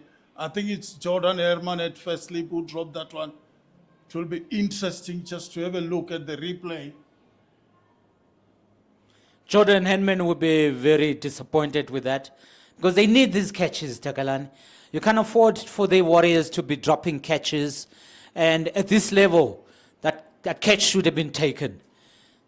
Yeah, it should have been taken, and it's the wicket they need. It's the captain. It's Dominic Hendricks. It's going to hurt them. To drop the man in form This is a guy who scored 161 last week, and he looks like determined to score big runs here today. So you can't afford to drop him, and very disappointing from Jordan Herman at first sleep there.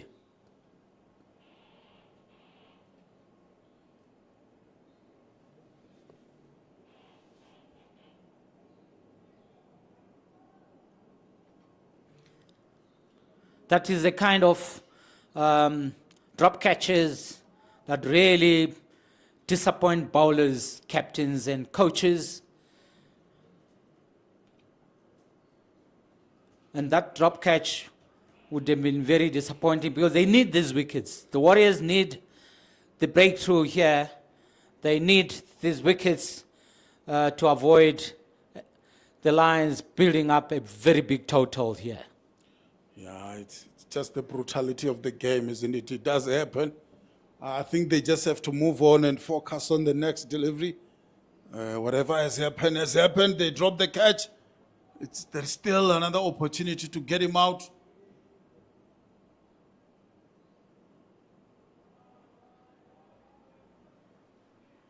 Yeah, I see. It's important that for everyone to remain focused on the task at hand. And it's going to be very hard work this afternoon for the Dafabet Warriors on a very hot afternoon up here in Joburg.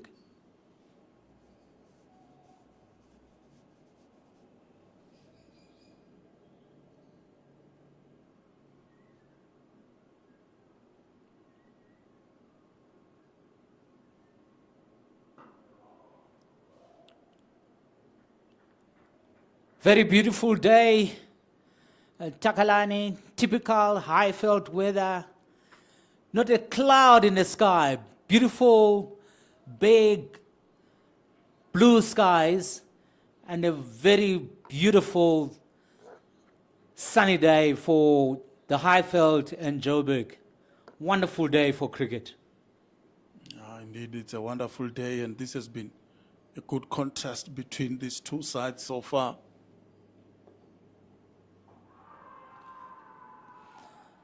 Big appeal there, but clearly an inside edge there, Takalani. Umpire Bongani Jele not interested at all. Given not out, yes. Ball pitched up and inside edge, and definitely not out. Good decision by the umpire. Bongani Jele, one of the highly experienced umpires on the CSA National Panel of Umpires, one of the leading umpires, even at international level. Yeah, 3 slips and a gully for Conor Esterhazen.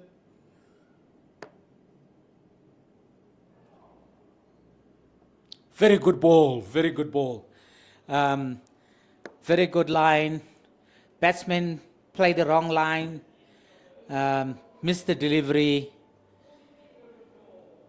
Very close to the bat. Outswinger out there, Takalani. Very good ball, indeed. Yeah, that ball was just there in that zone, isn't it? In that corridor of uncertainty. Conor Esterhazen was not too sure whether to go forward or back. He just pushed at it. Beautiful delivery. Dwan Olivier has bowled really good so far today. He just needs the support from the likes of CJ King, the likes of Sia Plaki. Really, they need to stand up and support the kind of work that Dwan Olivier has done.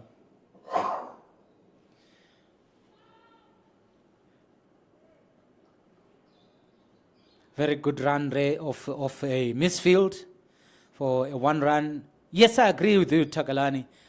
Dwan Olivier has bowled his heart out here this afternoon.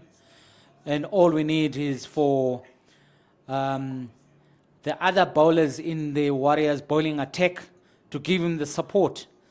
There's nothing that is really disappointing for a bowler, is to keep up at your hand, bowling with all the determination and the discipline, and then to see at the other end, your partner not delivering the goods.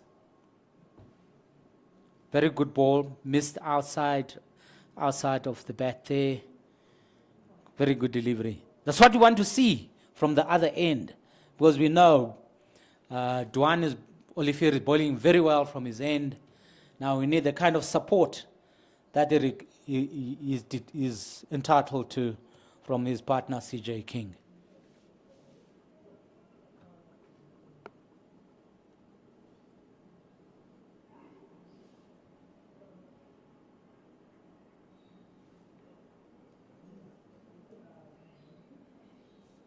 Uh, 114 for 3 is the score. The captain moving along nicely.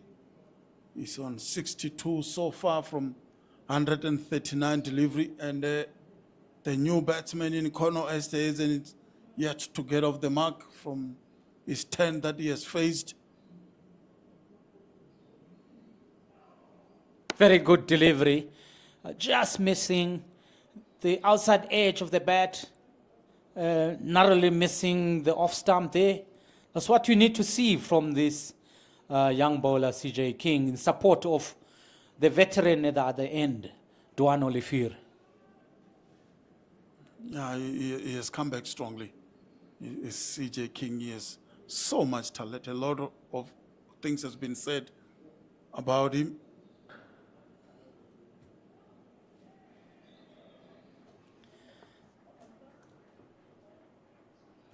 Yeah, well stopped there by Duan Olivier at mid-off. It was hit hard by Conor Esterhuizen. He does hit them hard. Normally play a lot of T20 cricket. It's Conor Esterhuizen, but yeah, he is playing his first class, his 9th first-class cricket, first-class match. Lovely to see big fast bowlers diving around, doing their bit in their cause, in fielding. Really lovely to see Duan Olivier, after all the hard work he did at the other end, diving to save what would have been 4 runs there. Right, we're going to have a change and welcome back the legend, Ken Bolland, to join me after Takalani. Good afternoon, Ken.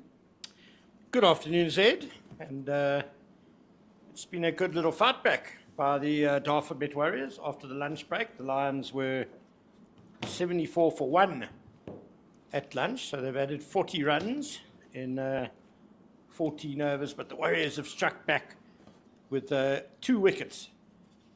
Manak and Zubair Hamza both getting out.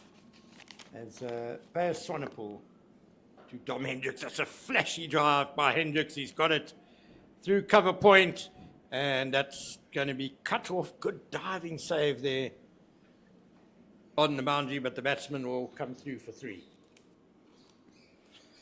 Really good save there, cut out a potential 4 runs. That ball was on its way to the boundary, but the fielder managed to get to the ball and stop a potential 4 runs there. Yeah, good work by Diego Rosio. He's, or was it CJ King? I think it's more likely to be CJ King, judging by the lanky build. Yeah, I think it was CJ King, Ken. Oh, good, nasty lifting delivery from Bayes Swanepoel. But umpire Bongani Jele is unmoved. Conor Esterhuizen had to do a lot to get everything out the way there. The replay will tell us if it hits anything, and if it did hit something, what was it? Really good delivery there, but umpire unmoved. The Warriors, keeper and slip cordon, they seemed very convinced that there was something there, Ken, but umpire Jele unmoved. Unfortunately, I don't think we're going to be able to get a replay. There's a technical issue at the moment. But a super delivery from Beyers Swanepoel give Esterhuizen and umpire Jaylee the benefit of the doubt that he did seem to get everything important out of the way, gloves and bats and those sort of things. There was fire in that delivery, and something to expect at a bouncy wicket at the Wanderers Stadium. Oh, what a handsome drive by Connor Esterhuizen. Glorious shot for 4.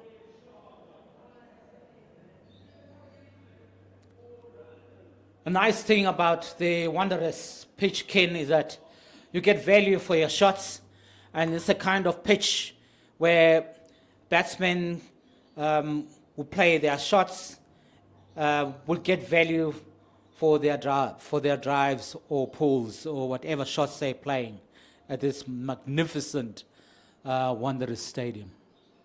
It's that wonderful outfield that you were telling us Cyril Mitchley was talking about before, isn't it?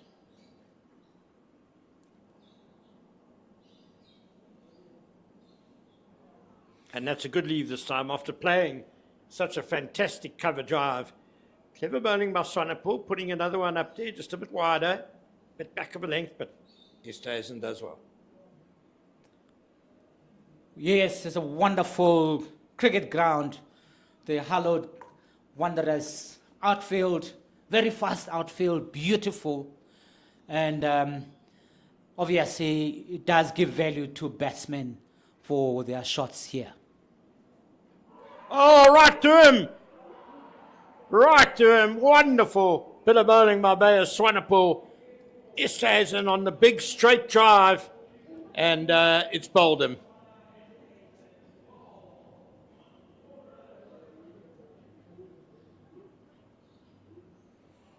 Really wonderful. And you could see the passion there from the bowler at getting that wicket after the previous declined appeal by umpire Jaylee. And you could see the bowler ready for a fight up there, Ken. Yeah, fantastic delivery, jagging back to bowl Connor Esterhuizen through the gate and just clipping the bails, hitting the bails off the stumps, which is why initially it might have seemed he was LBW, but there was no decision from the umpire. Watch this replay. This is a wonderful delivery from Beyers Swanepoel. Really wonderful delivery. You can see the bowler very happy about that wicket. What normally happens in those kinds of situations, Ken, being a former umpire, umpire Jaylee would have gone through a situation of hit in line, impact in line, was it potentially LBW, and then suddenly you see the bails fly or come off, and then when you are ready to lift that finger, and then suddenly realize, no, batsman bowled. Oh, it's bowled him. Yeah, all in a split second, but beautifully put there, just to illustrate just the what the umpires have to think about, and the split second decisions and judgments they are going through all the time. So it's a drinks break now at the moment with the DP World Lions, 121 for 4. The comeback by the Warriors continues. We'll be back in a couple of minutes.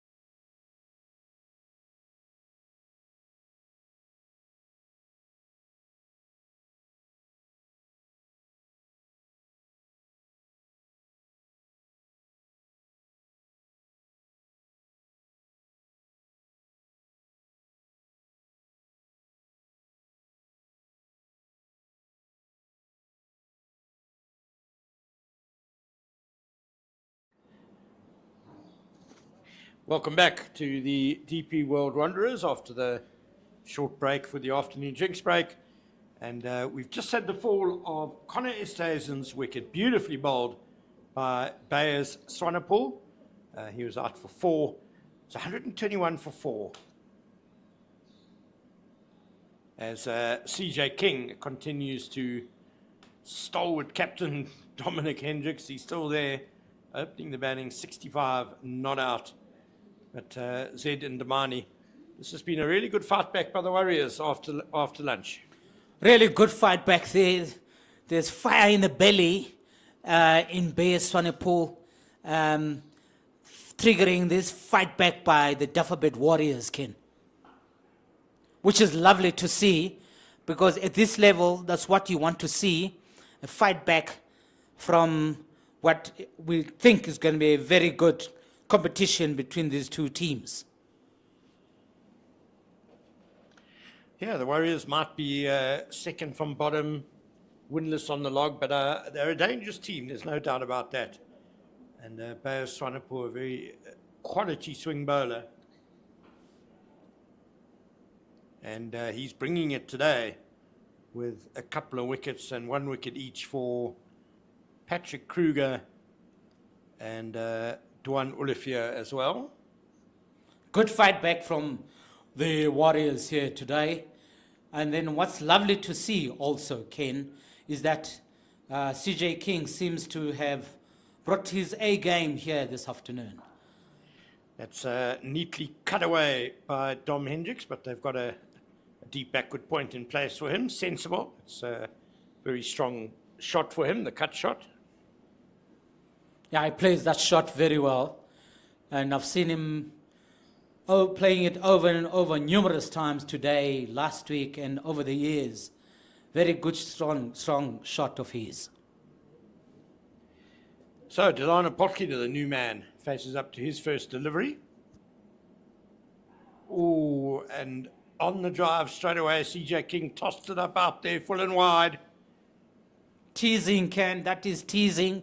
For any batsman there, you just see big runs, eyes popped, hoping to hit through the covers, and unfortunately couldn't get hold of that one. I think he was fortunate not to get a thin edge there.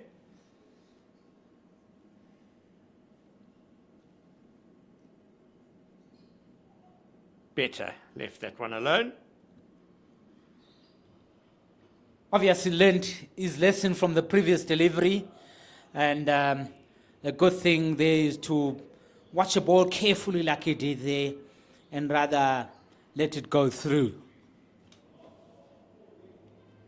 So, of course, the Lions are playing the extra bowler in this game. Kwena Mapaka coming in for Kaya Fakure. It does mean that the all-rounders, Potgieter and Fortuin, have shifted up one place in the batting order, but both Potgieter and Fortuin have been in very good form this season with the bat. Beyers Swanepoel will continue from the golf course end, having just taken a wicket. He's switched ends from this morning. And I like that said. You know, he bowled really well from the corner drive end. Got a lot of swing, was troubling the batsman.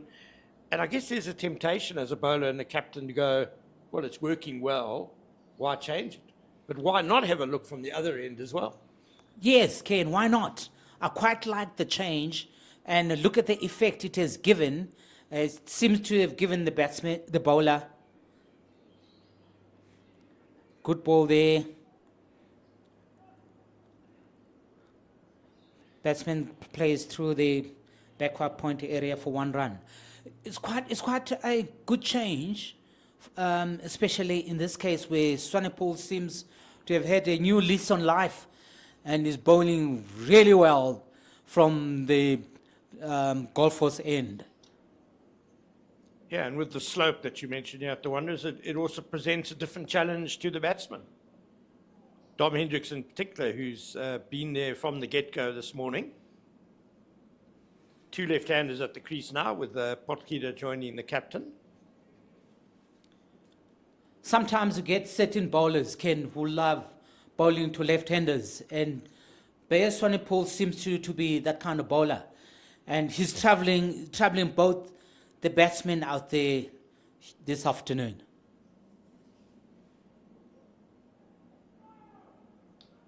Yeah, around the wicket now to the left-handed Potgieter. He began over the wicket to Hendricks this morning and then switched to around. But with his skill, I mean, we've seen already today, he started by bowling away swingers to Dominic Hendricks and then really troubled him when he was bringing the ball back into the left-hander. So he can move it both ways. 2 slips and a gully.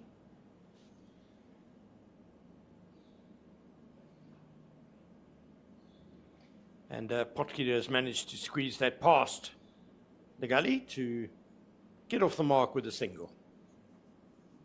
I quite like this field setting here by the Warriors captain, Matthew Britsky. But to me, Ken, I would have added a third slip, seeing the way that Swanepoel is bowling. He seems to have a new zest on life, a new energy, and he's really bowling well out there. Yeah, certainly for the new batsman. You could get another catcher in there, I agree with you.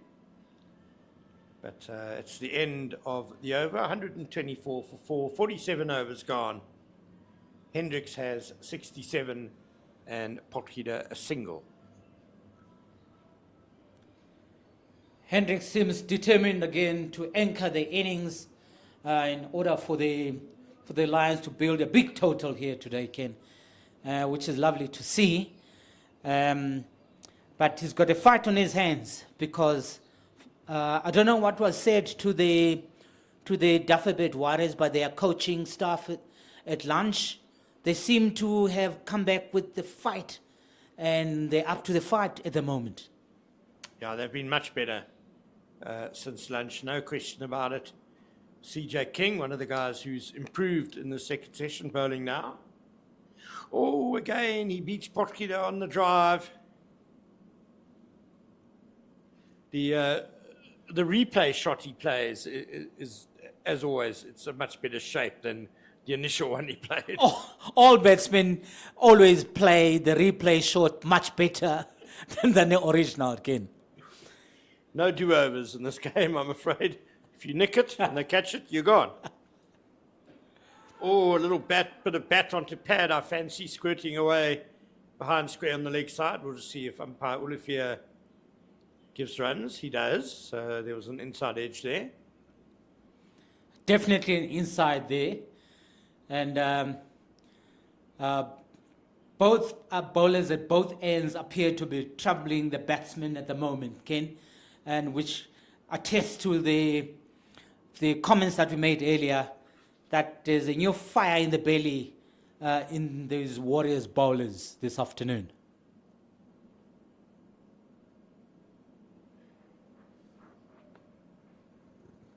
Yeah, I guess, especially for coastal teams, coming up to the Wanderers, can get a bit carried away with the pace and bounce.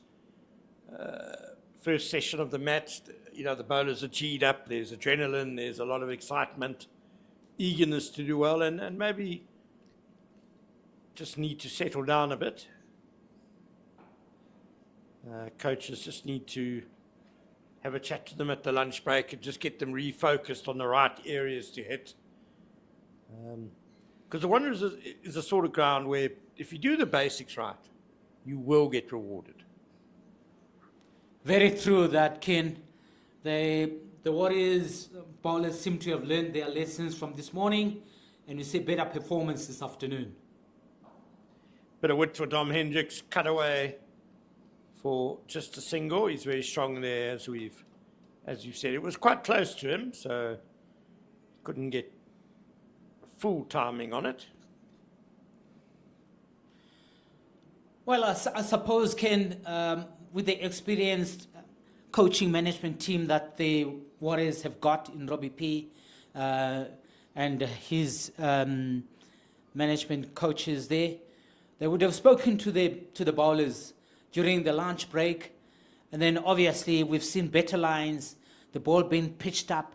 And interestingly, for the afternoon, we've seen much more swing here today. Oh, leading edge to mid-off. CJ King is certainly troubling Delano Potgieter. It's the end of the over, 126 for 4. Zed, we saw Bayer Swanepoel swing it a lot this morning, but do you think in the second hour of that morning session, the movement seemed to die down a bit, but now it's back. Do you think that's got anything to do with the other bowlers, apart from Swanepoel, are bowling that little bit fuller? The changing on the ends and the slope has helped his bowling. And I think, obviously, Charlie and Robbie would have spoken to them in terms of the length that the Warriors bowlers should be bowling, especially the Wanderers, and not to be excited by the pace and bounce. Swanepoel continues around the wicket to Dom Hendricks. Still a slight tinge of green. You can see, well, actually on the screen, you can see it's pretty green there, the tinge across the pitch.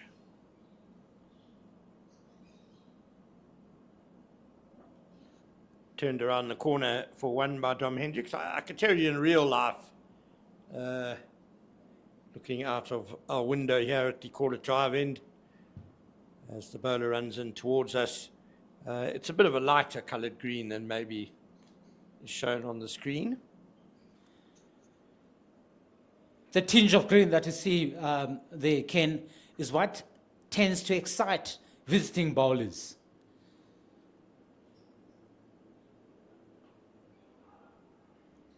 And many a times, visiting bowlers, when they see that lovely green tinge on the Wanderers pitch, they tend to get excited, like we saw this morning, running, short pitch balls, miss their lengths because of they're excited with the grass and the bounce on the pitch. Ooh, again, right through Potgieter, cutting him in half as it snaked back into the left-hander from Bayer Swanepoel, who has switched over the wicket to Potgieter. Swanepoel using the conditions very well here today, especially from the golf course end, Ken, because we see him pitching up the ball, and at the moment the ball is doing the talking. That's going to beat Gully. Good fielding by the backward point who ran across to support Gully. That was Matthew de Villiers. Couldn't hit the stumps though, and Dom Hendricks is very quick between the wickets. Very good fielding there, supporting his teammate there.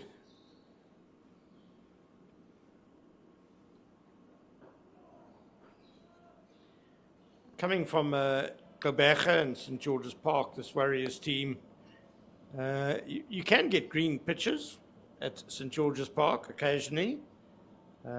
It's an interesting surface that down there.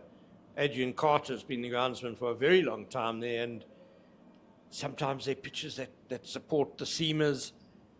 You can even get a nice spinner's wicket down at St. George's Park. I think also the direction of the wind has a lot to do with it there.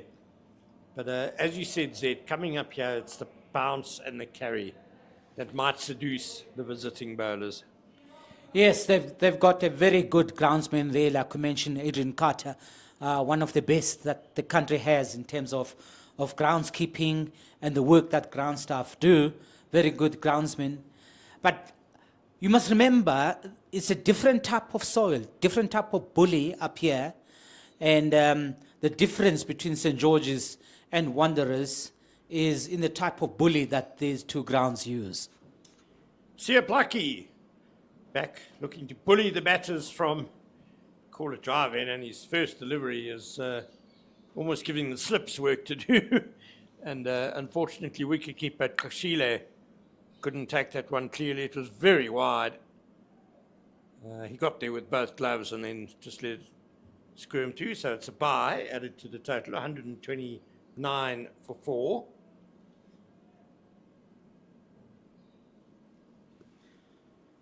Let's hope that the bowler Plaatje bowls better lines like we saw this morning, and I hope he follows on the good example set by Bear Swanepoel earlier. Nicely turned around the corner by Dom Hendricks, scampering back for 2. He's very quick. He has to be with that decision to run a 2. Cutting in a little bit fine there, Dom Hendricks. Dropped his bat. Let's see if he would have made it home had it been a direct hit. Risky second run there, Ken. He did well to get back to his ground there. I think he would have been all right, actually, with a direct hit. CSA Plaatje only bowled 2 overs in the morning, cost 15 runs, but he's got better this afternoon, improving as he goes along. That's nicely bowled. Better line, that's what we're looking for. Pitch the ball up, to bowl much closer to where he bowled earlier, much straighter to the batsman, and to see if you can get that edge or to get a wicket by bowling the batsman. Yeah, I like that line. He could be a little bit fuller, but that line just outside off stump, that's a very good one.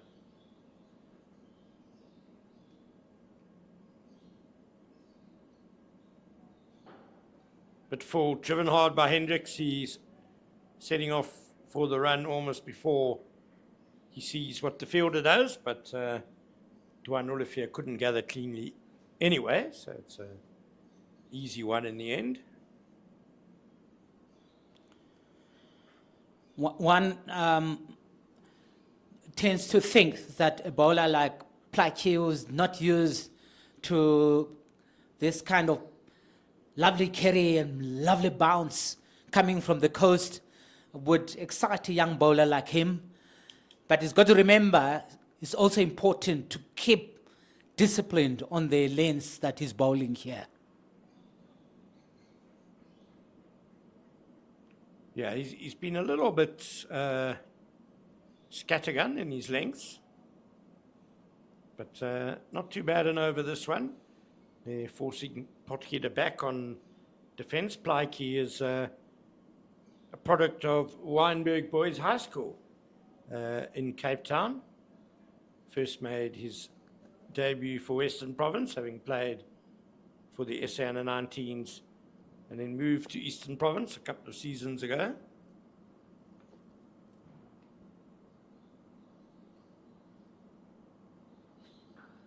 Hammered away, too short and too wide, and Delano Potgieter puts it away emphatically for 4.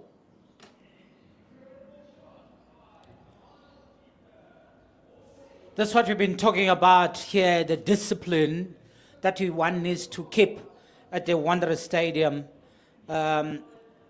He will learn that you don't bowl there at the Wanderers Stadium, Ken.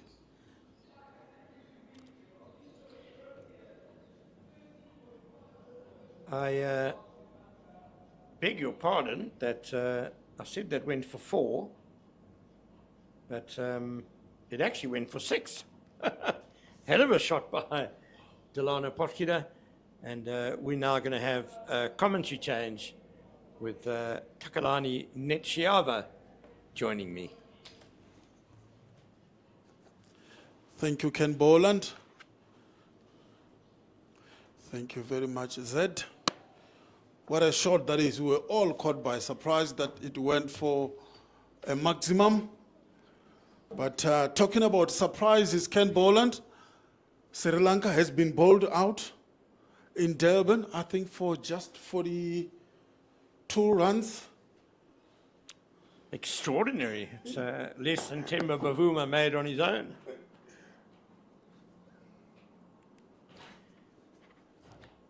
Duan Olivier is replacing Bear Swanepoel from the golf course. An excellent spell by Swanepoel as he switched ends.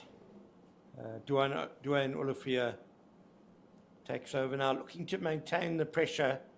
It's been a very good post-lunch period for the Warriors. They've picked up 3 wickets for 64 runs.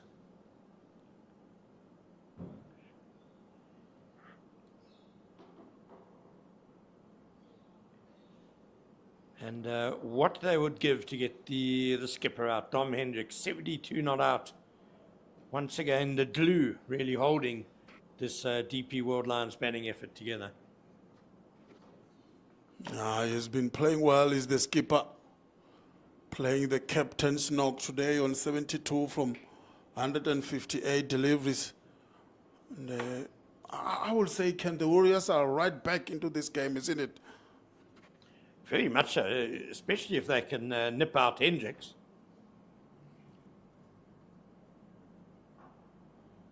But he's looking very solid. Solid in defence on that occasion. Goes and has a little walk to where a backward short leg would stand. Concentration, one of his great assets, Dom Hendricks. We know he can bat for long periods of time. Batted for nearly, well, actually, it was over 9 hours last week. That one just came back a bit at Hendricks, but it's a good leave. Trusting the bounce is the captain. He's been there since morning.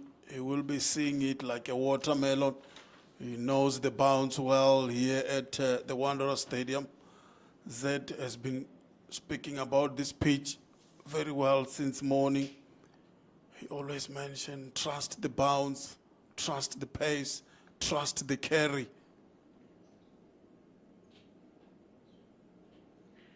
You like watermelons, Takalani?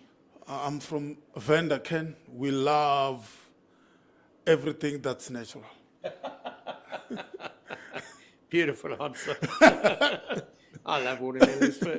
For me, look, I love summer because of probably 4 things. Yeah. It's cricket season. Yeah. It's, as a bird watcher, all the migrant birds come back in summer. And watermelons and mealies. They're probably my 4 favorite things.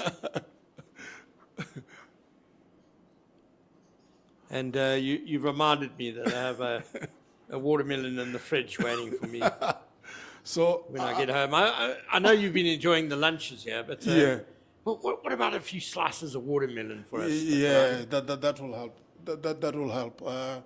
I love this season also. Firstly, I can go to Venda and enjoy my Christmas. There is a lot of fruits in my yard, a lot of mangoes. There is bananas, like there is just a lot. So I always love this season. And of course, cricket. I mean, this is what we do with Yeah, I must say I'm a big fan of Limpopo and the Venda area. Real tropical feel to it. And as you say, the fruits you get are just outstanding. Sia Plaki hoping that his efforts bear fruit from the call at drive end.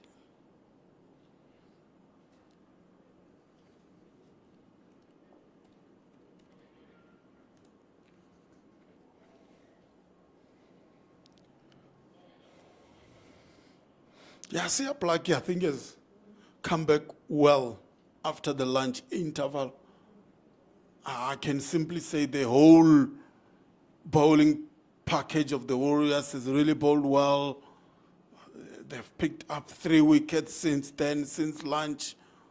And they seem to be happy with their work so far.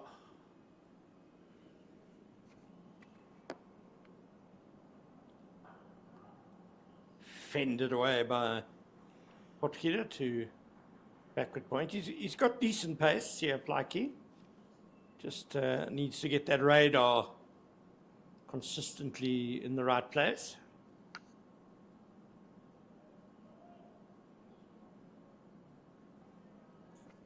Just to go back to Durban, Ken, Sri Lanka were bowled out for 42 runs in their first innings. Currently, as we speak, South Africa are 11 without loss, and they lead by 160 runs.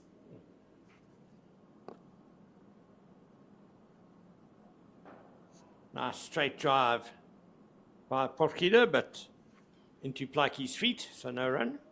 Yeah, he presented full face of the blade there. Is Delano Potgieter also 9? A very good all-rounder. The ball is coming onto the bat nicely, and he can present his bat here. But unfortunately, he couldn't beat the fielder there, Sia Plaatje, who I think is bowled well. 3 dot balls so far in the over.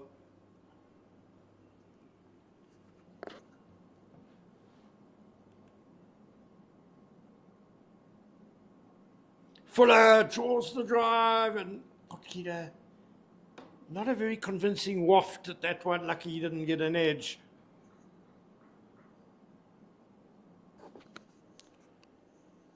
Just trying to look at the replay. It was totally the wrong length to drive, really. He was nowhere near it. Yeah, And a nice bit of away movement, though. yeah, and also By playing Sia away Plaatje. from his body. Really. We know he loves to be attacking, but really he shouldn't play at those.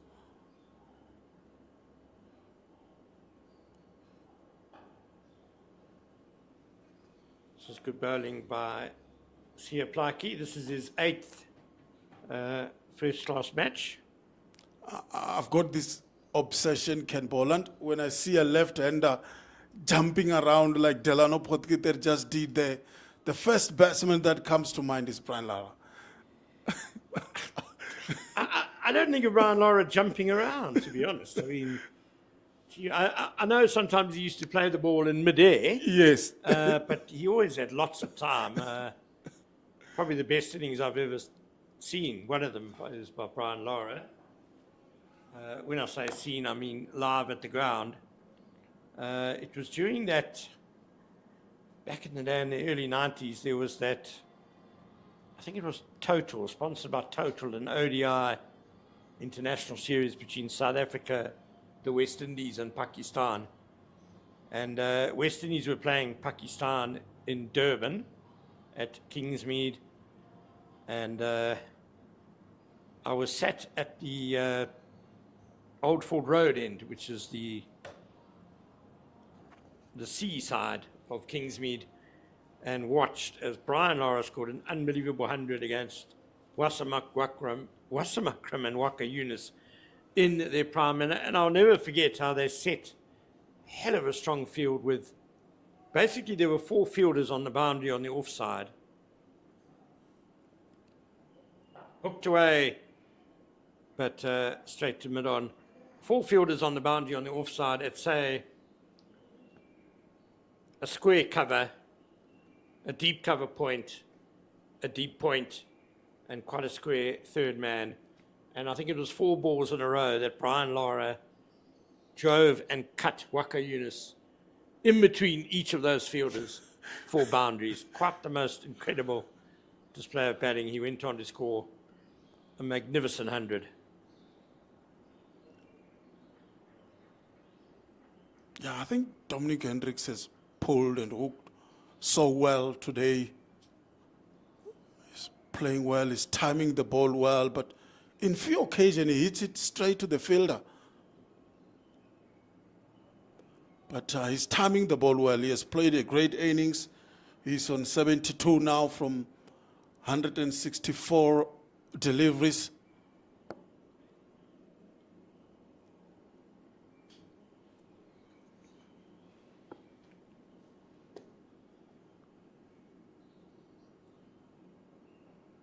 Nicely worked away down to fine leg for a single.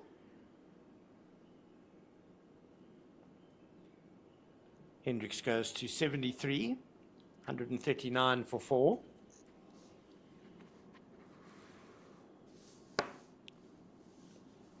Yeah, if the Warriors can get another wicket here before the tea interval, I think that will be good work for them. And we spoke about picking 3-4 wickets between lunch and tea. I mean, like when we were talking about the Lions' innings almost like it's scripted. This is exactly what happens against the Western Province last week. Just outside the off-stump once again from Duan Olivier to the left-hander, Delano Potgieter. Well, in fact, the Lions only lost 3 wickets on the first day of that game against Western Province. They've lost 4 already today. 3 wickets in this second session for the Warriors. Half an hour to go before tea.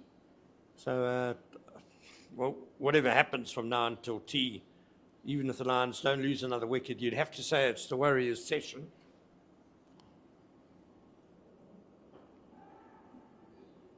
Bit lofted there by Potgieter on the bounce to mid-on. Matthew Brietzke, the captain. I think he's been marshalling his troops well. More especially the wicket of Zubair Hamza. I think that was just pure strategy that ended up with the downfall of the experienced Hamza. They open up the offside, but bowled a bit short and wide. You have to say, given the experience and the class of Zubair Hamza, it was a very disappointing shot. You know, the plan might have been there, but he should have known the plan. 100%. And it really was just a steer off the back foot, almost like slip catching practice. It ended up as. Yeah, it was a comfortable catch in the end by Patrick Kruger, the Proteas all-rounder. And that was the end of the over number 53. The score is 139 for 4. The captain is on 73, and Delano Potgieter, the all-rounder, is on 9. Siaplaki will continue. As I said earlier, playing his 8th first-class game. He's got 18 wickets so far in his career, averaging 29, which is not bad at the start of your career. Full big drive from Potgieter, but straight to extra cover. Yeah, that was well hit by the all-rounder. Couldn't find the gap. You beat that fielder. It's 4 runs. Very aggressive batsman is Delano Potgieter.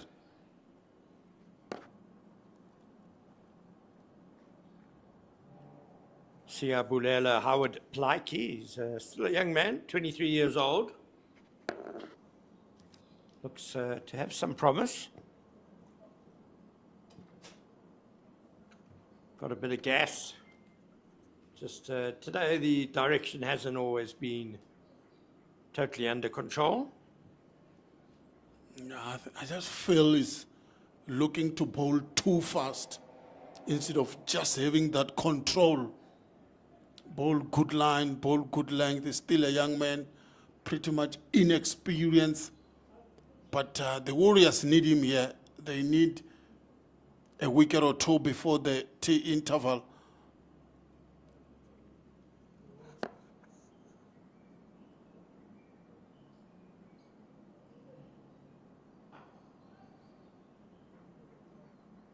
Bowlers have these days sometimes when the rhythm isn't quite there. Or just like Zed has been saying since morning, maybe just too excited about the bounce at the Wanderers Stadium. Really, this is a good surface for fast bowlers. Looks like Patrick Kruger is warming up at second slip. He's bowled well today. I'm sure he'll get a little dart in before tea.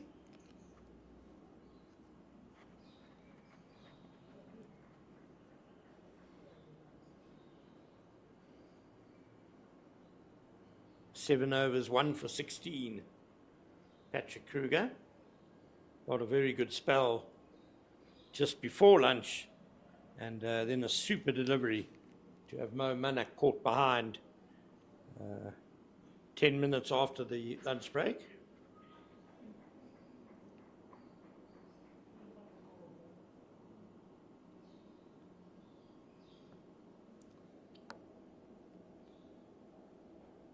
Oh, a bit of steep bounce from a good length there.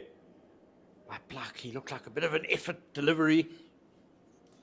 It's the pace, isn't it, of the young man. Bowling aggressively to the left-hander. The captain was not comfortable at all. Just beautiful stuff to watch by Sia Blackie. Taking a bit of a battering today, Dom Hendricks. Perhaps Swanepoel Yeah. hit him painfully twice. That one wrapping the gloves.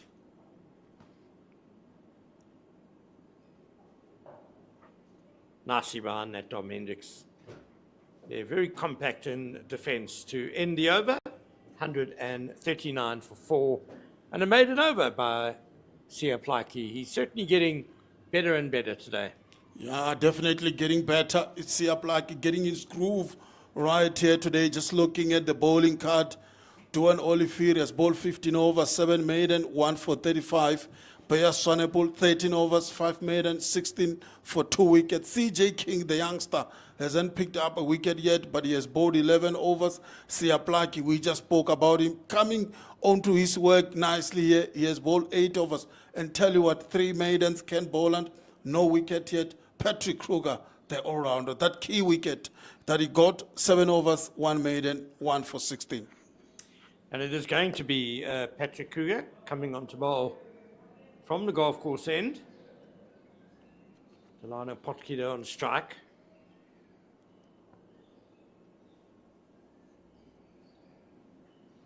Yeah, 2 slips and a gully, point cover, mid-off, mid-on, fine leg and deep square leg. So it's 2 fielders patrolling the boundary.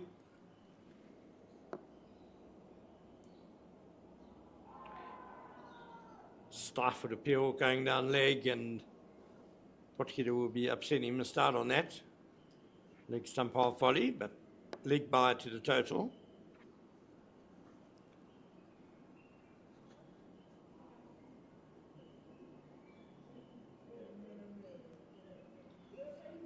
Yeah, Dom Hendricks is one of those batsmen that really goes about their business so quiet. Look at that, he's on 73. You might feel he's not causing you a great deal of damage, but once you look at the scoreboard, you will see he's approaching another century. Is Dominic Hendricks. Quick single to the bowler. Well taken. Yeah, Dom Hendricks, it means that one end is kind of secure. Yeah. For the DP World Lions, just blunting the bowlers for 50% of the time, and it's a foundation. It's a platform that he lays for the other batters. If someone can just get in and build a big partnership with him, then as we saw last week, then you get 400. Yeah, definitely. Last week, 403. Yeah. Just the one partnership of note today so far, 78 for the second wicket between Hendricks and Manak. Manak made 16 of those.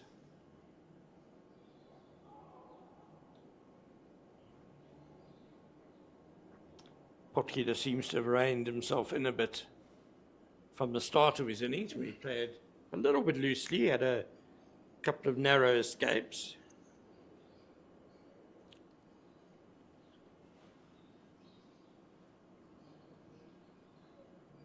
Yeah, it's been hard work for the Warriors bowlers, but it's good to see Patrick Kruger and Sia Blackie supporting the frontline bowlers.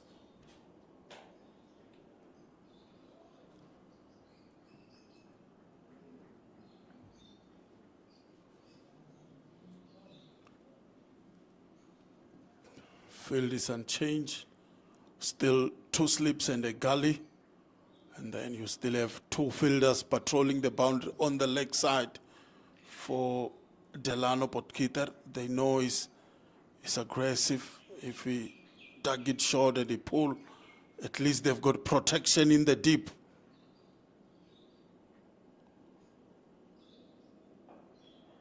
wafted away, but straight to cover. Yeah, it's interesting, those two fielders at fine leg and deep square leg. I think it's the first time today we've had two Yeah. fielders on the boundary on the leg side, and could well be an attacking ploy. In fact, maybe Patrick Kruger is going to drop in a surprise short ball. Look, it is the short boundary on the leg side, bowling from the golf course end. Yeah, definitely an attacking ploy, and also to protect the shorter boundary to the aggressive batter. Big drive and a miss. We did see Delano Potgieter batting at the other end, cut a 6 a few overs ago. Cleared the boundary easily. Yeah, just looking at the score update around the country, Gold Rush Boland, 247 for 1. Gavin Kaplan, also Nelson, 111. Grant Rolofson, good to see him back in form, 119 so far. It looks like it's raining runs there in JB Max Oval. It often does. I fancy that's the first century at this level for Gavin Kaplan, who moved from Western Province up the road to Paarl this season. So well done to him as Sia Plaiki continues. Nice movement into the left-hander. Hendricks has squirted it away behind square on the leg side for a couple more runs. Takes him to 76, 143 for 4. Yeah, this young man is bowling well. Kenny has really found his groove at this stage, angling some of the deliveries back into the two left-handers. Bowling from the collar drive end, seems to have found his mark, and that's what you want to see from a youngster. If he found his mark, stay there.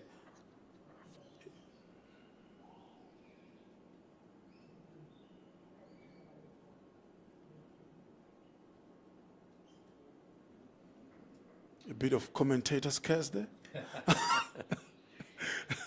It looks like the wind is picking up a little bit here at the Wanderers. We see the big white sheet that's been kind of attached to the side screen at the golf course end, billowing away there because they're playing on a strip that's so far to the right. The normal side screen isn't sufficient should a bowler be bowling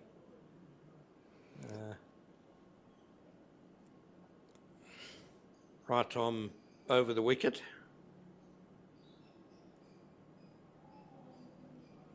But it's a beautiful day in Johannesburg today. Still clear blue skies. And as we always say, we don't know what's behind us, but it looks like we are set fair for a full day's cricket. Yeah, definitely. I don't think the weather might change today. Clear blue skies. I was a bit worried actually yesterday, more especially in Pretoria, where the weather started to change. I thought maybe it will rain. Maybe we might not have played, but it's a clear day here in Johannesburg today.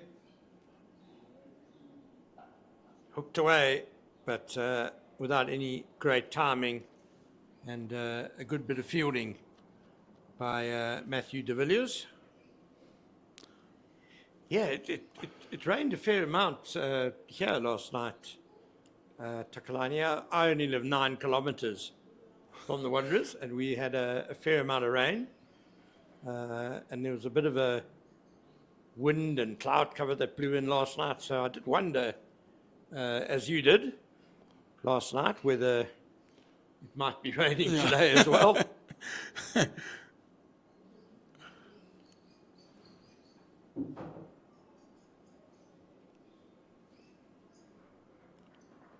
Have you seen some of the comments or posts on social media about Matthew de Villiers? I have not. I mean, he made a sensational debut for the Warriors. So there were a lot of comments about the way he handled himself with his batting, that he definitely looks like Abby de Villiers. And I was like, no, not another one again. Exactly what I thought when you said that, Takalani. I'm pretty sure there will only ever be one AB de Villiers. So his jersey number is 17. He had a towel on, just like Abby de Villiers. The way he runs to the wicket was like Abby de Villiers, but just looking at the updates across the country, the Hollywood Bets at Mangaung Oval against the Hollywood Bets Dolphins against the Knights, Tsepang Ditole, it's on 104 runs, and Slade van Staden is on 68 from 114 deliveries. Looks like batsmen are really scoring runs across the country. Important partnership that for the Dolphins, who are bottom of the log. They lost their first 2 wickets fairly early, as Patrick Kruger bowls to Delano Potgieter. Yeah, I was like, not another one. He has played well, though, Matthew de Villiers. I think it's his first season. He has got 3 half centuries already. So he definitely looks the part. But what I didn't like was the comparison, which seems to love it so much here in South Africa. Whenever a youngster come in, we always compare him to the previous heroes. Off the back foot and edgy by Potgieter. It's flown between gully and point and away for 4 streaky runs for Delano Potgieter. Yeah, he will take them. He just pushed at that one past gully for 4 runs. It's Delano Potgieter. We spoke about him earlier on. He's aggressive in nature, and he will be looking to score more runs here for his side. The score is 147 for 4. They just need 3 runs now to get to that 150 marks and continue to soldier on.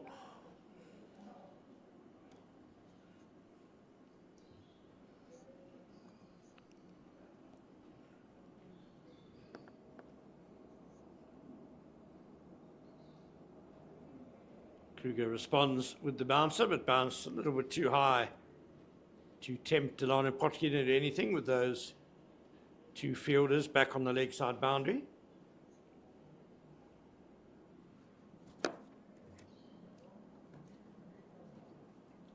Just to your previous point, Takalani, comparisons are odious, as they say. And yeah, I've heard too many. The next Graham Pollock, the next Jacques Callis, the next A.B. de Villiers.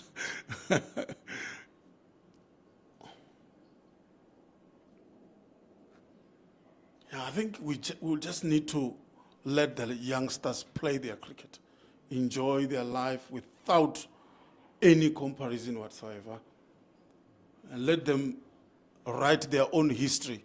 Yes, we enjoyed the likes of Jacques Callis, the likes of Hashim Amla. They are not replaceable. I mean, look at it. We are struggling to replace the great Jacques Henry Callis in the Proteas setup.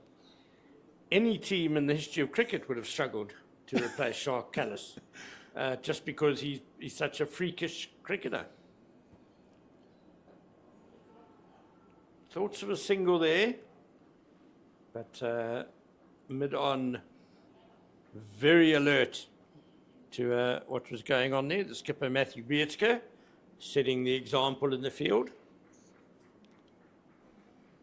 Yeah, once again, just 2 fielders in the boundary, but they've tightened the offside a little bit. The Warriors, 2 slips, gully, point, cover, mid-off, and just mid-on inside the circle on the leg side.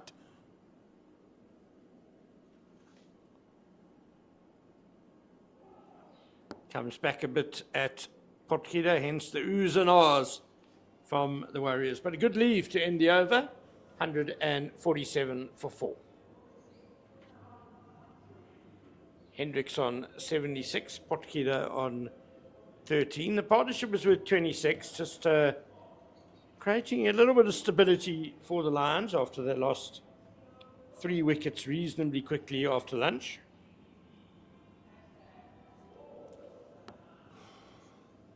Manak was caught behind a super delivery from Patrick Kruger, first to go after the lunch break for 16. Zubair Hamza was looking good. He was on 18 when he played a loose stroke and was caught in the slips off Duan Olivier.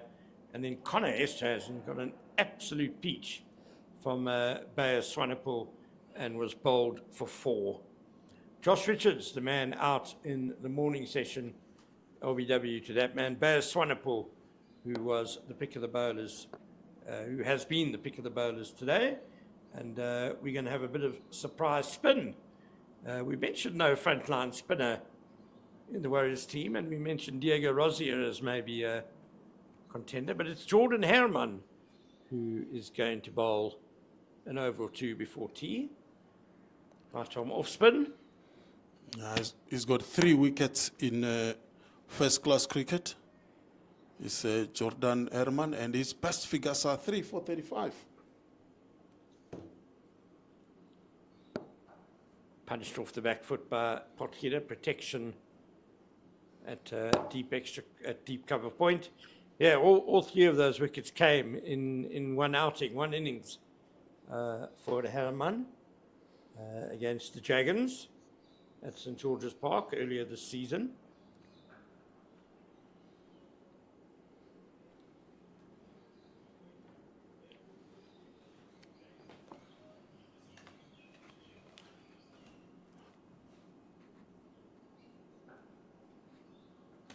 Yeah, good start this by Jordan Herman. He's bowled 25 overs before this one in first-class cricket.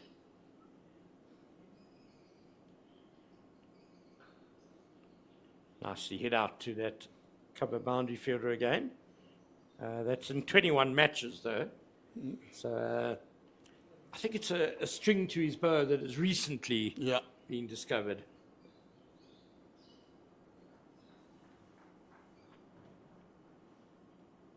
Yeah, might be useful as an opening batter.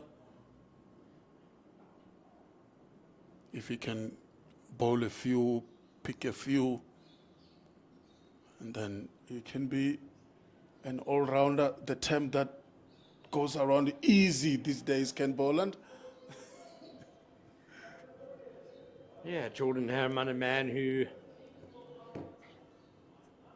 probably has his eye on a few T20 franchise leagues. He's a very good batter in the T20 format, and it just helps a lot if you can bowl a few overs, a couple of overs of tidy spin. I seem to recall Herman has also kept wicket at times as well, which is another useful second skill to have. Patrick Kruger, proper all-rounder, coming into bowl. Yeah, talking about all-rounders, Ken, I mentioned earlier, Vian Melder was a retired head in that match against Sri Lanka. He didn't bowl when South Africa were bowling, so it looks like it's a bit serious. But he came into bat later on. I think he scored probably 10 runs or so. It looks like the injury that he might have got, it looks a bit serious. We have confirmation as Delano Potgieter fixed that one down to deep fine leg for a single, that Vian Mulder has a fractured middle finger on his right hand, so he won't be able to bowl all field as the 150 comes up for the Lions.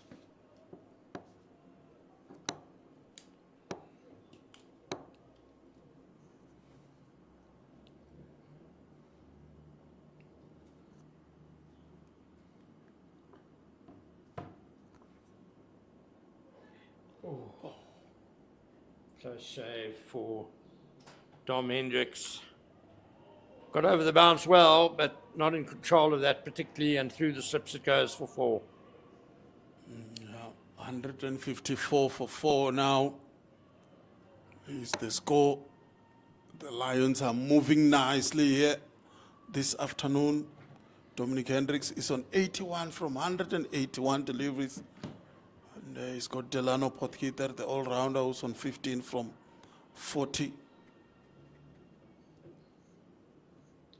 I'll say Patrick Kruger's a proper all-rounder. He's got nearly 1,600 first-class runs. And when he dismissed Manak at the start of this session, that was his 50th first-class wicket.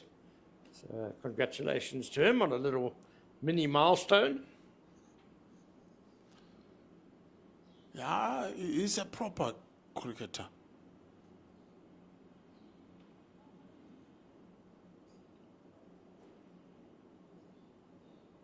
Yeah, I do like him in the Proteas limited over setup. I think he's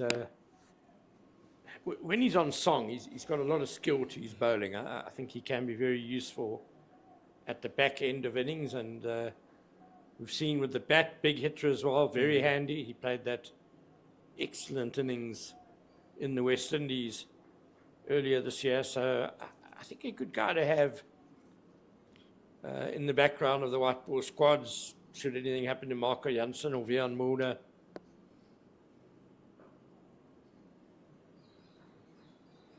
Yeah, I'm a bit worried about Vian Mulder's injury. I mean, he's been playing well.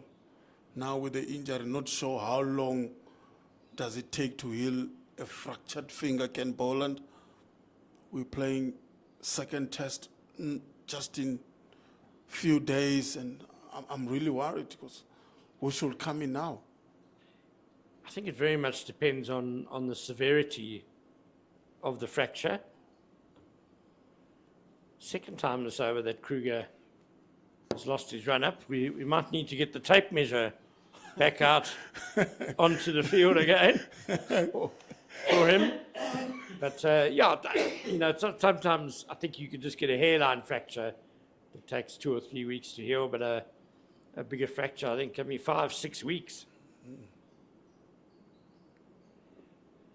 But I think the fact that Vian Mulder went out to bat again today hopefully indicates that it's not a too bad a fracture. Yeah, let's hope so. Let's hope so. And then the decision not to allow him to bowl, maybe because they realized that the wickets were just tumbling at regular intervals. I'm not sure when the notification exactly came through in terms of when it was during the Sri Lanka innings, but I think even if Sri Lanka had been 400 for 1, he probably wouldn't have been able to bowl. I imagine the swelling on his bowling hand and the pain of trying to grip the ball would have been just too much. He's probably in a splint. I suppose if needed to bat, he might be able to, but hopefully the Proteas don't need him to bat again with that big first innings lead. As Jordan Hallaman continues. Last over before tea, they just managed to sneak this one in before the break.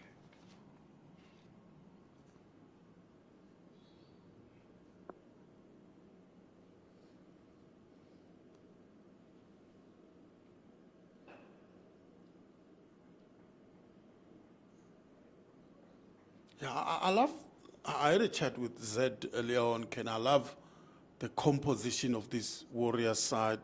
So many youngsters in their 24s, 25s. Jordan Herman, for example, Matthew Britsky, Matthew De Villiers, Snetemba Keshile, Jen Duplessis, who's not playing today, Andy Lemohakane. So many youngsters. The only experienced player I can think of at this stage is Diego Rosia and Duan Olifir.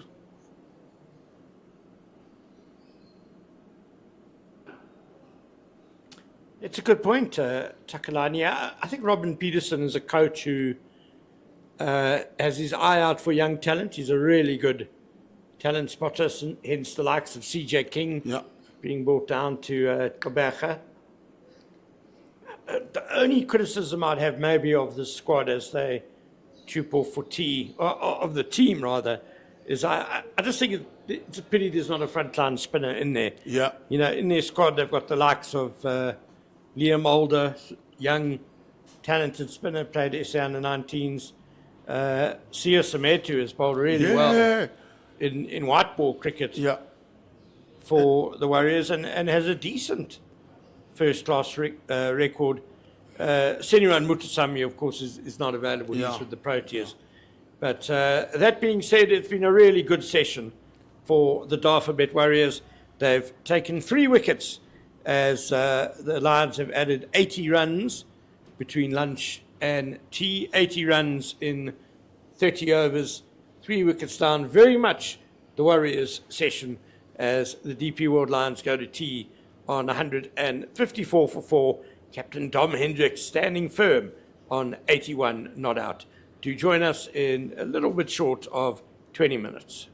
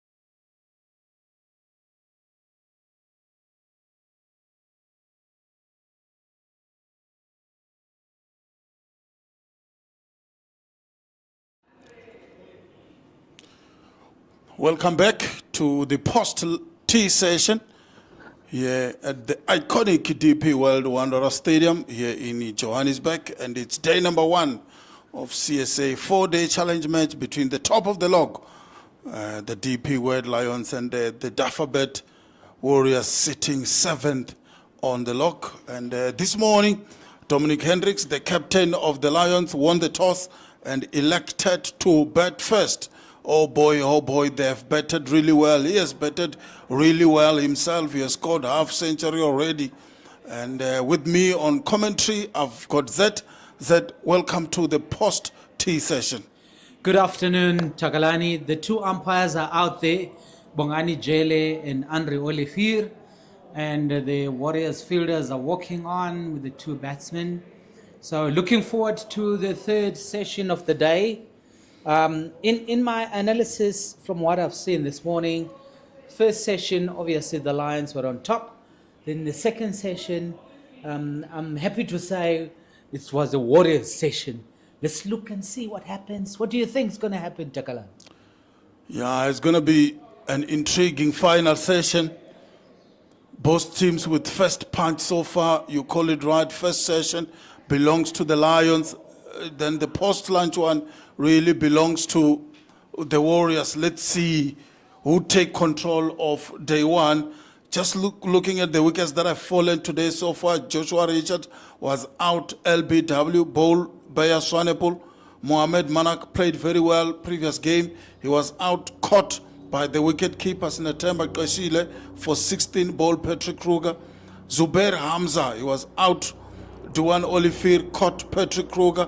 And then Conor Estiezen was bowled by Baya Swanepoel for 4. Right now, batting for the Lions is Delano Potgieter, who's on 15, and the captain himself on 81.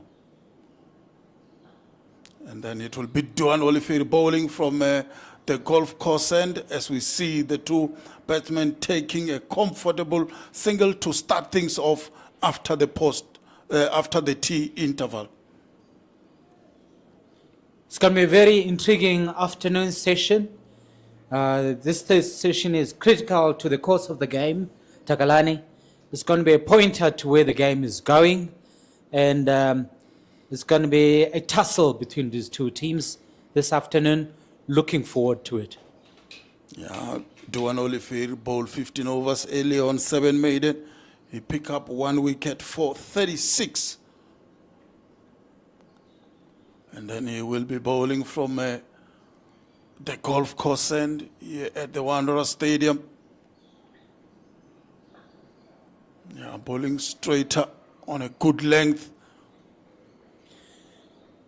Immediately, Duan Olivier hits his line and length. He's been bowling very well from that far end, the golf course end, Takalani. And he seems to be hitting his straps today. Duan Olivier, with his experience, his patience, and making sure that the Dafabet Warriors are staying in the game.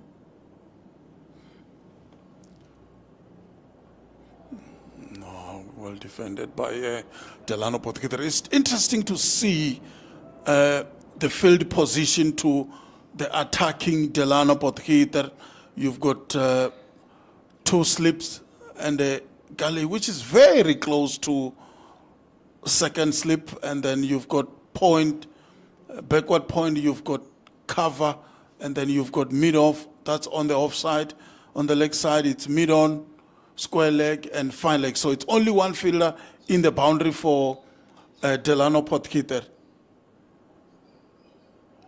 Just plays on the leg side, and that fine leg will have to do some work. He did very well there. It's Sia Plaki, was fielding it, fine leg, but they will quickly take some runs there.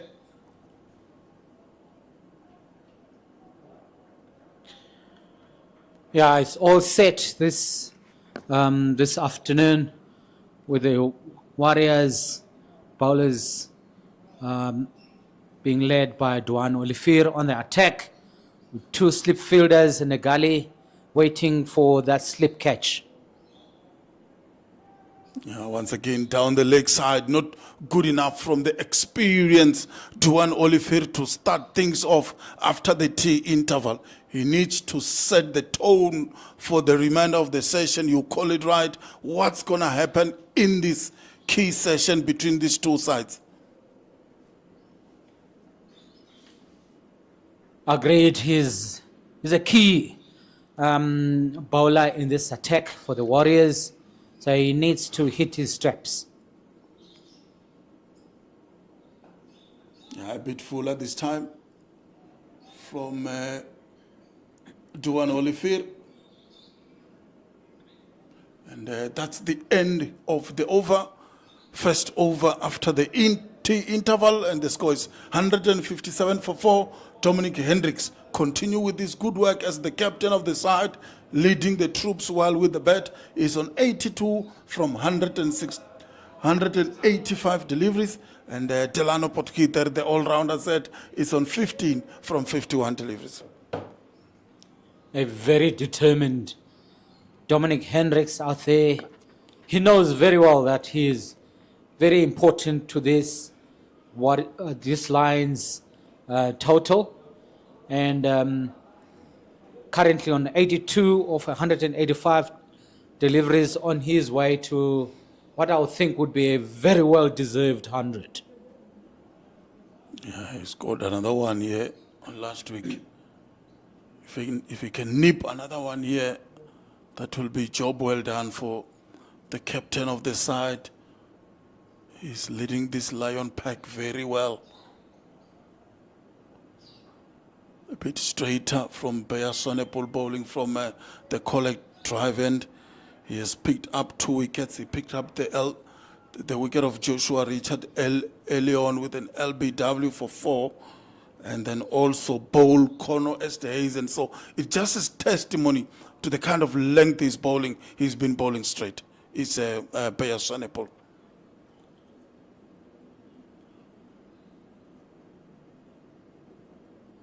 Oh, what a delivery that. Beat the left hand, the captain, all hands up. He's been there the whole day, but this time around, he was beaten by a beauty from Bear Sonepol. Been bowling very well today, Bear Sonepol. He's on fire today, bowling good lengths and both ends. We saw him bowl in the middle session of the second session. Saw him bowl from the far end, from the golf course end. Quick single there from the Lions batsman. And I'm saying Sonepol has been bowling very well today to Katakalani. Now bowling from this collar drive end. He's continuing from where he left off in the second session. Yeah, I saw Eugene Duplessis, the substitute fielder. I'm not sure who is replacing there from the Warriors team.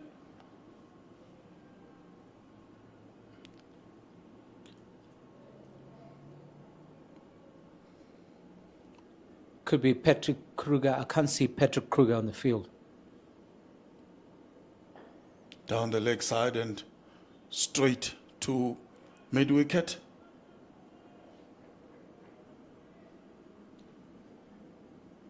Yeah, it could be Patrick Kruger.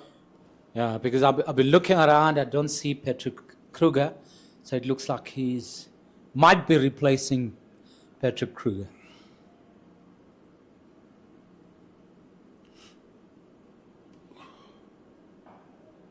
Again, straighter from Bear Sonepol.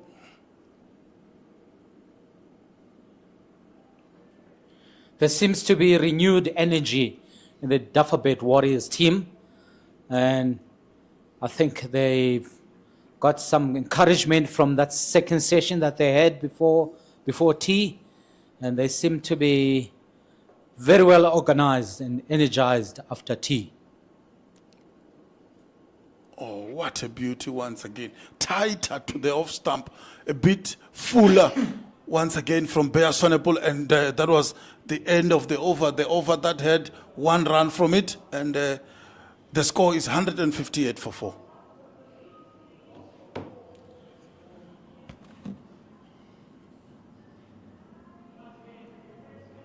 Well, the scene is set for a titanic battle in this third session.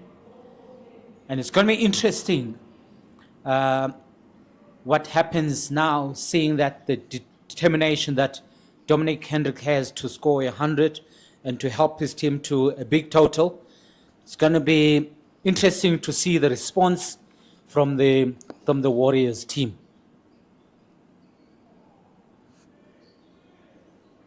Yeah, good delivery that to an Olivier. Bowling his second over after tea.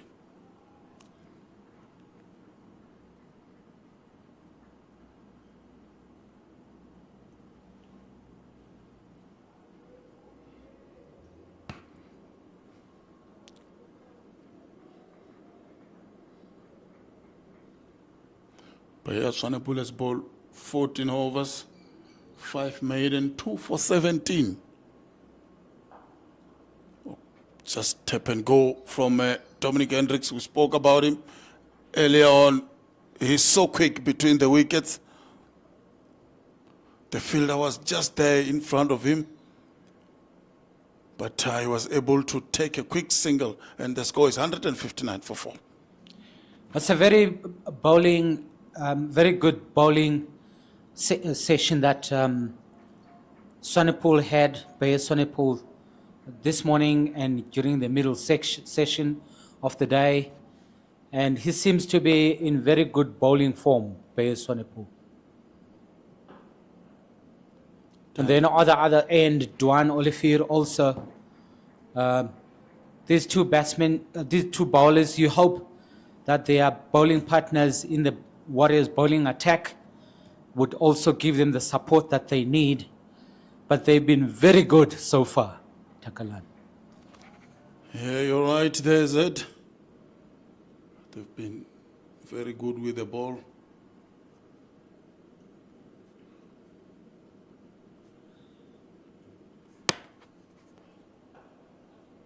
What we've seen so far during the day today, especially in the morning when we started, the two opening bowlers have been very good. Between Bayers, Swanepoel and Duan Olivier, they've kept their attack and they've contained the Lions batsmen. But unfortunately, when there was a bowling change, we saw a drop in terms of that containment and that consistency and discipline. Let's hope that we'll see an improvement in this session. Yeah, I guess that's what the Warriors will be hoping for. An improvement from the previous session. If they can improve from that in terms of wicket column, in terms of the areas they hit, I think they should be happy with how the day has gone. The day where early on they were struggling to pick up wickets. Just looking at the replay, coming around the wicket, changing the line of attack to the left-hander, Dominic Delano Potgieter just plays, just guides it through that point. It's not going to go to the boundary. Good work in the deep, but they will come back for the second. Very good fielding and very good coordination between the two Warriors fielders on the boundary. And that's what you need to see. And it's very encouraging for the bowlers. Yeah, just talking about Delano Potgieter, that to my surprise, he has only picked up 2 wickets this campaign, and he has played all 3 matches. So he's got 4 wickets now this season, and in total he's got 117 first-class wickets. When I was having a chat with Sarah Baba, the Lions women player, she mentioned that he normally take a lot of wickets towards the back end of the season. We did have a chat about his performance, how he has played and how he has struggled to pick up wickets. But she did mention later on, probably next year, since this is the final match of the Lions this year, Probably next year when the pitches have deteriorated a little bit, that's where he bowls straight, get a lot of LBW and a lot of bowled as well. That's very true because obviously having watched him, particularly last season, and the pattern seems to be continuing into this season as well, that he'll come back strong in that crucial second part of the season. And I'm sure they'll be watching with interest what happens with the other 2 rounds in December, when they will be taking a break and watching the other teams that are challenging how they perform in December.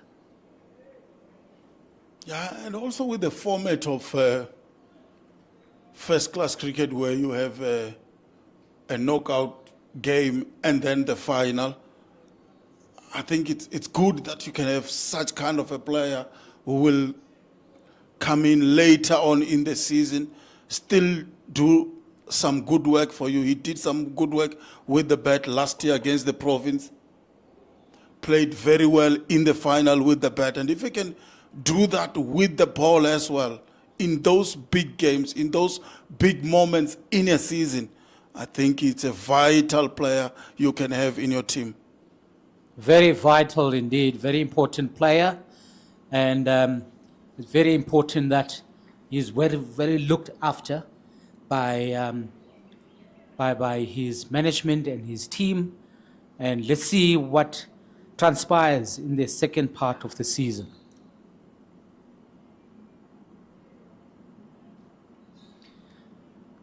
There's been a lot of talk about the format that we're playing and the number of games that the teams are playing in this CSA 4-day competition. Many players feel that it's vital in the interest of South African cricket, particularly for the Test team. Look at that ball, very well bowled and very well defended. That's the end of the over, end of the 64th over. The Lions total is 162 for 4 after 64 overs. Yeah, just looking at Delano Potgieter's heroics last season against the WSB Western Province in the final. He scored 81 from 106 deliveries in the first innings, and then come back and scored 155, no doubt, from 244 deliveries, and that makes the Lions champions of the Division 1 4-day challenge last season, and they win that match by 99 runs. Just across the left-hander, that time again from Duan Olivier bowling to the left-hander, Dominic Hendricks, who's on 84 from 191 deliveries. Yes, those were very important contributions, Takalani, and it's very important that at this level, players like Delano Potgieter continue with their performance and with their contributions to the team and the success of the team, and that's one of the reasons why the Lions were so successful last season. Played straight to cover.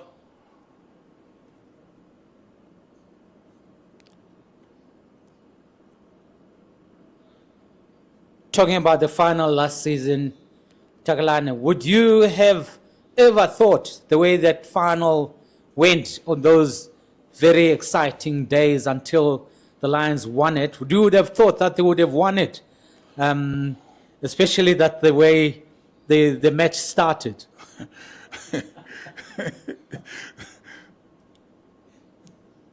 Now I wanted to cut there. He said Dominic Hendricks missed that one. You know what I've been told, Zed? I've been told to stay away from predictions. Just watch the game. Just if it's football, just watch. If it's cricket, just watch. Don't think too far ahead. So no predictions from you, Takalani? Yeah, and we saw that today. South Africa were bowled out for 191, they came back, they bowled Sri Lanka for 42. Who would have thought? I hear you. Played on the leg side this time around by Dominic Hendricks. Yeah, so I prefer to stay away from predictions. So no predictions will be coming from you. So I must not expect anything. Let's just carry on with day to day. I will try my best to hold myself. Yeah, with cricket being the game that it is, compared to, like many people would say, the saying that cricket is very much like life. It reflects what happens in life. It's a really fascinating game. Down the leg side, and good work by Sinatemba Keshile. Oh, he's been working hard since morning. There's been a lot of deliveries that has been bowled down the leg side. Yeah, he's had hard work throughout the day today, Kashile.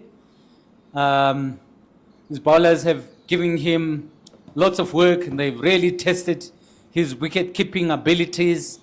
He's really worked hard today. It's been difficult keeping, especially with those deliveries in the morning, many of them going down leg, and obviously some of them bouncing before the keeper. So he's done really sterling work today. Very good delivery, that Tegalan. Yeah, inviting Delano Potgieter onto the drive. He couldn't go to the pitch of that delivery. And that's the end of the over, or the over that yielded just one run from it. 163 for 4. And Dominic Hendricks is on 85. Delano Potgieter is on 18.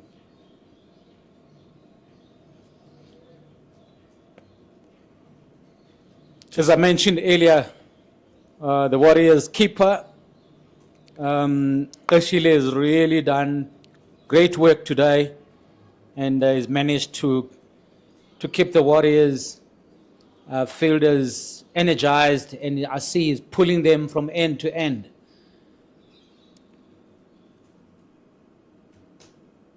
Oh, what a delivery from Bayer Swanepoel, asking questions outside that of Stump, and a hit of movement away from the left-hander to a delivery that came in straight just in that last moment.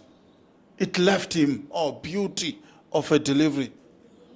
Bowling from the collared drive end, that's the kind of line and length that is required bowling at this Wanderers cricket pitch. Very good bowling that we're currently seeing. There, another good delivery, cut. Very good cut from Dominic Hendricks. Got on top of the ball, cut it sweetly with power. Another 4 runs added to the total of the Lions. 167 for 4 is the Lions' total at the moment.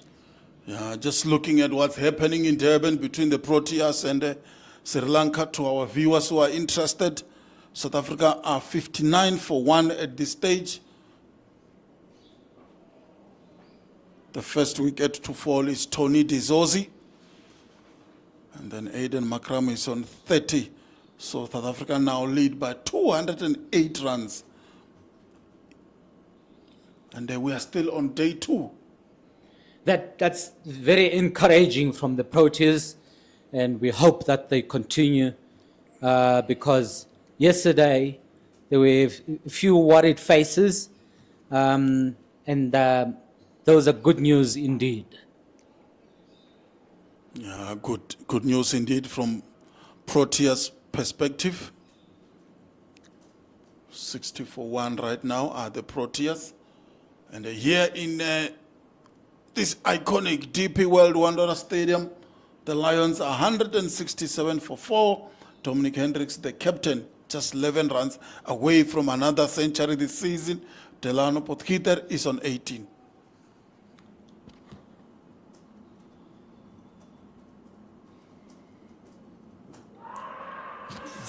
Big appeal given.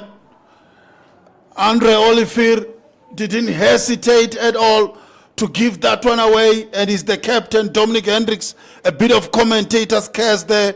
I spoke about his 11 runs shy away from his century, and he just lost his wicket. Big wicket this in the contest of this game. Very big wicket, very big appeal there from the Warriors. Very disappointed. Dominic Hendricks played a very good innings, captain's innings so far, and will be very disappointed with that dismissal and walking off the field, dejected, not happy at all, but that's the end of him today, Takalan. Yeah, that's wicket number 5 this campaign for Beya Swanepoel. What a delivery that, coming around the wicket to the left-hander. Yeah, that's plum. That's plum. Andre Oliver didn't even think about it. Immediately he hit, he just raised his finger, and that's the 5th wicket down. 167 for 5 is the score, and the new batsman in is the spinner beyond 14. Yeah, with a dismissal of the captain, Dominic Hendricks, brings to the wicket a man that's in great form with his bat. Beyond 14 has played some very good innings this year so far, and the Lions will be hoping that he continues on that rich vein of form in terms of scoring runs. Let's see what he can deliver today, Takalan.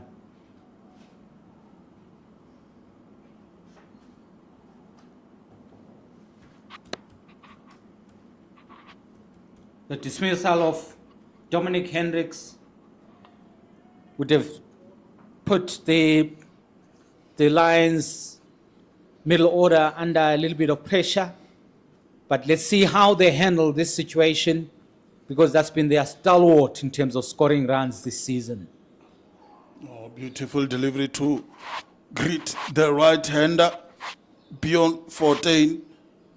A bit fuller, just on that 4th stump line, but easily defended. And that's the end of the over. Over number 66. The score is 167 for 4. Just looking at the replay of that wicket of Dom Hendricks.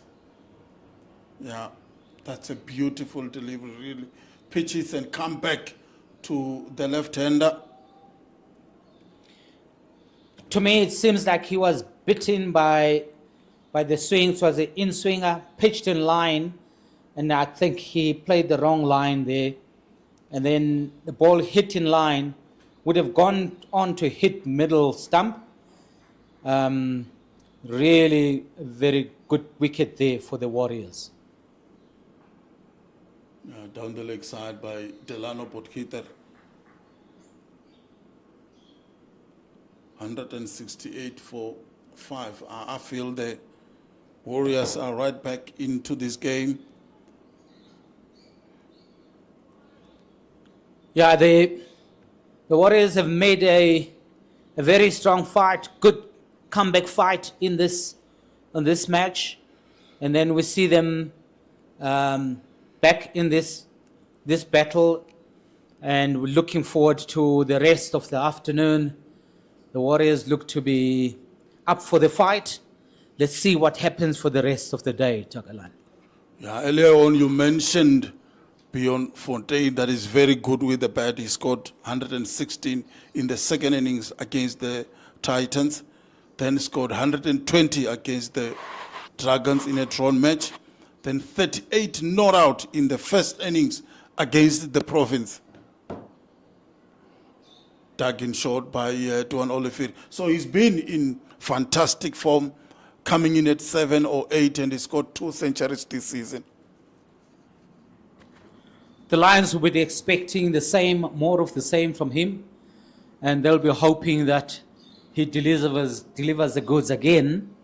And let's see what's going to happen, what's going to unfold in the rest of the day today. Yeah, I reckon the game is now evenly poised between these two sides. We spoke about the Warriors, no win yet this season. Oh, what a delivery. He has really bowled well. It's Duan Oliver pitches and left the right-hander there beyond 14, and a rare smile from Duan Oliver. Seems to be enjoying his bowling. He's in great bowling form and very determined, very disciplined. He's shown a lot of fire in his bowling today, pitching in the right areas, good lines, good lengths, and he's been working hard at this game today. And no wonder he's smiling, Takalani. It's been a very good bowling performance today from Duan Oliver. Yeah, now the Warriors are tightening the slip cordon. 3 slips and a gully now. And you also have leg slip.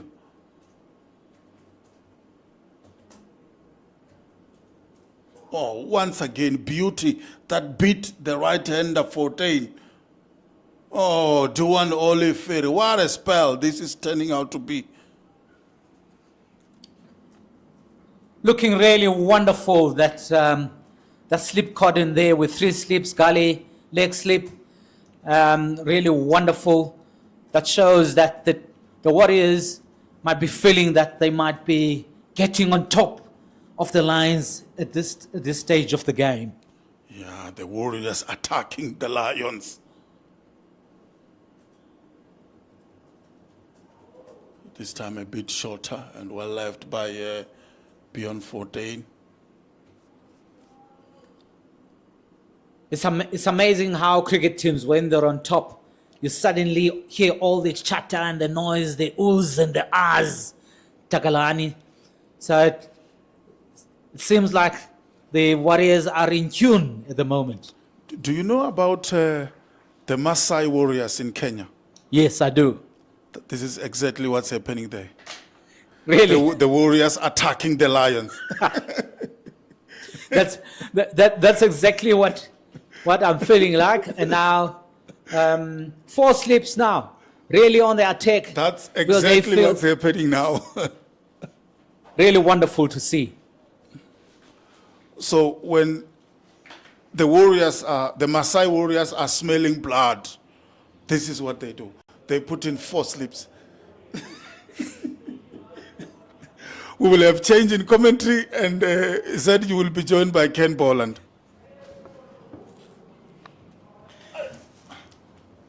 Thank you, Takalani. And continuing this commentary on Pitch Vision, I welcome the legendary Ken Boland. Good afternoon, Ken. Good afternoon, Zed. Bayo Swanepoel is just enjoying the most wonderful day out there. 16 overs, 3 for 21. We saw Marco Janssen took 7 for 13 at Kingsmead. I dare say on another day, Bayers could have had 7 for 21. He's bowled really well today. He really seems to be enjoying his bowling, and see him running hard out there, bowling some quick deliveries today. And we saw him earlier today when we were commentating together, when he switched ends and bowled from the golf course end, and he bowled with fire in the middle afternoon there in that session. That's been missed by Delano Potgieter on the hook shot, and also missed by wicketkeeper Koshile. 4 byes. Yeah, Bayers Swanepoel from the get-go this morning has just run in with intent. And, he may be a swing bowler, but he's bowling with good pace as well. There's certainly a lot of zip behind his deliveries, aggression, even though he's generally pitching the ball up. And he's swung it both ways, and it's just been a superb display of bowling today from him.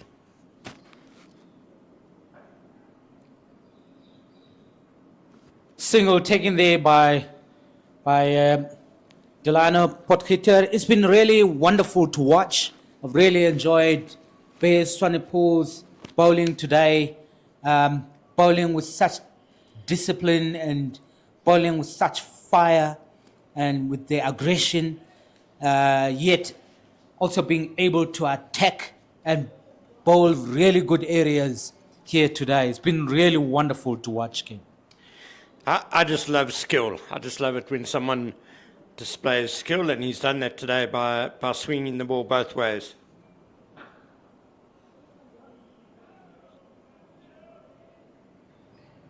Yes, it's been really wonderful, and the conditions have suited him today here at the DP World Wanderers, on a really good pitch where batsmen could score lots of runs. Yet you've seen the bowlers coming in into play, especially in this late afternoon. Oh, Matthew Bierska made a good diving save the previous delivery, but that one's gone through his legs, but just for a couple of runs.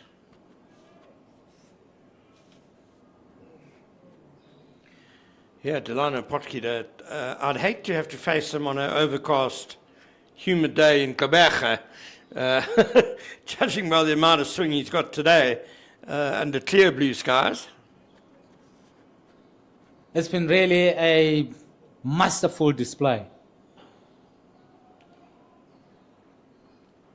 And that's a masterful drive by Bjorn Fortuin. Beautifully put away for 4. Commentators' curse always happens, that you see that kind of response. Wonderful batting display, that great shot. I don't think Baswanapu will be too upset. If you're going to get the ball to swing, you have to pitch it up there, and occasionally you're going to get it slightly wrong. A bit too full, but a very good drive by Bjorn Fortuin. As you said, Zed, when he came in, he's in fantastic form this season, averaging 68 with the bat. Yeah, he's currently having a very good season, is Bjorn Fortuin. And he looks in really good nick, great form at the moment. And let's see what he's going to deliver today. Before this innings, he was the 4th highest run scorer in the competition, which is not bad for number 7 or 8. Those are really good stats, very good numbers for a batsman who normally bats lower down the order, for him to be the 4th highest run scorer at the moment in this competition. One more to Potgieter, takes him to 21 not out. He's also done well for the Lions this season with the bat.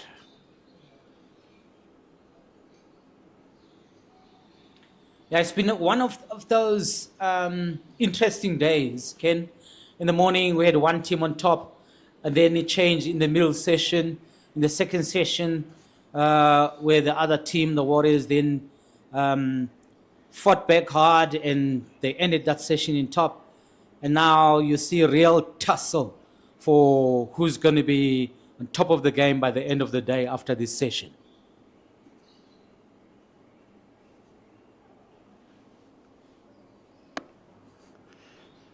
Nicely worked again by Fortuin, or was it off the pad? Yes, it was. Yeah, Delano Potgieter specifically did really well for the Lions in the previous game against Western Province. Made 54 when the Lions were 44 for 8 in their second innings. Got them up to 120.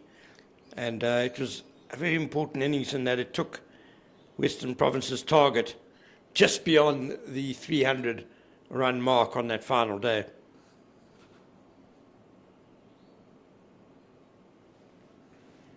There's another shot turned towards fine leg. Just one for just one run. Yes, that was a very good contribution to last week's performance by Delano, and he'll be looking very much to do the same in this match here, Ken. Yeah, we've mentioned Bjorn Fortuin being in prime form. Cody Youssef is a much improved batsman as well. And Tsepo Mareki partnered Potgieter in that second innings against Western Province, hung around for a long time. I think they put on 70 odd for the 9th wicket. So he's capable as well. Yes, I remember watching that innings and thinking between those two, that partnership could be very close to 100.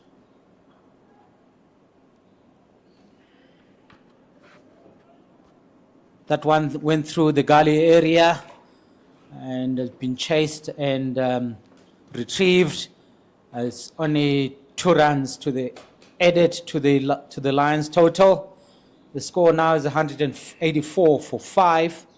Going back to that innings between Delano and Moreki last week, it was a very, very important partnership, and I'm sure that we might see much of the same in this match as well.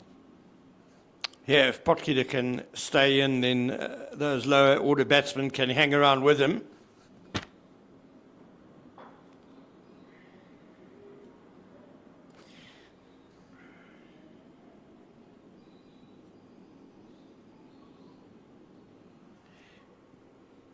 Zed Bjorn Fortuin has come to the crease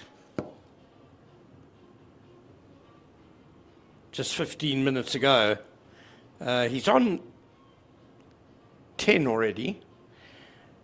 Have the Warriors made it a little bit too easy for him to get the 1s and 2s? There just seem to be a lot of singles suddenly. Perhaps the Warriors should have the inner ring a little bit tighter, stop those easy ones. What we saw when Bjorn Fortuin came on, the Lions were on top and they were roaring and hoping to get more wickets. Their bowlers were on fire and they went on the attack. But what we saw, which was very good from Bjorn, was to bat carefully, watch the ball carefully, and take those 1s and 2s, and quickly is 10 runs of 12 balls. So it's really, really good batting. And lovely to see, Ken.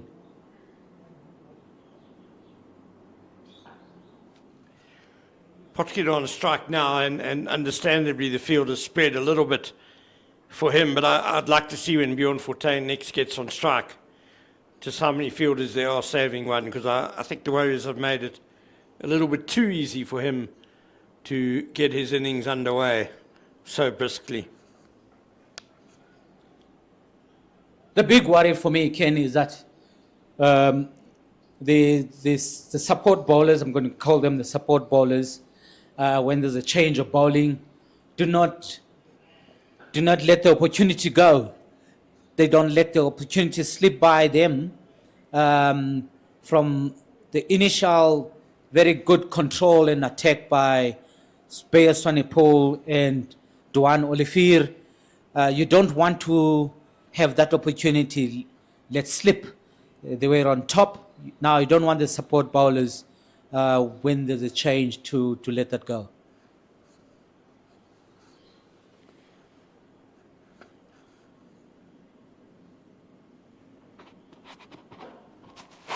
Dead right said, and I think that's why Matthew Beardska has turned to Patrick Kruger, who's probably been the best of the backup bowlers. He's kept things tight. Just 26 runs in 10.5 overs so far. And although the likes of King and Plaiki have got better as the day has progressed, they haven't quite been at that same level as Swanepoel, Olivier and Kruger.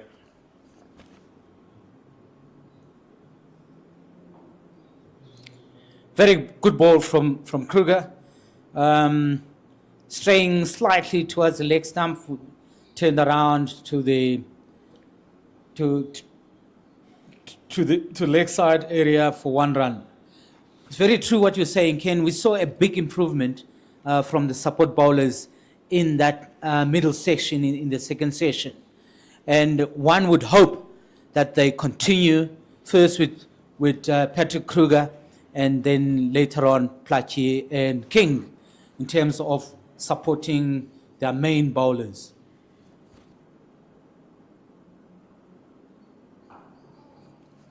So Fortuin on strike and 5 fielders in the inner ring, plus 2 slips and a gully, so that's not too bad. There's a fine leg in place. That's the only fielder on the boundary, so it's a strong inner ring, and perhaps it's just been the bowling that's been a little bit loose and allowed Fortuin off to a quick start here. He is naturally aggressive, though. He doesn't like to hang around.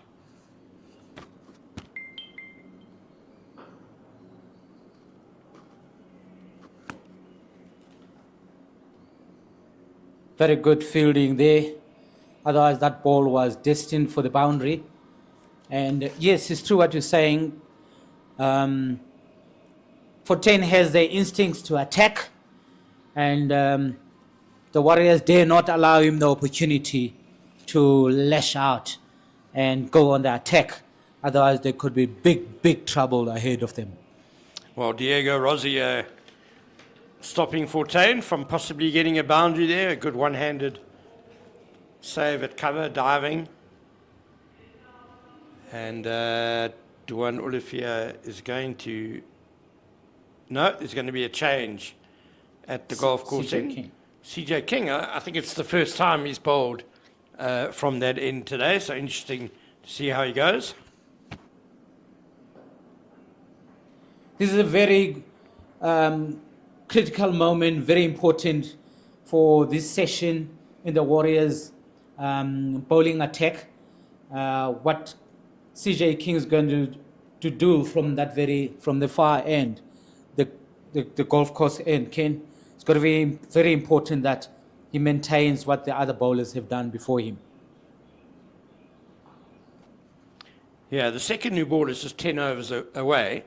So ideally, they don't want to concede too many runs between now and then. But if CJ King can just get one of these 2 batsmen out, then it means the second new ball can be brought on against bowlers. Look, they're useful batsmen, Cody Yusuf, Chepa Mareki.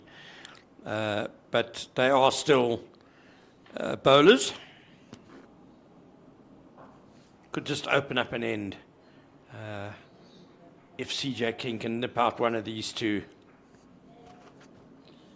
Warriors will be hoping for that. Certainly the captain, Matthew Breske, would be egging on his bowlers to give him that one extra wicket as a bonus so that they can open that end and to get into the tail.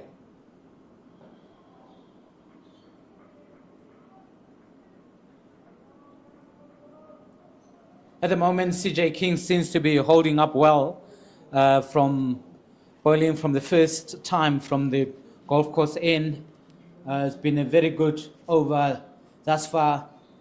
And let's see if he can finish off with these 2 balls, Ken, and have that maiden over.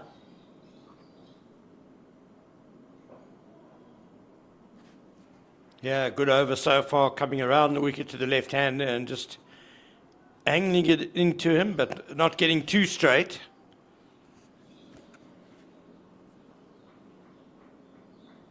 One more ball to what would be a very welcome maiden over, Ken.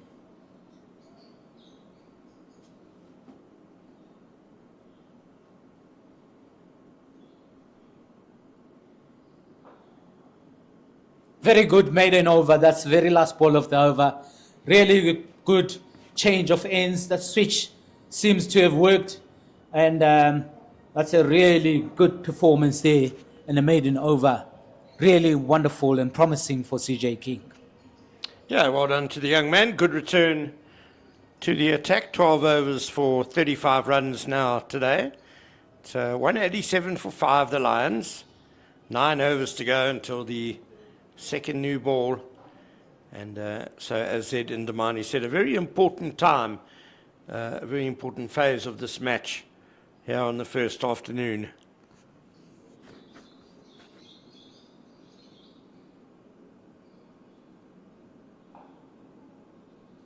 Indeed, very important for both teams, Ken, because what's going to happen this afternoon is now very dependent upon this current session, where we're seeing both sides playing cat and mouse, and each one determined to stay on top. And this session here, this next 20 minutes, are going to be very vital in terms of where this session goes this afternoon.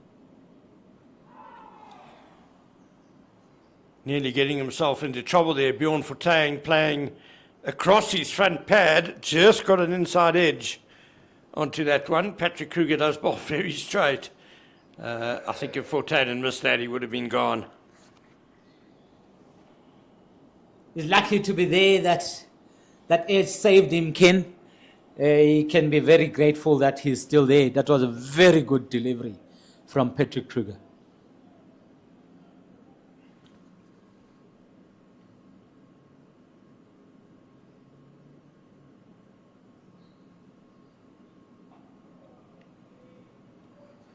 Not the most comfortable looking hook shot by Delano Potgieter, but no danger. He gets a single.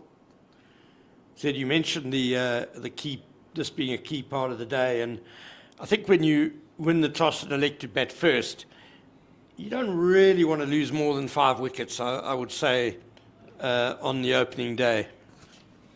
That's why the partnership between these two batsmen that are at the crease at the moment is vital for the Lions, between Delano Potgieter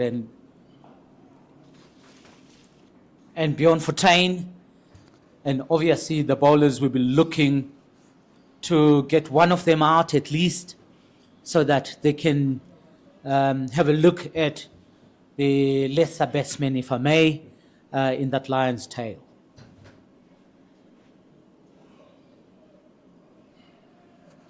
But this has been one of the strengths of the Lions this season. This lower order, marshalled by Potgieter or Fortuin, has done really well.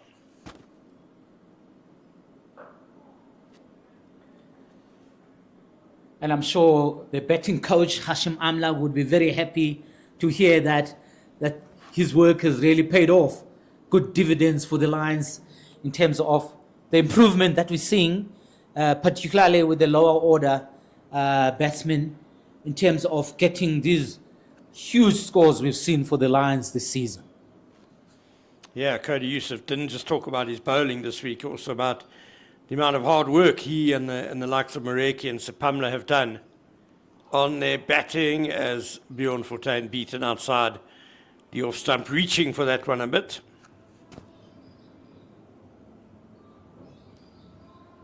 Really wonderful to see this contest in front of us, Ken.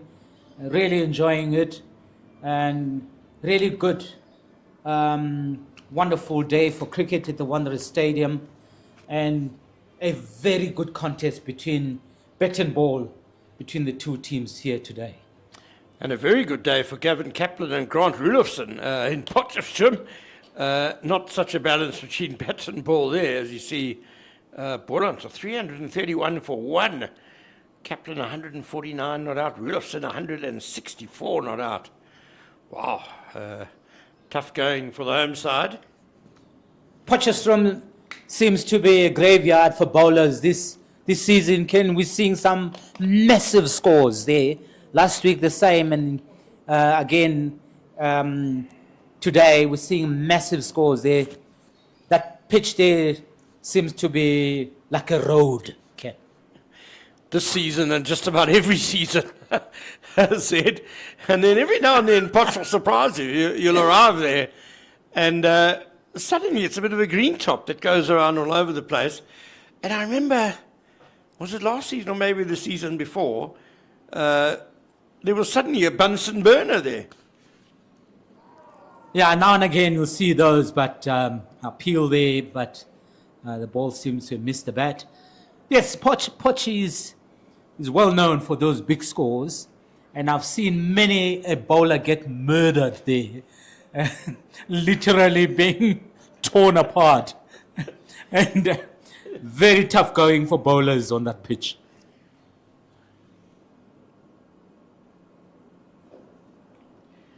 So a good time for batsmen and for bowling therapists in Potchefstroom. Indeed, yes, indeed, Ken. And I'm sure most batsmen around the country can't wait to get to that Potch pitch to make hay and to make merry on that road of a pitch.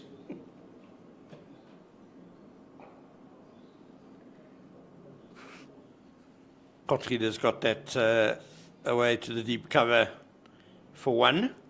It's a quite warm day here in Johannesburg. It'll probably be a couple of degrees warmer in Potch as well. So that's the other thing for the poor bowlers. Often very hot there in the northwest. Yeah, Wanderers looks a picture today, Ken. I noticed that you are quite an expert on birds. Yeah, I enjoy my bird watching. I see some wonderful flocks of birds at this stadium on the grass. There's a few, I think those are doves, Ken. Yeah, pigeons, closely related to doves. Is it? See, it just shows my knowledge of birds, and nice to have an expert next to me. Actually, you might be right, because they've been renamed. They used to be called feral pigeons, but to fit in with the rest of the world, we now call them rock doves. So, or do we call them rock doves? Yeah, I think we do. Yeah. Anyway, feral pigeons in my mind, and it looks like we're going to be having a mid-afternoon drinks break here at the Wanderers. 190 for 5. With the game intriguingly poised. Do join us in a couple of minutes.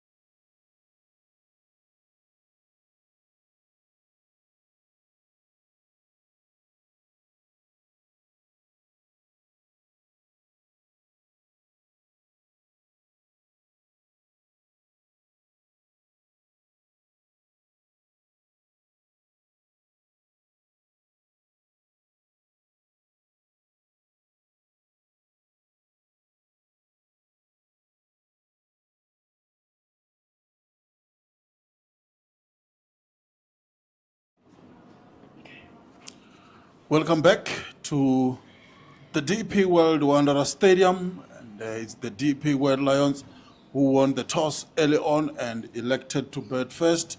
They are on 190 for 5. Just looking at the quick updates.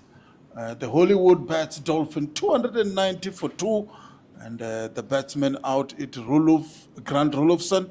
And right now, Slade van Staden on 109 and is joined by Bryce Parsons, who's on 39. It's raining runs in Durban, Ken. So many that you've got it a bit mixed up, I'm afraid. Takalani. Grant Wilson used to play for the Dolphins. He's now playing for Boland. He's got 100 in Potch. But Tsipang Detoli, the other century maker there in Bloemfontein, so going really well for the Dolphins as well. In Bloem, batting, I think, a little bit more complicated at the Wanderers. And we are back live here at Wanderer Stadium. It's Patrick Kruger. Beautiful delivery to start things off after the drinks break. Straight to Sia Plaki. 191 for 5. Where can we say the games is at this stage? I think the Warriors will be slightly the happier side. Lions won the toss, chose to bat first. General benchmark, you don't want to lose more than 5 wickets on the first day if you win the toss and bat first.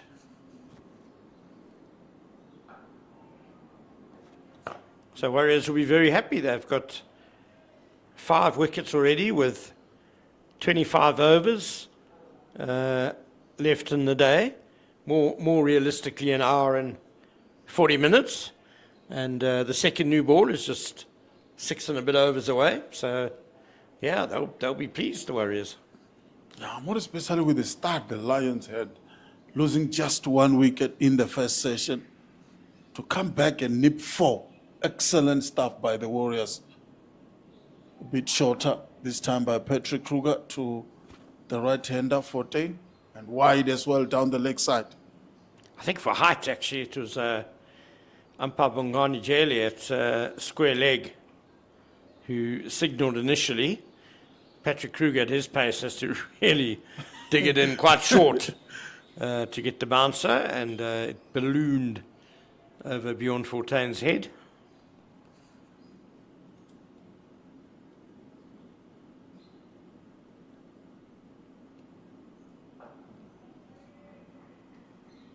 Yeah, Fortuyn and Pothuter has been excellent with the bat for the Lions. You mentioned it on commentary with Zed before drinks.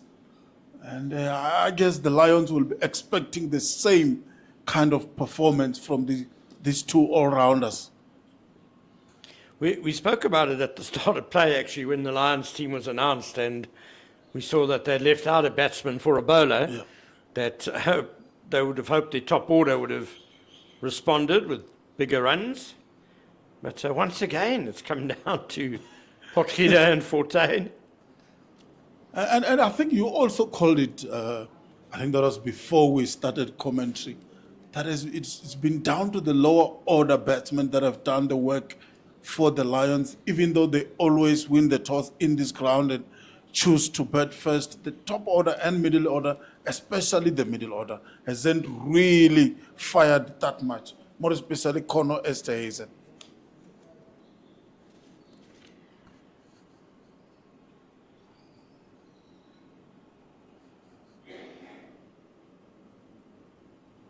Bit wider this time from Patrick Kruger. The batsman is not interested.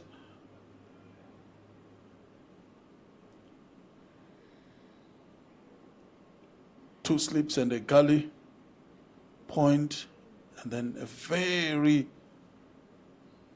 I don't want to say close cover, but it's a bit closer than will normally stand, sort of in a catching position.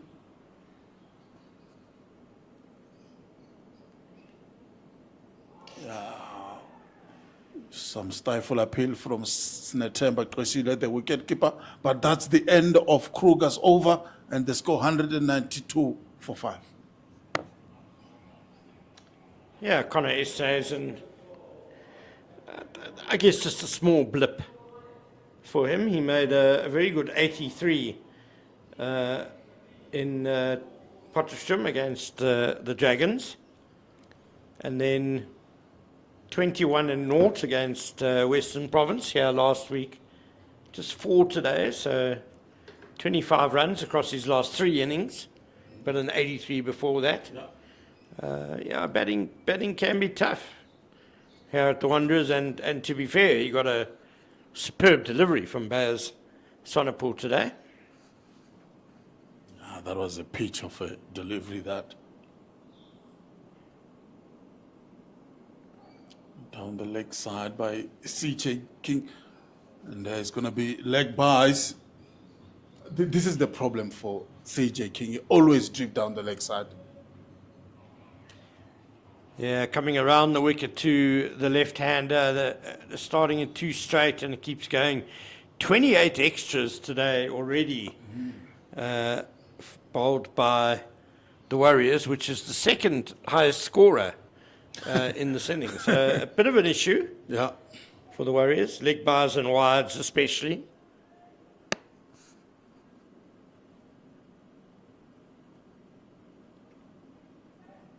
Oh, yes, that's an outside edge. And Delano Potgieter is gone for 26. Beautiful away movement from CJ King. The big drive, and I fancy he was a bit flat-footed here. Half a step forward, and going at a wide one from CJ King, and a comfortable catch behind the wicket, and a big wicket for the Warriors with the second new ball imminent. They've got rid of the set man in Delano Potgieter. He's gone for 26. Yeah, he will feel good. Is Jordan Herman taking that catch? He dropped the left-hander Dominic Hendricks earlier on. And a good catch to dismiss Delano Potgieter for 26 from 91 deliveries.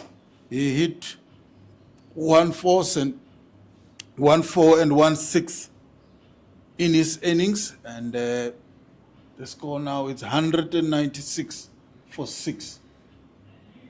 As we see another all-rounder. This time is the fast bowler, Cody Yusuf.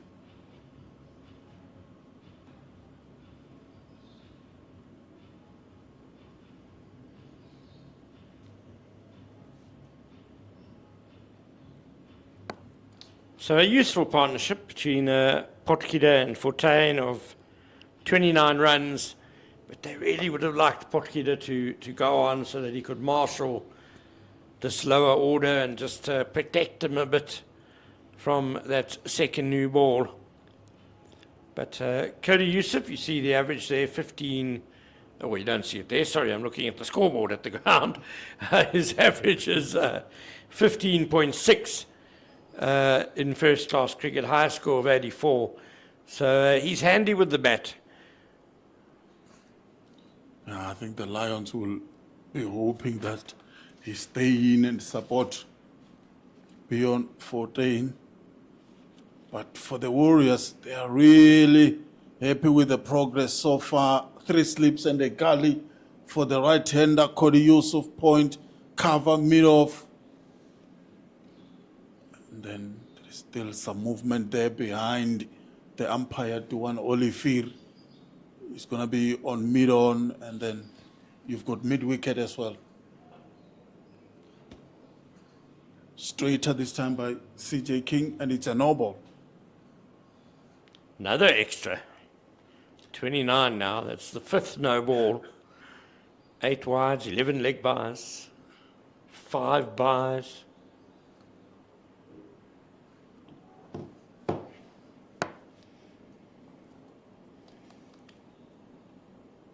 Oh, what a beauty. I think he has changed the length, CJ King. It's not longer bowling too full. That was a lovely length, this one from King, as you'll see on the replay.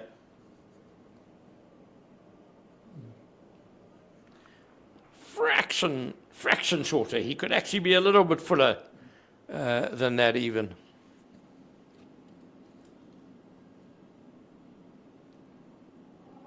This time a bit wider from the youngster.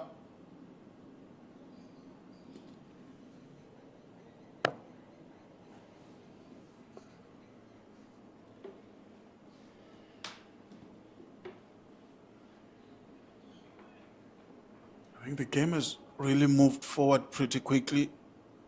I was not expecting 6 wickets to be down after lunch interval. Cut away. It's going to go all the way for 4.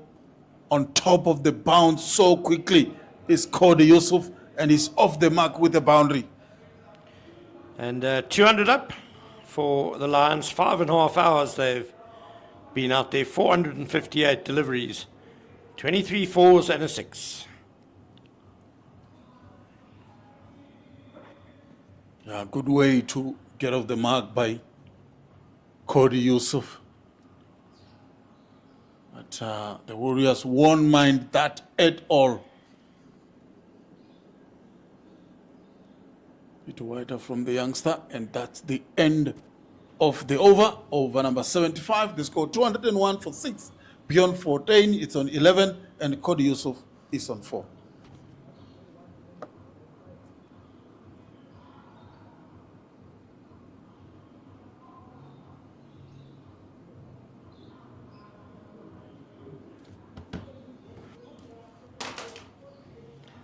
Lovely day in Johannesburg, late afternoon now. The shadows lengthening. We see the first shadows coming, starting to come across the ground from the western side. But we should get play until 6 o'clock tonight. 23 overs still to be bowled.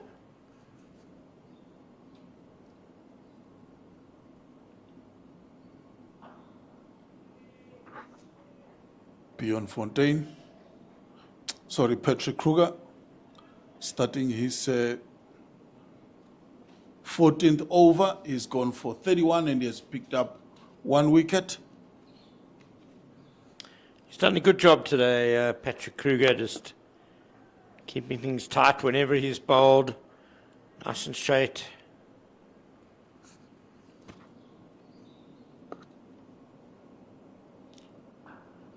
Beautifully placed.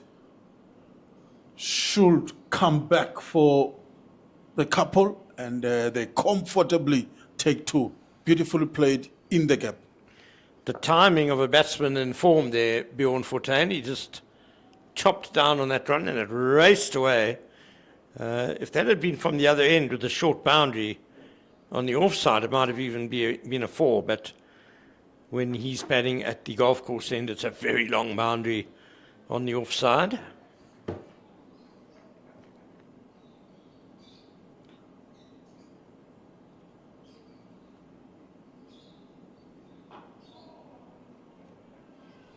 A bit of movement from Patrick Kruger.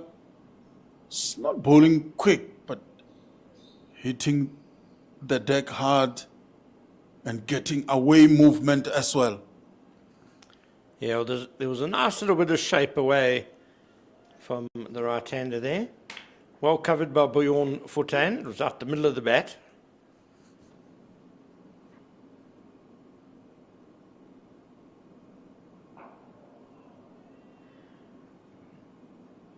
He looks composed, isn't it?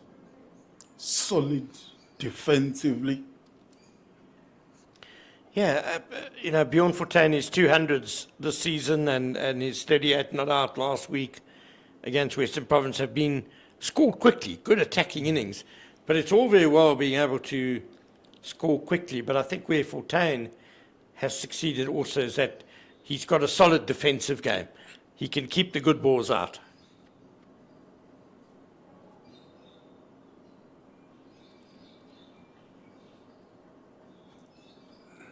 Yeah, he looks so much in control of the situation. As we see, that one dug in short, not the quickest Patrick Kruger, but he has dug in a few deliveries so far today. But talking about Bjorn Fortuin, he has been excellent with the bat. It will be interesting to see if he will start to be attacking today or he's just looking to bat until close of play. Or wanted to play a hook shot there, but mistimed it. And that's the end of 76 over, 2 or 3 for 6. I don't think Bjorn Fortuin will change the way he plays. He's naturally attacking, but as I said, he's able to defend the good balls.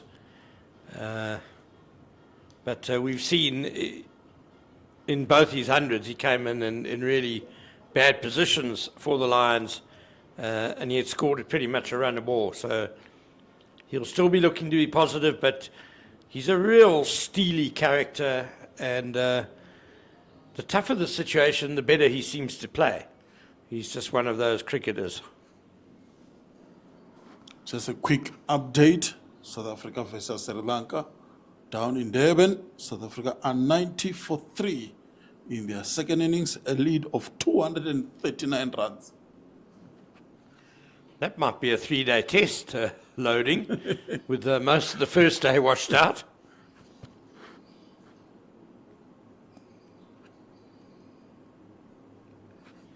Yeah, but South Africa with a healthy lead so far, 239 runs in a pitch where it's been difficult for the batters to really play there in that surface in Durban.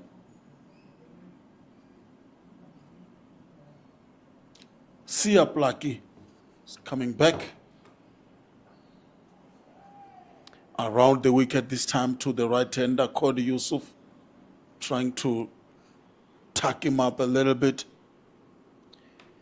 Surprising bowling change. CJ King bowled 1 over from that end, got the wicket of Delano Potgieter, the key wicket if you like, and he's off. Maybe being saved for the second new ball, which is just 4 overs away. Maybe he's going to change ends. No, I think it's because of the new ball. I don't think they will want Sia Plaki to use the new ball. It's been a bit wayward this morning. So CJ King might be first change from the Warriors. Oh, miss it completely. There is Cody Yusuf. It was a bit quicker from Sia Plaki. Surely Swanepoel and Olivia take the new ball. You can see, well, let's just make sure they're both on the field first, I guess.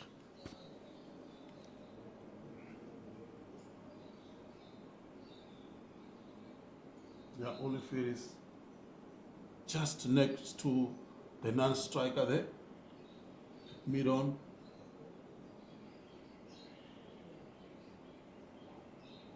Oh, wayward down the leg side. Sia Plaki, once again, another extra added to the scoreboard.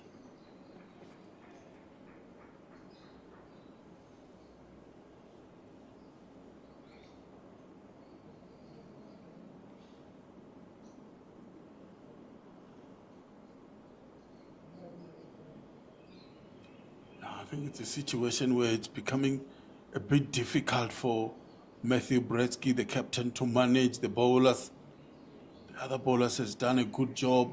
They made the team come back into this contest. But Sia Plaki still bowling down the leg side and giving away free runs to the batting lineup.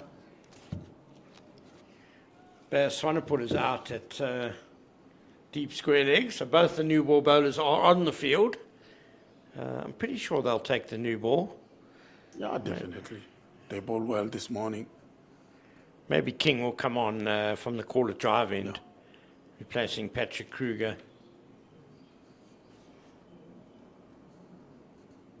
I think King might bowl a few with the new ball as well. Cut away. Should be 4. Beautifully placed between the two fielders by Cody Yusuf. 4 runs. Yeah, good shot by Yusuf. He's trading in boundaries at the moment. 2 fours now. And he's 8 not out.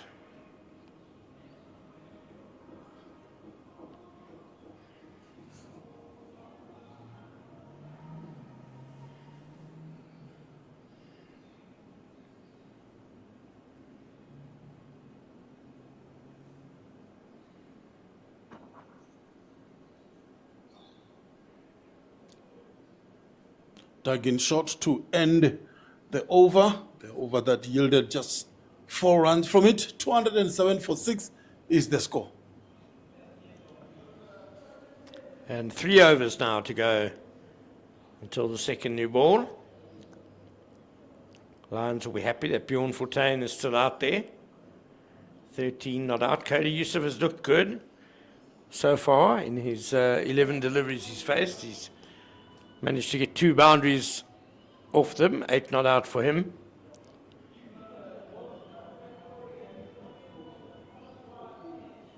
And these two can take the game away from the Warriors so quickly. They love to score runs fast. With the new ball due in just 3 overs, it does come onto the bat nicely and it flies. An opportunity also for these two to try and score quick runs before close of play today, maybe push the score to around that 250 mark. Well, there is a bowling change at the caller drive-in, but it's a surprise change. It's Andile Mokhakane coming on for his first bowl in this innings. Right on medium pace.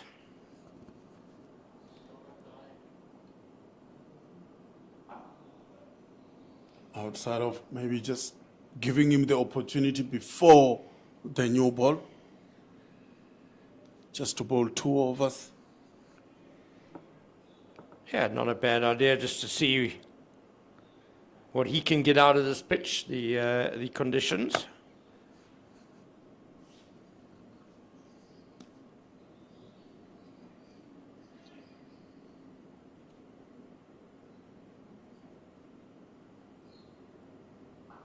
Dug in short and well played on top of the bounce.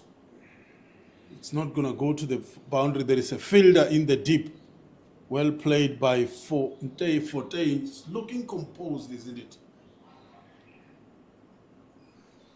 He always does. Very unflustered individual out there. I spoke about how the tougher the situation, the better he seems to play. Pressure certainly seems to bring out the best in him.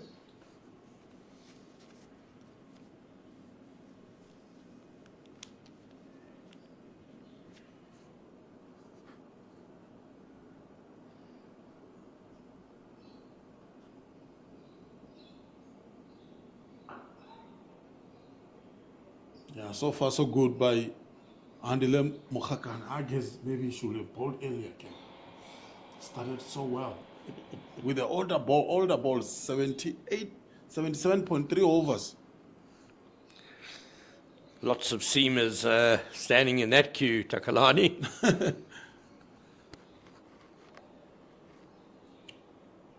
Maybe they were worried it's not the quickest.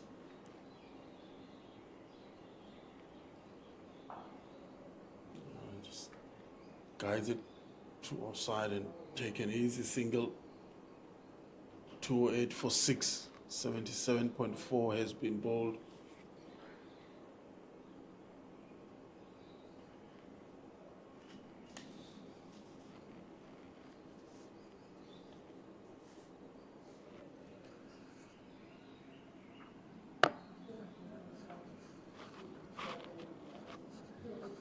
$209 for 6. Can he close the over? Oh, beautiful delivery. Was looking for an LBW there. It's Andile Mokhakane, but I guess it was just going down leg with the angle. But so far, so good from the youngster. He's been bowling straight to the batsman outside the off stump. But I guess for the Warriors right now, it's all about the new ball.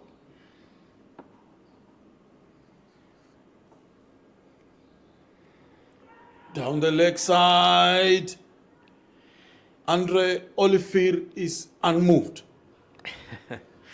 Andile Mokhakane has never taken a first-class wicket. He's bowled 174 deliveries now, first-class level, hoping just to convince umpire Olivier there, come on, give me one, get me off the mark. but not to be. Yeah, and that was the end of Andile Mokhakane's first over. Only 2 runs were scored. The score is 209 for 6. Fortain is on 14 and Cody Yusuf is on 9.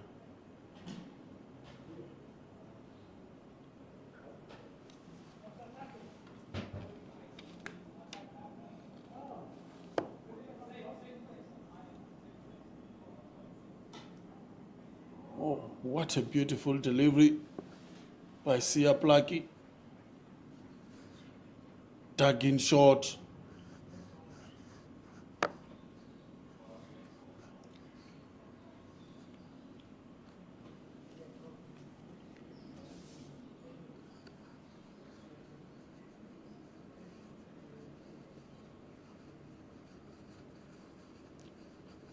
Just 1 sleep now for, actually 2 sleeps for Cody Yusuf.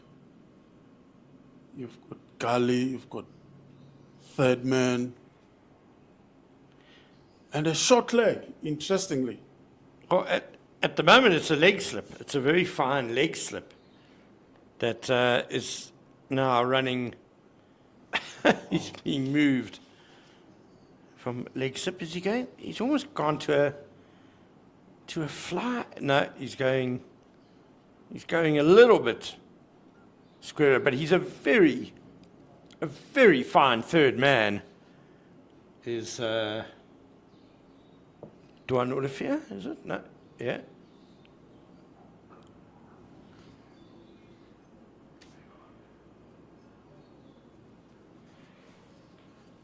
Yeah, 209 for 6. Sia Plaki trying to come back from some sort of wayward deliveries he bowled in his first spell early on. Matthew Bresky, the captain, need him to continue with his good work that he has done so far. This is a very funky field setting by the Warriors. Jordan Harriman is kind of like behind first slip on the third man boundary. There's another third man who is sort of on the outside of Gully, a more conventional, squarish third man.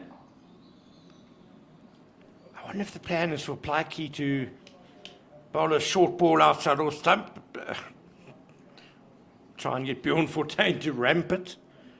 I'd be surprised if he'd fall for this. Yeah, just before the second new ball.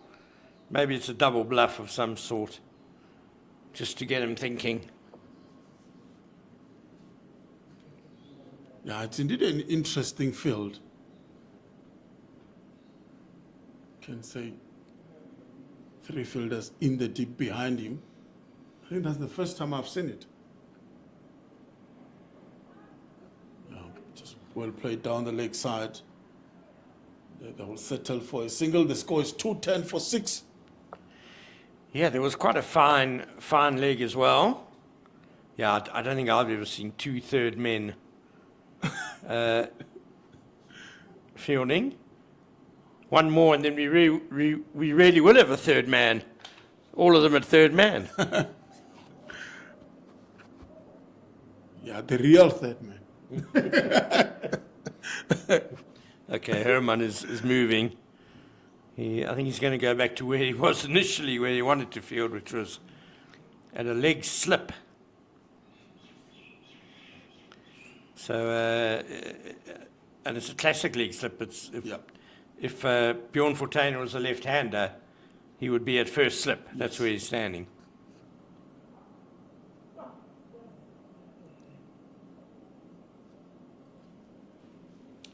Sinathemba Xeshile has really worked so hard today.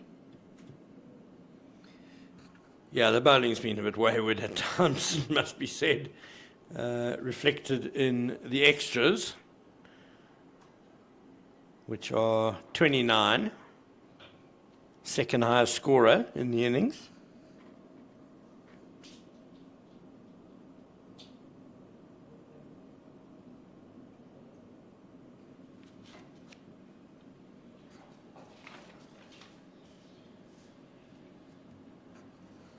Yeah, and that's the end of over that has 1 run from it. And over of Sia Plaki coming back nicely. And, that was the 79th over. And, the score is 210 for 6. And that's the last over before the new ball is available. And talking about availability, I've got Zed now available for commentary as I say bye-bye to Ken Boland. Good afternoon, Tagalani. Really intriguing session, and we are now seeing a big tussle between these two teams in this CSA 4-day competition.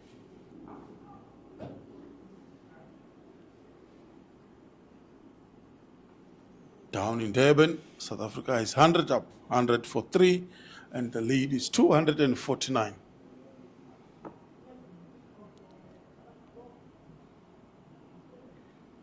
Nicely poised indeed, and we want to see who's going to be the top dog at the end of the day, of day 1 at 6 o'clock today.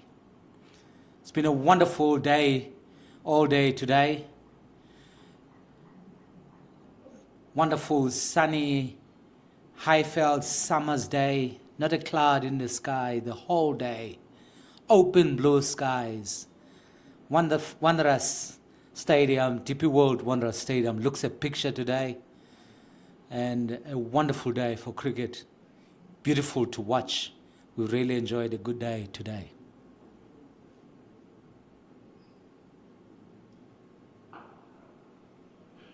Just looking for some scores across the country.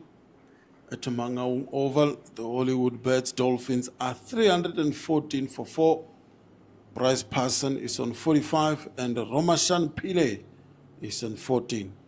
And then in Potchefstroom, JB Max Oval, Gold Rush Boland, they are on 372 for 1.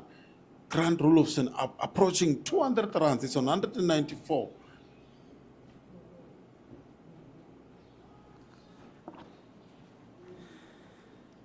We're really seeing some big scores around the country. Potch also big scores, looks like the same in Bloemfontein. So the batsmen are on top of the game this week, Takalani. Yeah, it looks like the batsmen are feasting at Mangaung Oval and the JB Max Oval.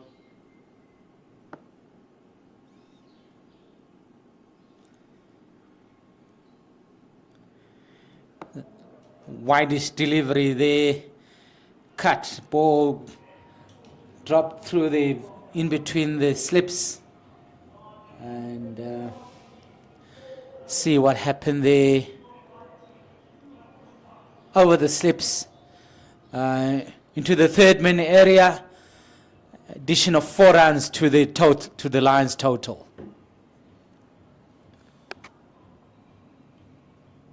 215 for 6 is the score. And then Fortain is on 18 and Cody Yusuf is on 11.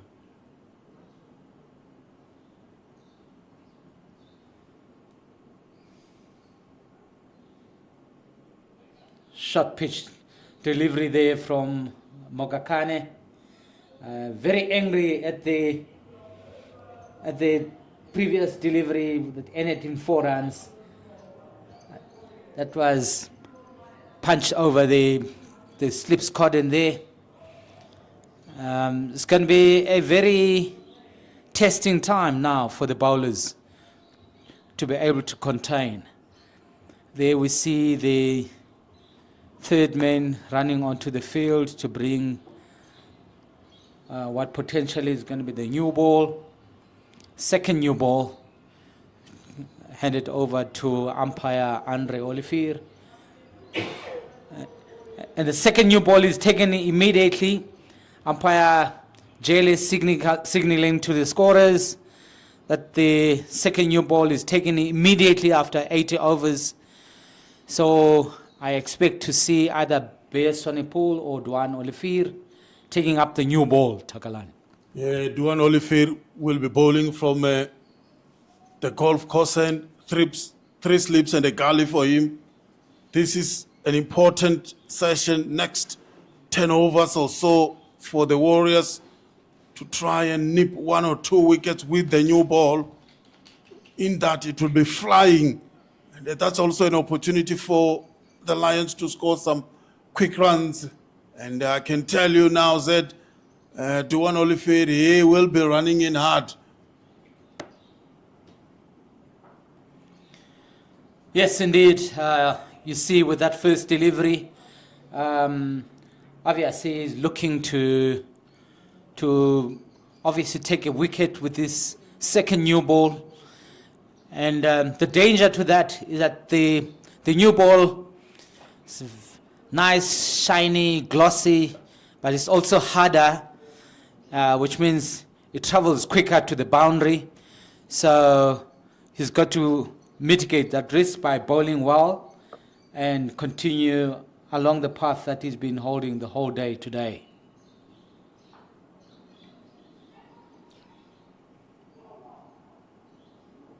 Yeah, slight miscommunication there between Fortain and Yusuf, but in the end they were home safe.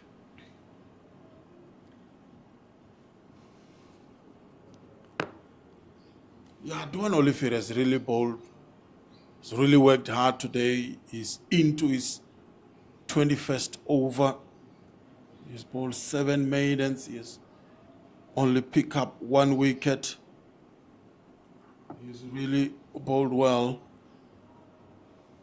He has picked up the wicket of Zubair Hamza, fishing outside of stump. And he was caught at second slip by the all-rounder Patrick Kruger. And you saw with that near run out there, the ball go to the boundary. And that ended up in a boundary, so 5 additional runs because the batsman had crossed already. And the ball missed the stumps and went to the boundary, which is why the Lions got 5 runs there. 220 for 6 is the Lions' total after 80.3 overs.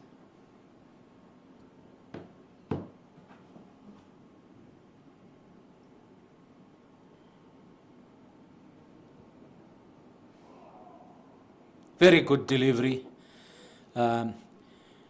Nearly got the edge of the bat, pitched just outside off stump, but it missed the bat and went through to the keeper. Yeah, 3 slips and a gully. And then you've got deep point, you've got cover, mid-off, mid-on, and then fine leg. So what it tells you that is that Duan Olivier can't bowl down leg or too straight. There's just so much gap on the leg side.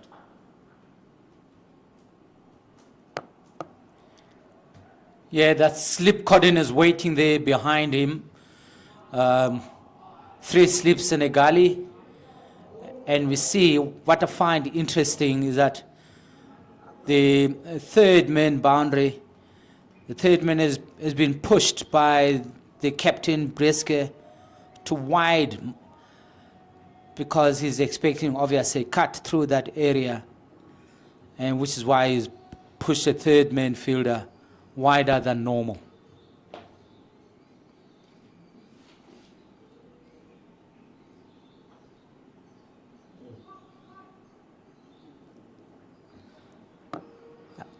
That's exactly what happened. Bjorn Fortuin cut the ball there through the gully area, but you had the third man wide, almost behind point, almost backward point area, and the ball went for 4 runs in addition to the Lions' total. Yeah, that's what we spoke before the new ball. And just quickly looking at the update, the Gold Rush Bowland are 381 for 1. And Grant Rolofson has scored his double 100. He's on 202 right now. And Gavin Kaplan is on 161. Batsmen are cashing in at JB Marks Oval in Potchefstroom. And you get those days, and one needs to make them count as a batsman, Tagalan.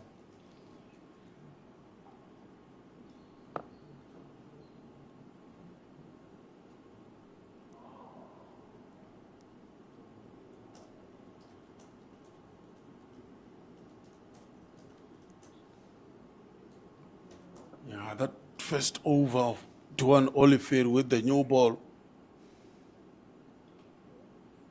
went for 13 runs, and that's what we spoke. The ball will be flying, still very new, still shining, rock solid. Yeah, he wasn't as batsman through for a very quick run, really good running between these two batsmen, Fortuin and Yusuf. They've gone through for one run. That's what we were talking about earlier, that taking on the new ball presents the opportunity for you to take wickets because it might swing, it might bounce higher, but the risk also is that it travels quicker to the boundary. So it was not as effective as bowling with the old ball. Yeah, a bit of movement there, coming back to the right-hander from Beya Swanepoel. He's been bowling good line today, bowled too straight, and he's got some LBW. He's got some bold as well. He's continuing with such good work.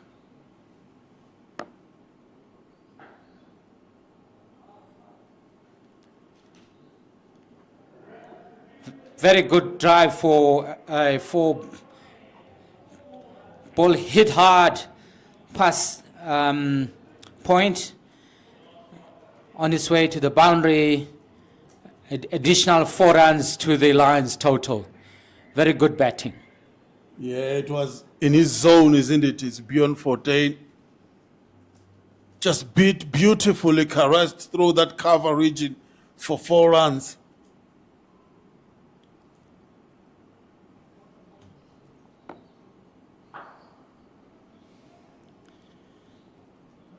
Very nice sound off the bat from Fortuin. I think he's showing a little bit of intent to be more dominant. And another shot through the covers for 2 runs. Yeah, I mean, he has faced 47 deliveries already.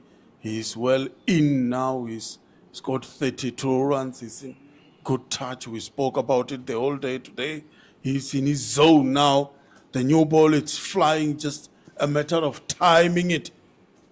And this over so far has gone for 7 runs.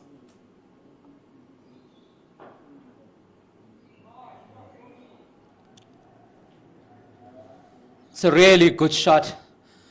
Straight drive, straight past between the keeper, the bowler and the stumps.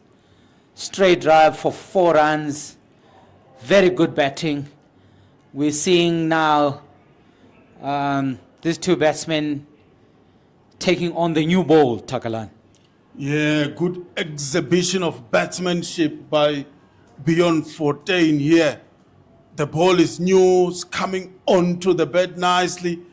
Beya Swanepoel bowling straight, and what a perfect on drive to end the over that yielded 11 runs from it. And Beyond Fortuin now he moved to 36 from 48 delivery.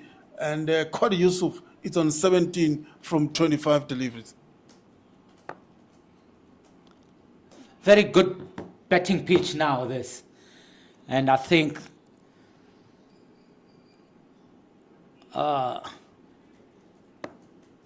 Yeah, he wanted just stand and deliver. He scored Yusuf, no feet movement at all. He just throw his bat onto that one, which is short and wide. He will feel he missed out there. Is called Yusuf. Yeah, I really missed out. That was one there sitting there to be hit. All he needed to do was to make contact with the ball, try to free his arms there and hit that ball, but unfortunately couldn't make contact.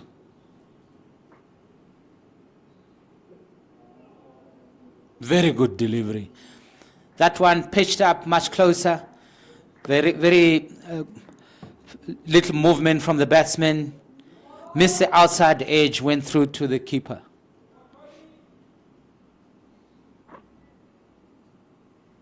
Yeah, it's the away movement in that last moment. That square caught Yusuf there.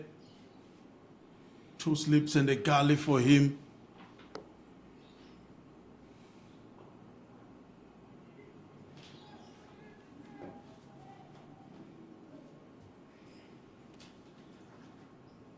This one's turned to the fine leg area.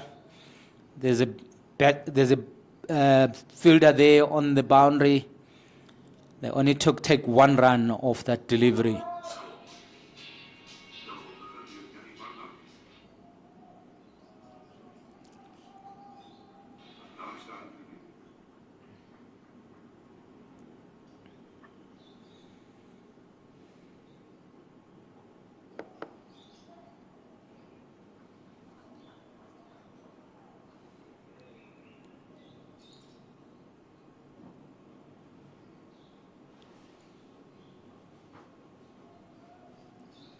So far, this is turning out to be a good over by Duan Olifir.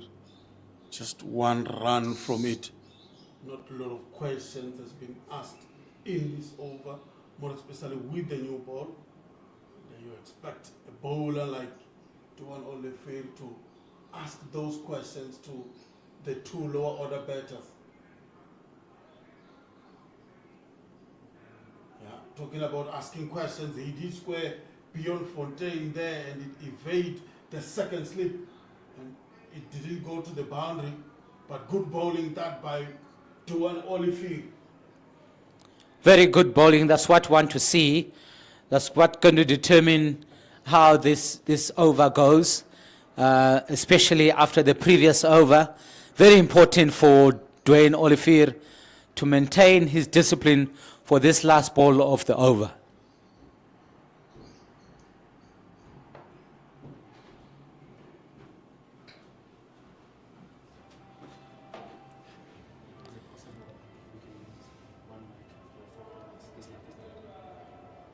There again, the ball went through the slips. I think it bounced before it got to the slips and went through to the boundary for 4. Yeah, another one that evades the slip cordon. And Duan Olifir will feel hard done by.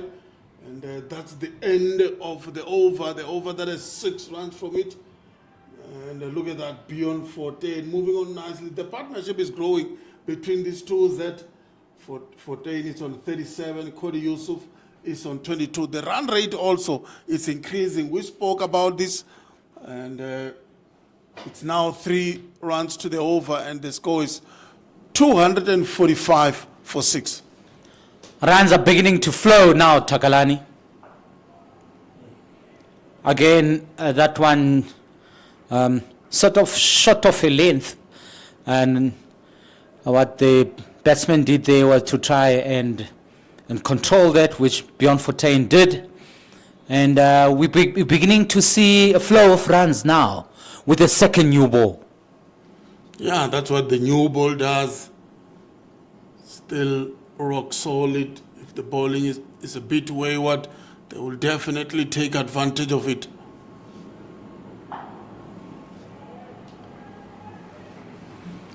At this late stage, it's important for the bowlers. I know it's been a long day. They're beginning to get tired. It's very important for them at this late stage to maintain their composure and to maintain that discipline of bowling good lines and length.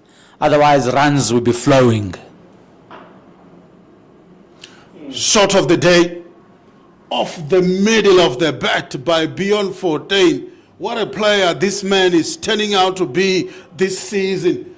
He moved to 41 runs now from 53 deliveries.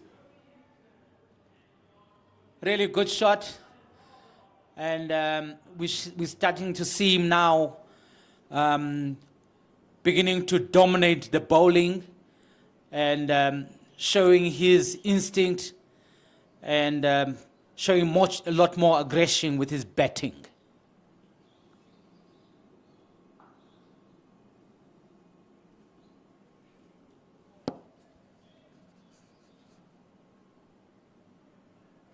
Yeah, just looking at the bowling cards that you spoke about working hard. Duan Olifir has bowled 22 overs. Paya Swanepoel is bowling his 19 now. And they've picked up 4 wickets between them. Duan Olifir picking up 1 and Paya Swanepoel 3. That's a wonderful straight drive there. Very good shot from Bjorn Fortuin. Takalani, we said that he's now beginning to take over here, Bjorn Fortuin, and showing his aggression. And that ball straight through past the guy standing at mid-on, could do nothing about it. The ball has gone for an additional 4 runs in addition to the Lions total. Yeah, mid-on was interested for a moment there. There was a shout for catch it.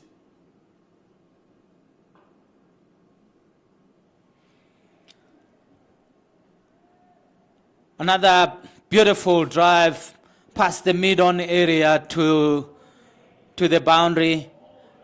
Another 4 runs in total to the Lions total.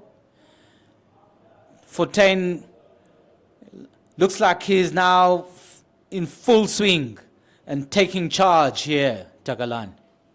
Yeah, and he's batting well, and that will be the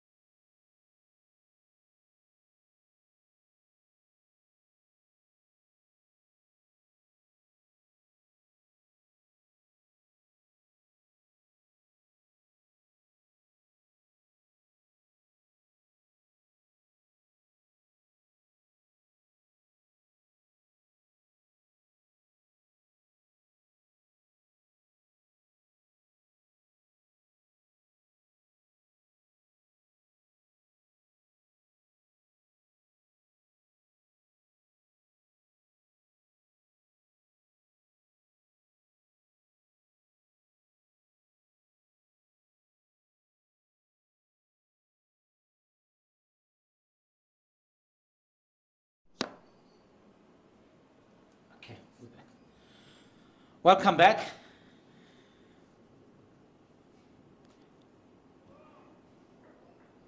Again, a beautiful delivery. Duan Olivier back in attack. Ball pitched nicely outside off stump. Batsman could do nothing about it. Fortunately, didn't take the edge of his bat.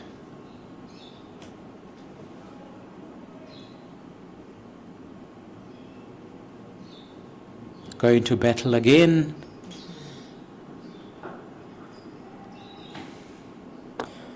Very good run by the two Lions batsmen out there. Fortuin, Yusuf, good calling. And then Yusuf was alert to the call, and a very good run in addition to the Lions total. Yeah, two fielders in the deep is third man and fine leg pretty much an ODI field, two slips and a gully. And then you've got cover and mid-off.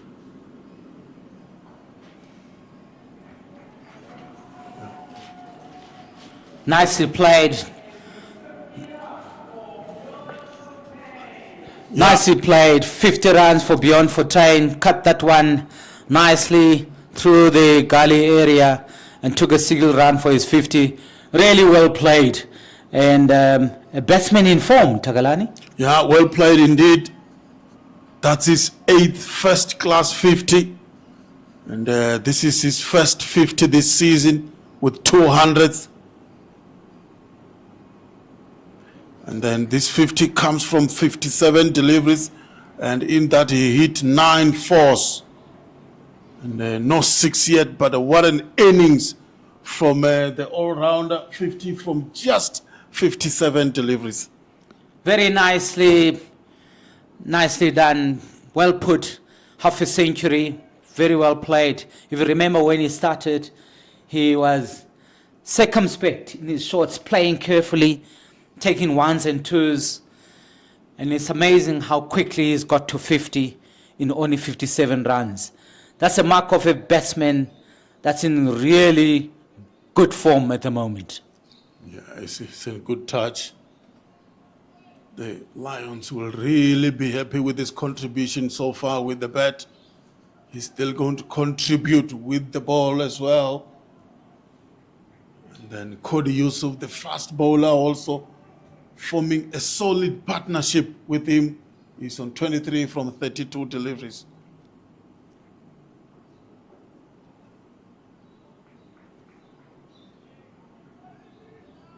Good running between these two. There was definitely no two there, but Beyond Fortuin and Cody Yusuf, they are taking this game now, starting to push the Warriors so hard. 261 for 6 is the score. It's very clever batting. They quickly noticed that the fielder, its square was off his line, and they then ran those 2 runs very quickly. Very good batting. Batting is also about taking those ones and twos to build innings and big totals. They're really building a solid partnership, these two.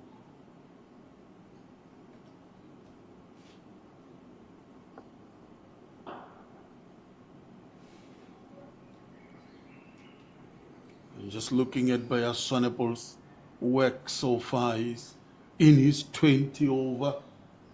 He has bowled 6 maiden, they've scored 51 runs. He has picked 3 wickets at an economy of just 2.7.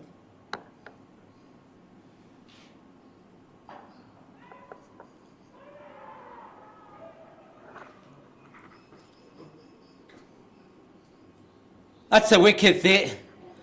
And we saw the ball. Batsmen were trying to pull that over mid-wicket.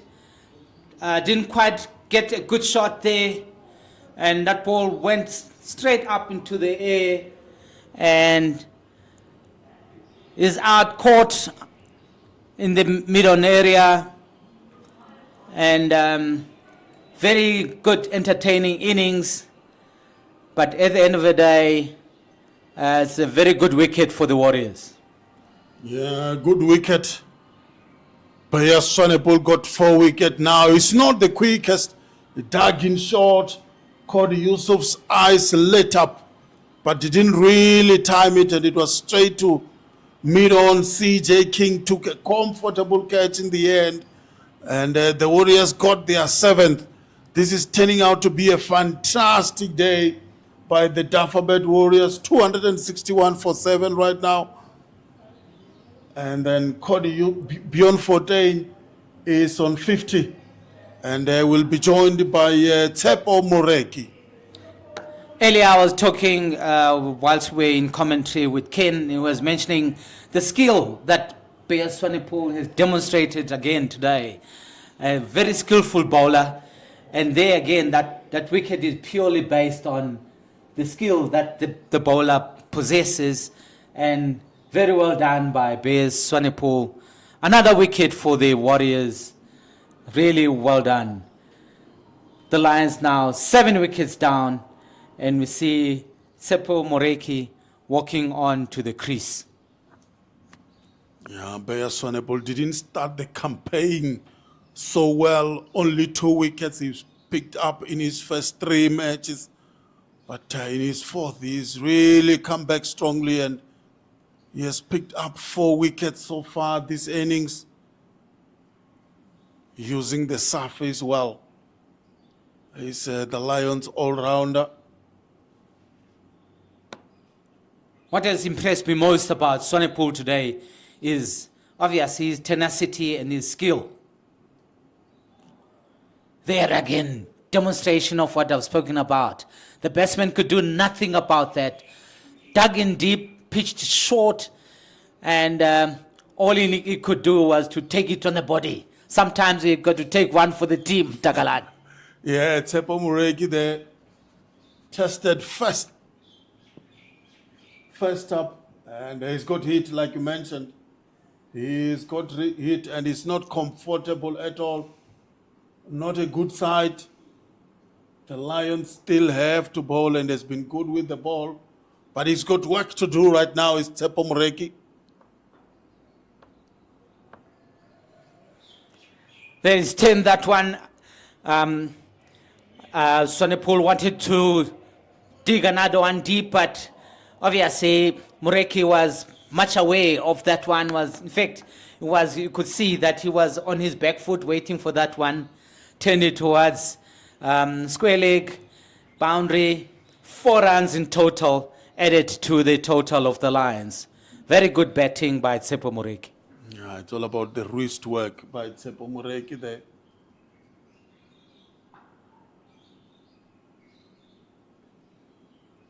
Talking about responding after being ribbed or hit by Swanepoel in the previous delivery, that was very good response in that one.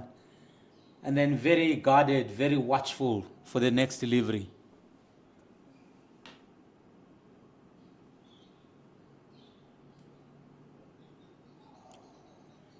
Very good bowling. Very good line there. And that's what we're talking about. Nice outswinger there. And squared the batsman. And unlucky not to get a wicket.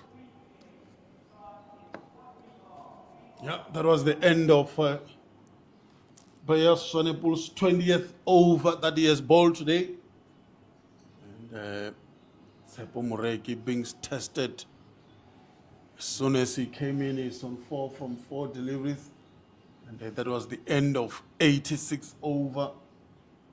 And just to let the viewers who joined us recently, the new ball was available, 80th over, and the Warriors took it. Yeah, they took the new ball, the second new ball, immediately after 80 overs. And then what has happened, we've seen a flow of runs like that one, cut there down to the boundary. Another 4 runs in addition to the total. Yeah, Russell Domingo just said to them, go out there and enjoy yourself. Score as many runs as possible. And look at that. Tshepo Moreki, just a nice guide past that gully, between gully and slip for 4 runs. Normally, you see the batsmen, the bowlers, when they take a new ball, Takalani, they take control, they assume control, they are normally in top, but that's not what we're seeing here today. Instead, we're seeing the Lions batsmen getting on top of the bowlers, and we've seen a flow of runs since the new ball was taken after 80 overs. Yeah, just a correction. I said Tshepo Moreki, it was actually Cody Yusuf, who moved now to 29 from 35 deliveries. 3 slips for him. Then there is point, there is mid-off, mid-on, mid-wicket, and fine leg.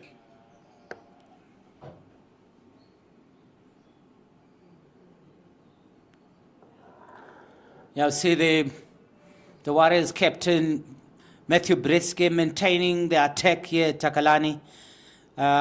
Looking, searching, egging on his bowlers for that extra wicket that he's looking for before the end of day today. Warriors on the attack, despite the flow of runs. The Warriors have kept the fight and still looking, searching for wickets.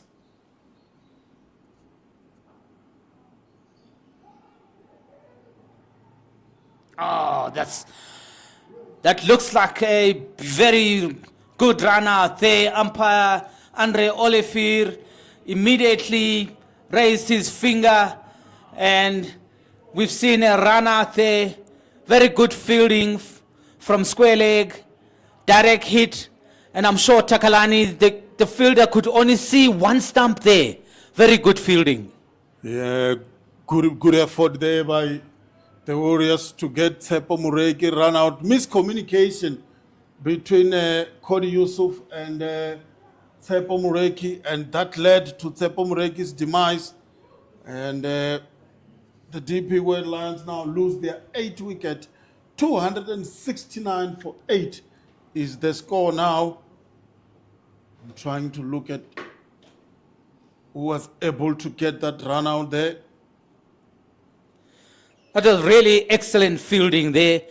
It shows good awareness from square leg, and obviously good reaction. Initially, some doubt from the Lions batsmen, and like it normally happens, Takalani, yes, no, and then you're bound to see a run out like that. Excellent fielding by the Warriors fielders. Oh, the fielder there, square leg, was Swanepoel. Really wonderful to see that kind of reaction, and to effect such a good run out there was really good fielding indeed.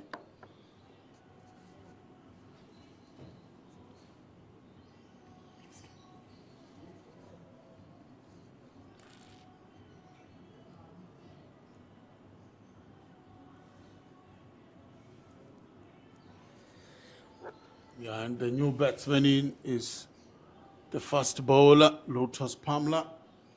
Just looking at Tshepo Moreki's innings, he was run out by Beyers Swanepoel for 4. He faced 4 deliveries, and he was off the mark with that boundary. And that's the Lions now are 270 for 8. After that excellent run out by Beyers Swanepoel, fielding from square leg, we see Luto Sipamli now facing the next delivery from Dwayne Olivier, and is welcomed with fire. Yeah, welcomed with fire indeed. We saw Tshepo Moreki also being welcomed with some fire deliveries from Dwayne Olivier. Oh boy, the man has really worked so hard today, and only picked up that 1 wicket of Zubair Hamza, caught by Patrick Kruger.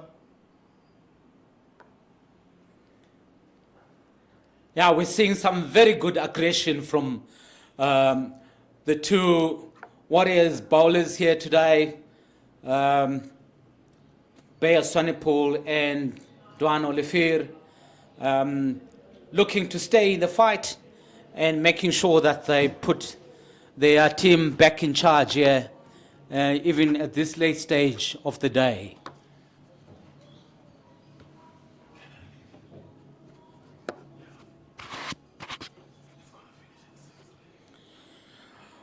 With that, we're going to see a switch in the commentary. And Takalani, thank you very much, Takalani. I'm going to see a replacement in the legendary Ken Boland joining me for this commentary. Good afternoon once more, Ken. Afternoon, Zed. Yeah, just once more today as this fascinating first day comes to a conclusion. What a thrilling little burst that was with the second new ball. As Cody Yusuf continues to gather runs. That's his 30th run. So a very useful knock by him. But the Warriors took the new ball on 215 for 6 after 80 overs. And the next 5 overs saw Bjorn Fortuin and Cody Yusuf lash 46 runs, with Bjorn Fortuin going to a quick fire 50 off just 59 balls. But the Warriors have since fought back with a couple of wickets. And there are 11 overs left to be bowled today, but more importantly, 27 minutes. And the Warriors, I think, will still be very pleased with their day's work, especially if they manage to claim these last 2 wickets and bowl out the Lions. It's Swanepoel who has 4 of those wickets, who is just causing a few problems for Luto Sapamla with that late in-swing. Swanepoel has currently got figures of 4 for 56 in his 21st over. Zed, when he took that second new ball, he had figures of 17 overs, 6 maidens, 3 for 28. His next 14 deliveries got hit for nearly as much, 23 runs. Yes, a shout there for a catch, but the ball was nowhere near the fielder at square leg. Yes, Ken, that normally happens because ideally, as a fielding side, the captain is looking for a quick break with that second new ball. But we have not seen that. Instead, we've seen very good entertainment from the Lions batsmen, with an informed batsman in Bjorn Fortuin in full cry, where he started slowly and building up and scoring that quick fire 50, which was very good entertainment for us. I'm not sure if Cody Yusuf is in full cry at the moment, but he's certainly feeling the pain. He's gone down. That big in-swinging Yorker from Bayer Swanepoel, I think, got him on the big toe. And so he's down, requiring a bit of treatment. Just getting a fist pump from Bayer Swanepoel. I think Bayer Swanepoel wasn't trying to hurt Cody Yusuf, he was just trying to get him out. Trying to get that 5 for Bayer Swanepoel, and he's certainly deserved it today, even though Bjorn Fortuin put him to the sword a bit. There was a run of three deliveries that Swanepoel bowled to Fortuin that all disappeared to the boundary. First of all, to bring up the 50 partnership between him and Yusuf of just 56 deliveries. Then the Lions total went past 250, and then Bjorn Fortuin went to his 50.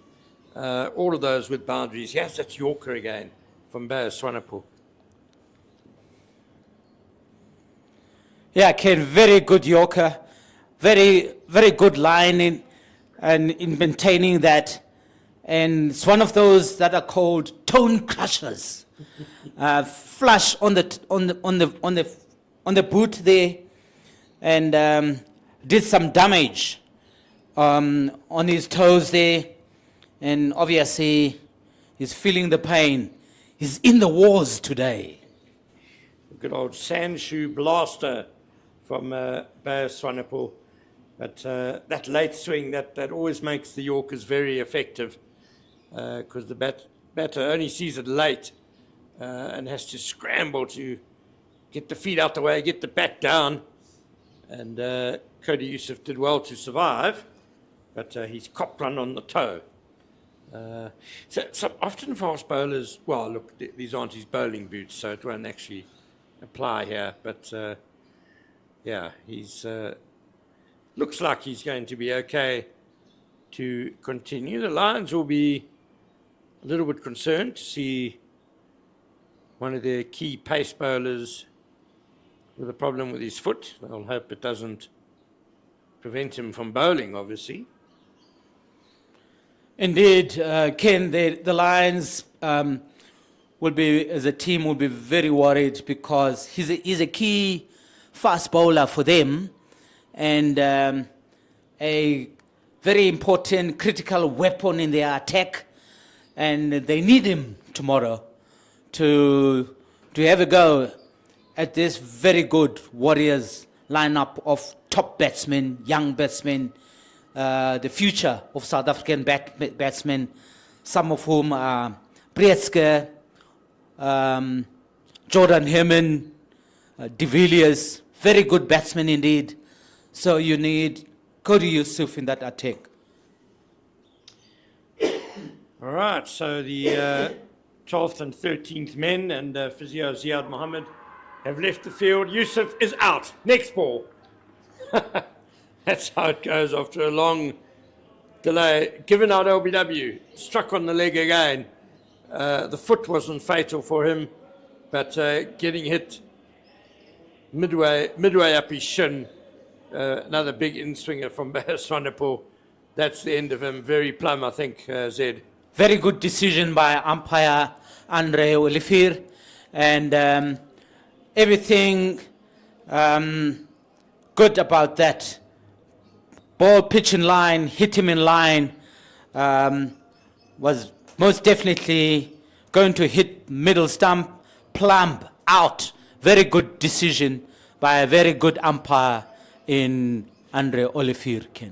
Quite often you see after a batsman has been injured, like Youssef was, you see a dismissal.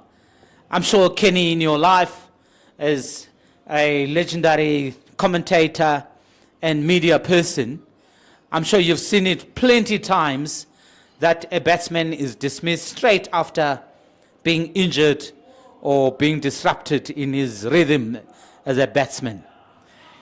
That's exactly what happened there, Cody Youssef. And now we see a replacement, Kwena Makpaka, walking on after the dismissal of Cody Youssef. Very exciting, fast bowler, young talent from Alex and St. Stephen's College. Matric pupil, Kwena Mapaka, walking on to bat, Ken. Exciting talent. And that is how Bayer Swanepoel secured his 8th 5-wicket haul in first-class cricket. Very good delivery. It's funny, Zed, I'm actually more used to the beware the wounded sportsman saga. Normally if a guy gets hit or gets injured, often it brings out the best in them. You see great fight backs. Maybe it makes them more determined, makes them concentrate more. Anyway, not in Cody Youssef's case, but he got a very good delivery from Bayer Swanepoel, who is bowling to Kwena Mapaka. And that could be another one. Mapaka pushing forward. Perhaps that delivery did too much, maybe missing leg stump. Very close, Ken. Very close. And I think sometimes as umpires, we look at did it hit, did it not hit, was it an edge? How difficult was that? And benefit of the doubt, all those things, all those factors come into play. And I think I'll be happy with that decision by Andre Olivier. I think I'm going to cheat, and I've had 2 looks at it now. I wouldn't mind another replay, actually. That was mighty close, I think. Umpire Olivier, of course, only gets 1 look at it at full speed. And Johan Olivier now, presumably at full speed to Luto Sapabla. Oh, diving effort at third slip, but it's past the man and away for 4. Streaky runs, though, for Luto Sapamla to get off the mark. Warriors bowlers determined, trying hard, working hard, trying to get this last wicket, the 10th wicket.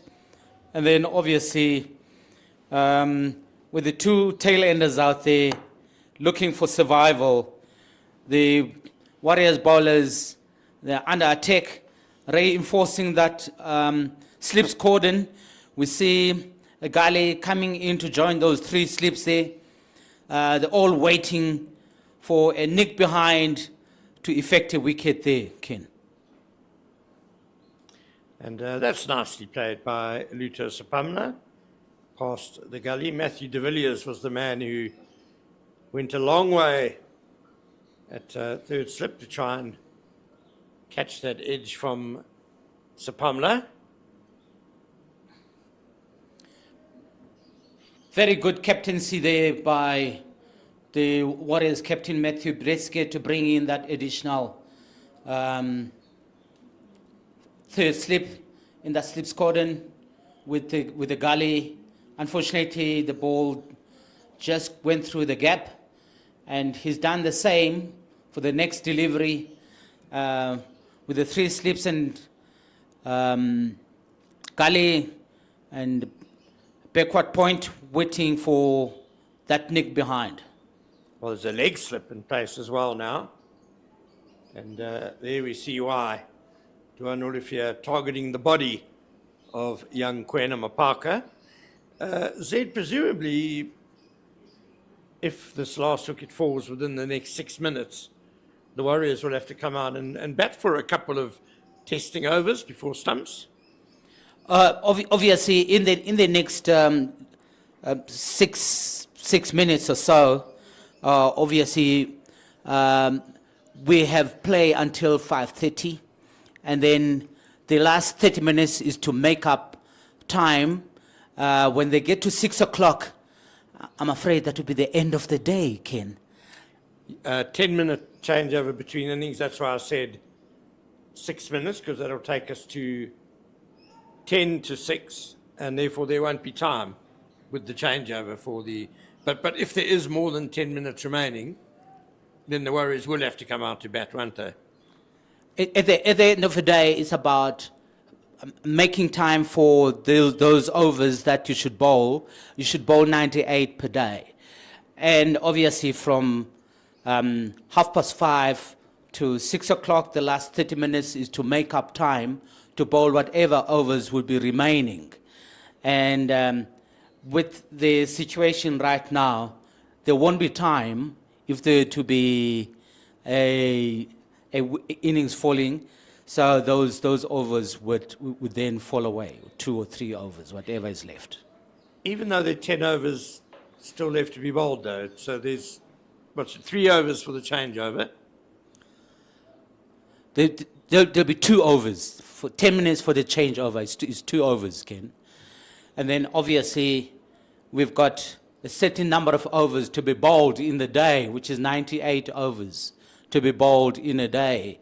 And obviously with the over rate being slow today, with the number of wickets that have fallen, that's why we are in the situation that we are in, that so many overs are still remaining, and obviously taking into account the number of overs, 9 wickets, number of wickets that they've fallen today. And also a couple of delays for injuries and the like. So I'm sure the match referee Barry Lamson has got all those calculations in hand. As we see the shadows now at the Wanderers are starting to approach the pitch. That shouldn't be a problem. I think we will make 6 o'clock or the fall of this last wicket, whatever happens first, as Swanepoel continues to Sapamla. Very good match referee in Barry Lamson. I'm sure, Kenny, all of that will be taken into account in terms of the allowances and extenuating allowances that happened during the day, wickets that have fallen, and any other allowances they would have given. We've seen injuries today, and all of those are taken into account. And obviously, in the calculations for the over rates and overs remaining, all those will be taken into account.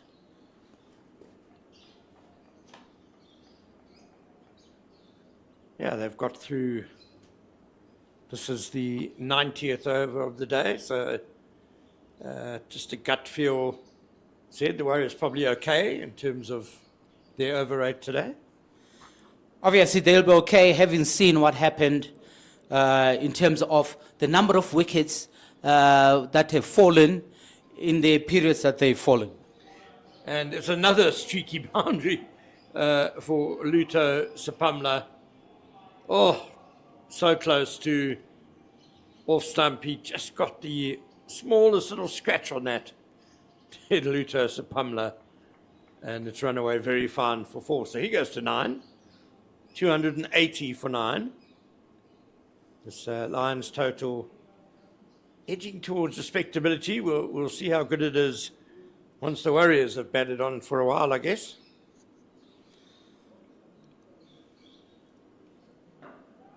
That's nicely clipped by Sapamla for 1 wide of Manon. He is lucky he's still there after that shot in the previous delivery, Ken. And on another day, that will be cheers. See you. Take a shower. Said, would you say 300 is roundabout par, batting first at the Wanderers, these sort of conditions? It's actually a very good score on par for a day like this, with all the conditions, good batting pitch, allowing for an opportunity for the bowlers also. Fair contest, I must say, between bat and ball. 300, very good score on par for the day today at Wanderers, Ken.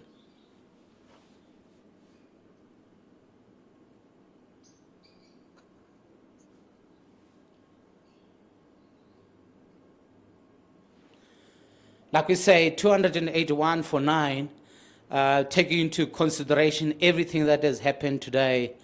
I think it's on par for the day's play today, and a good score, par score for today.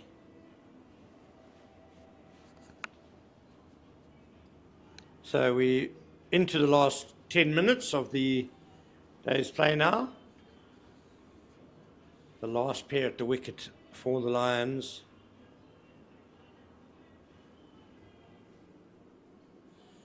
They've done very well to survive, Ken, I must say, because there's this very strong bowling attack.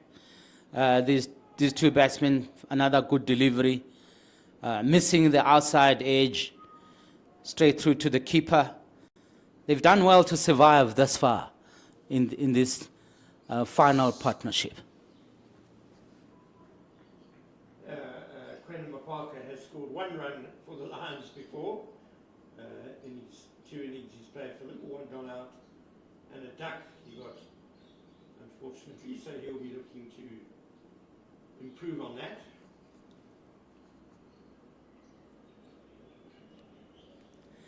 A little bit better in his other first-class innings. And for South Africa, he got a 4. That's why I'm saying they've done it. They've done really well as the last pair, Ken, to survive for this long and this many number of balls with with such very good bowlers in Bayer Swanepoel and Dwayne Olivier. They've really done well to survive for so long.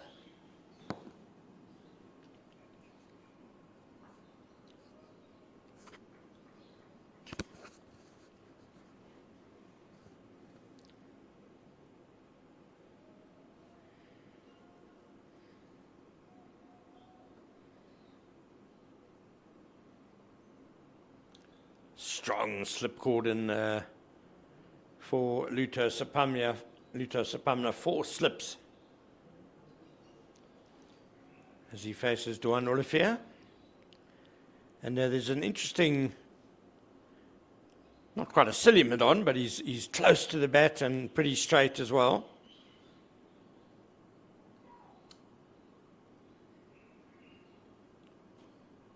Perhaps hoping that Sapamya will lunge onto the front foot and pop one up.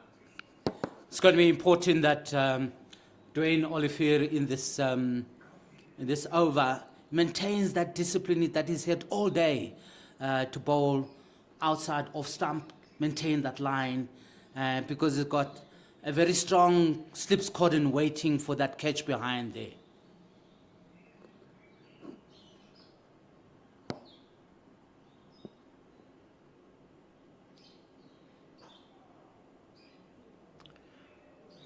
He and the Warriors will be very happy if he can wrap the innings up this evening. No danger now of the Warriors having to start their first innings and reply. And I'm pretty sure the bowlers won't really want to have to come back tomorrow morning and try and wrap things up then.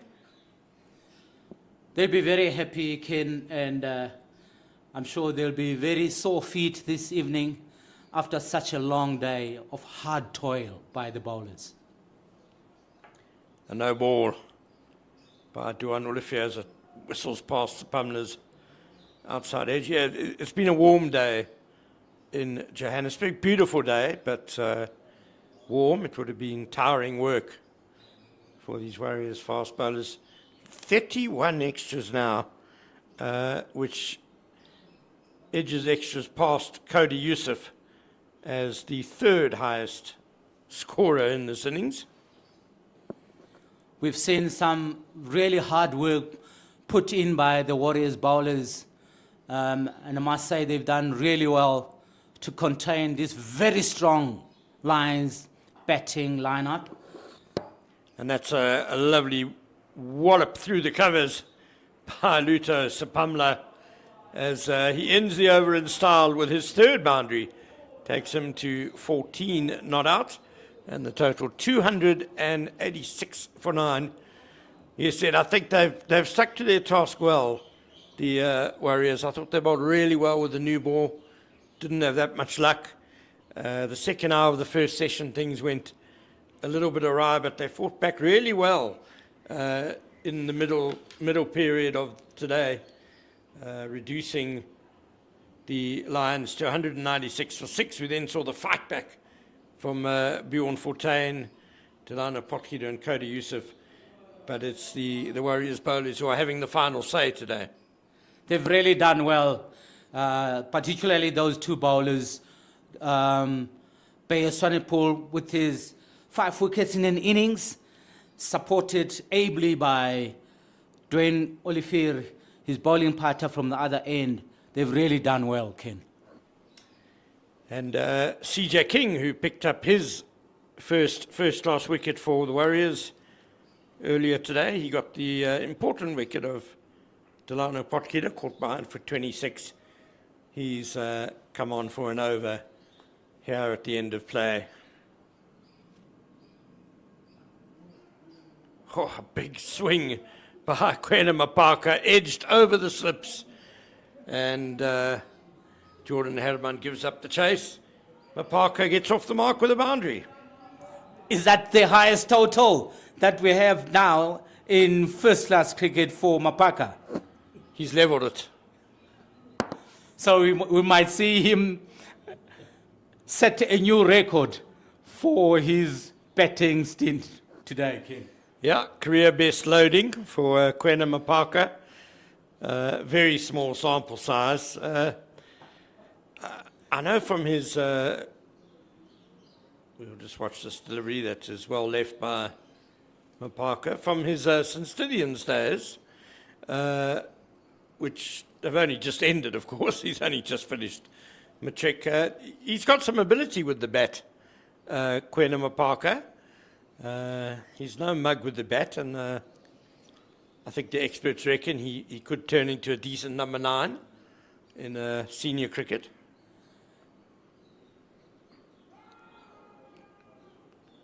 Just decides to leave that one alone. Really a half-hearted shot by the slips. That was too high for the appeal there, Ken. Yes, Kwena at school level could bat, but we're talking a different game here, first-class cricket. So it's at a higher level, so not as easy as it is. But for a number 9, I don't have any complaints, Ken.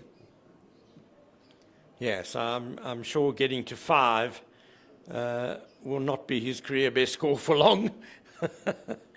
He's going to score more runs than that, I'm pretty confident.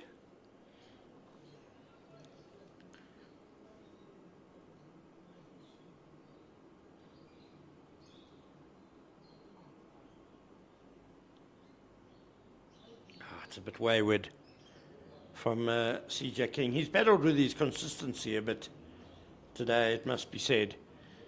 And more importantly for Kwena Mapaka, his best first-class bowling is 2 for 37. I wonder what the odds are on him going better than that in this match. He's already taken 3 wickets in an ODI innings. And, of course, he's got, in T20, he's got a best of 4 for 18. So, yeah, I wouldn't mind putting down a little wager that he's going to do better than 2 for 37 in this match.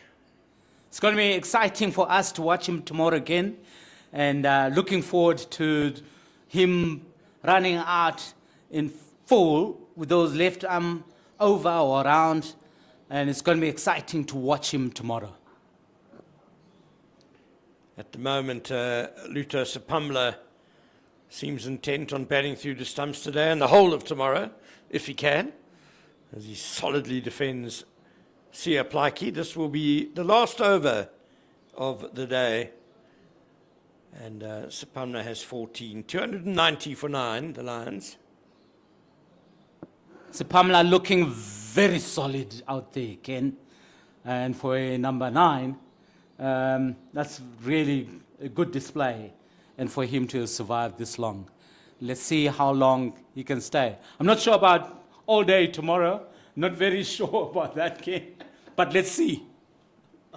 He might need some rain tomorrow to help him, I think, if that's going to happen. But he's got a decent defensive technique, Luto Sapamla. He can hang around. Look, I wouldn't be overly surprised if he does survive through the stumps if the Lions just declare overnight anyway. Have a go early tomorrow morning. That first hour here at the Wanderers is always pretty helpful for the pace bowlers. Mind you, there's a Michael Etherton record here, betting all day. So that might be a challenge for Sapamla. Come on, Russell Domingo. Let's see what happens tomorrow. I don't think Michael Atherton will particularly enjoy you comparing him as a batsman with Luto Sapamla. I was going to say stranger things have happened, but no, I think that would be the strangest thing to have ever happened here.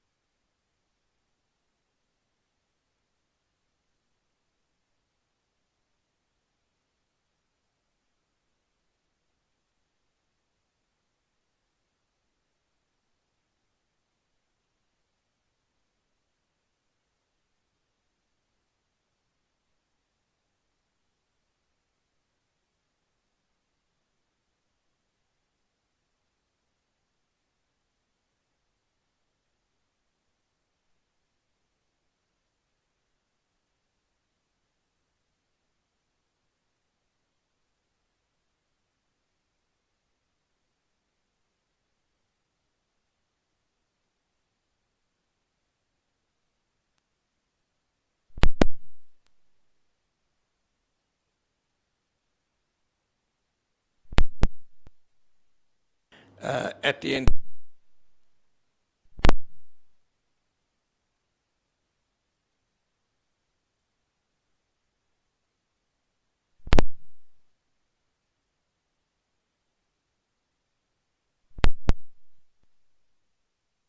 When the pitch is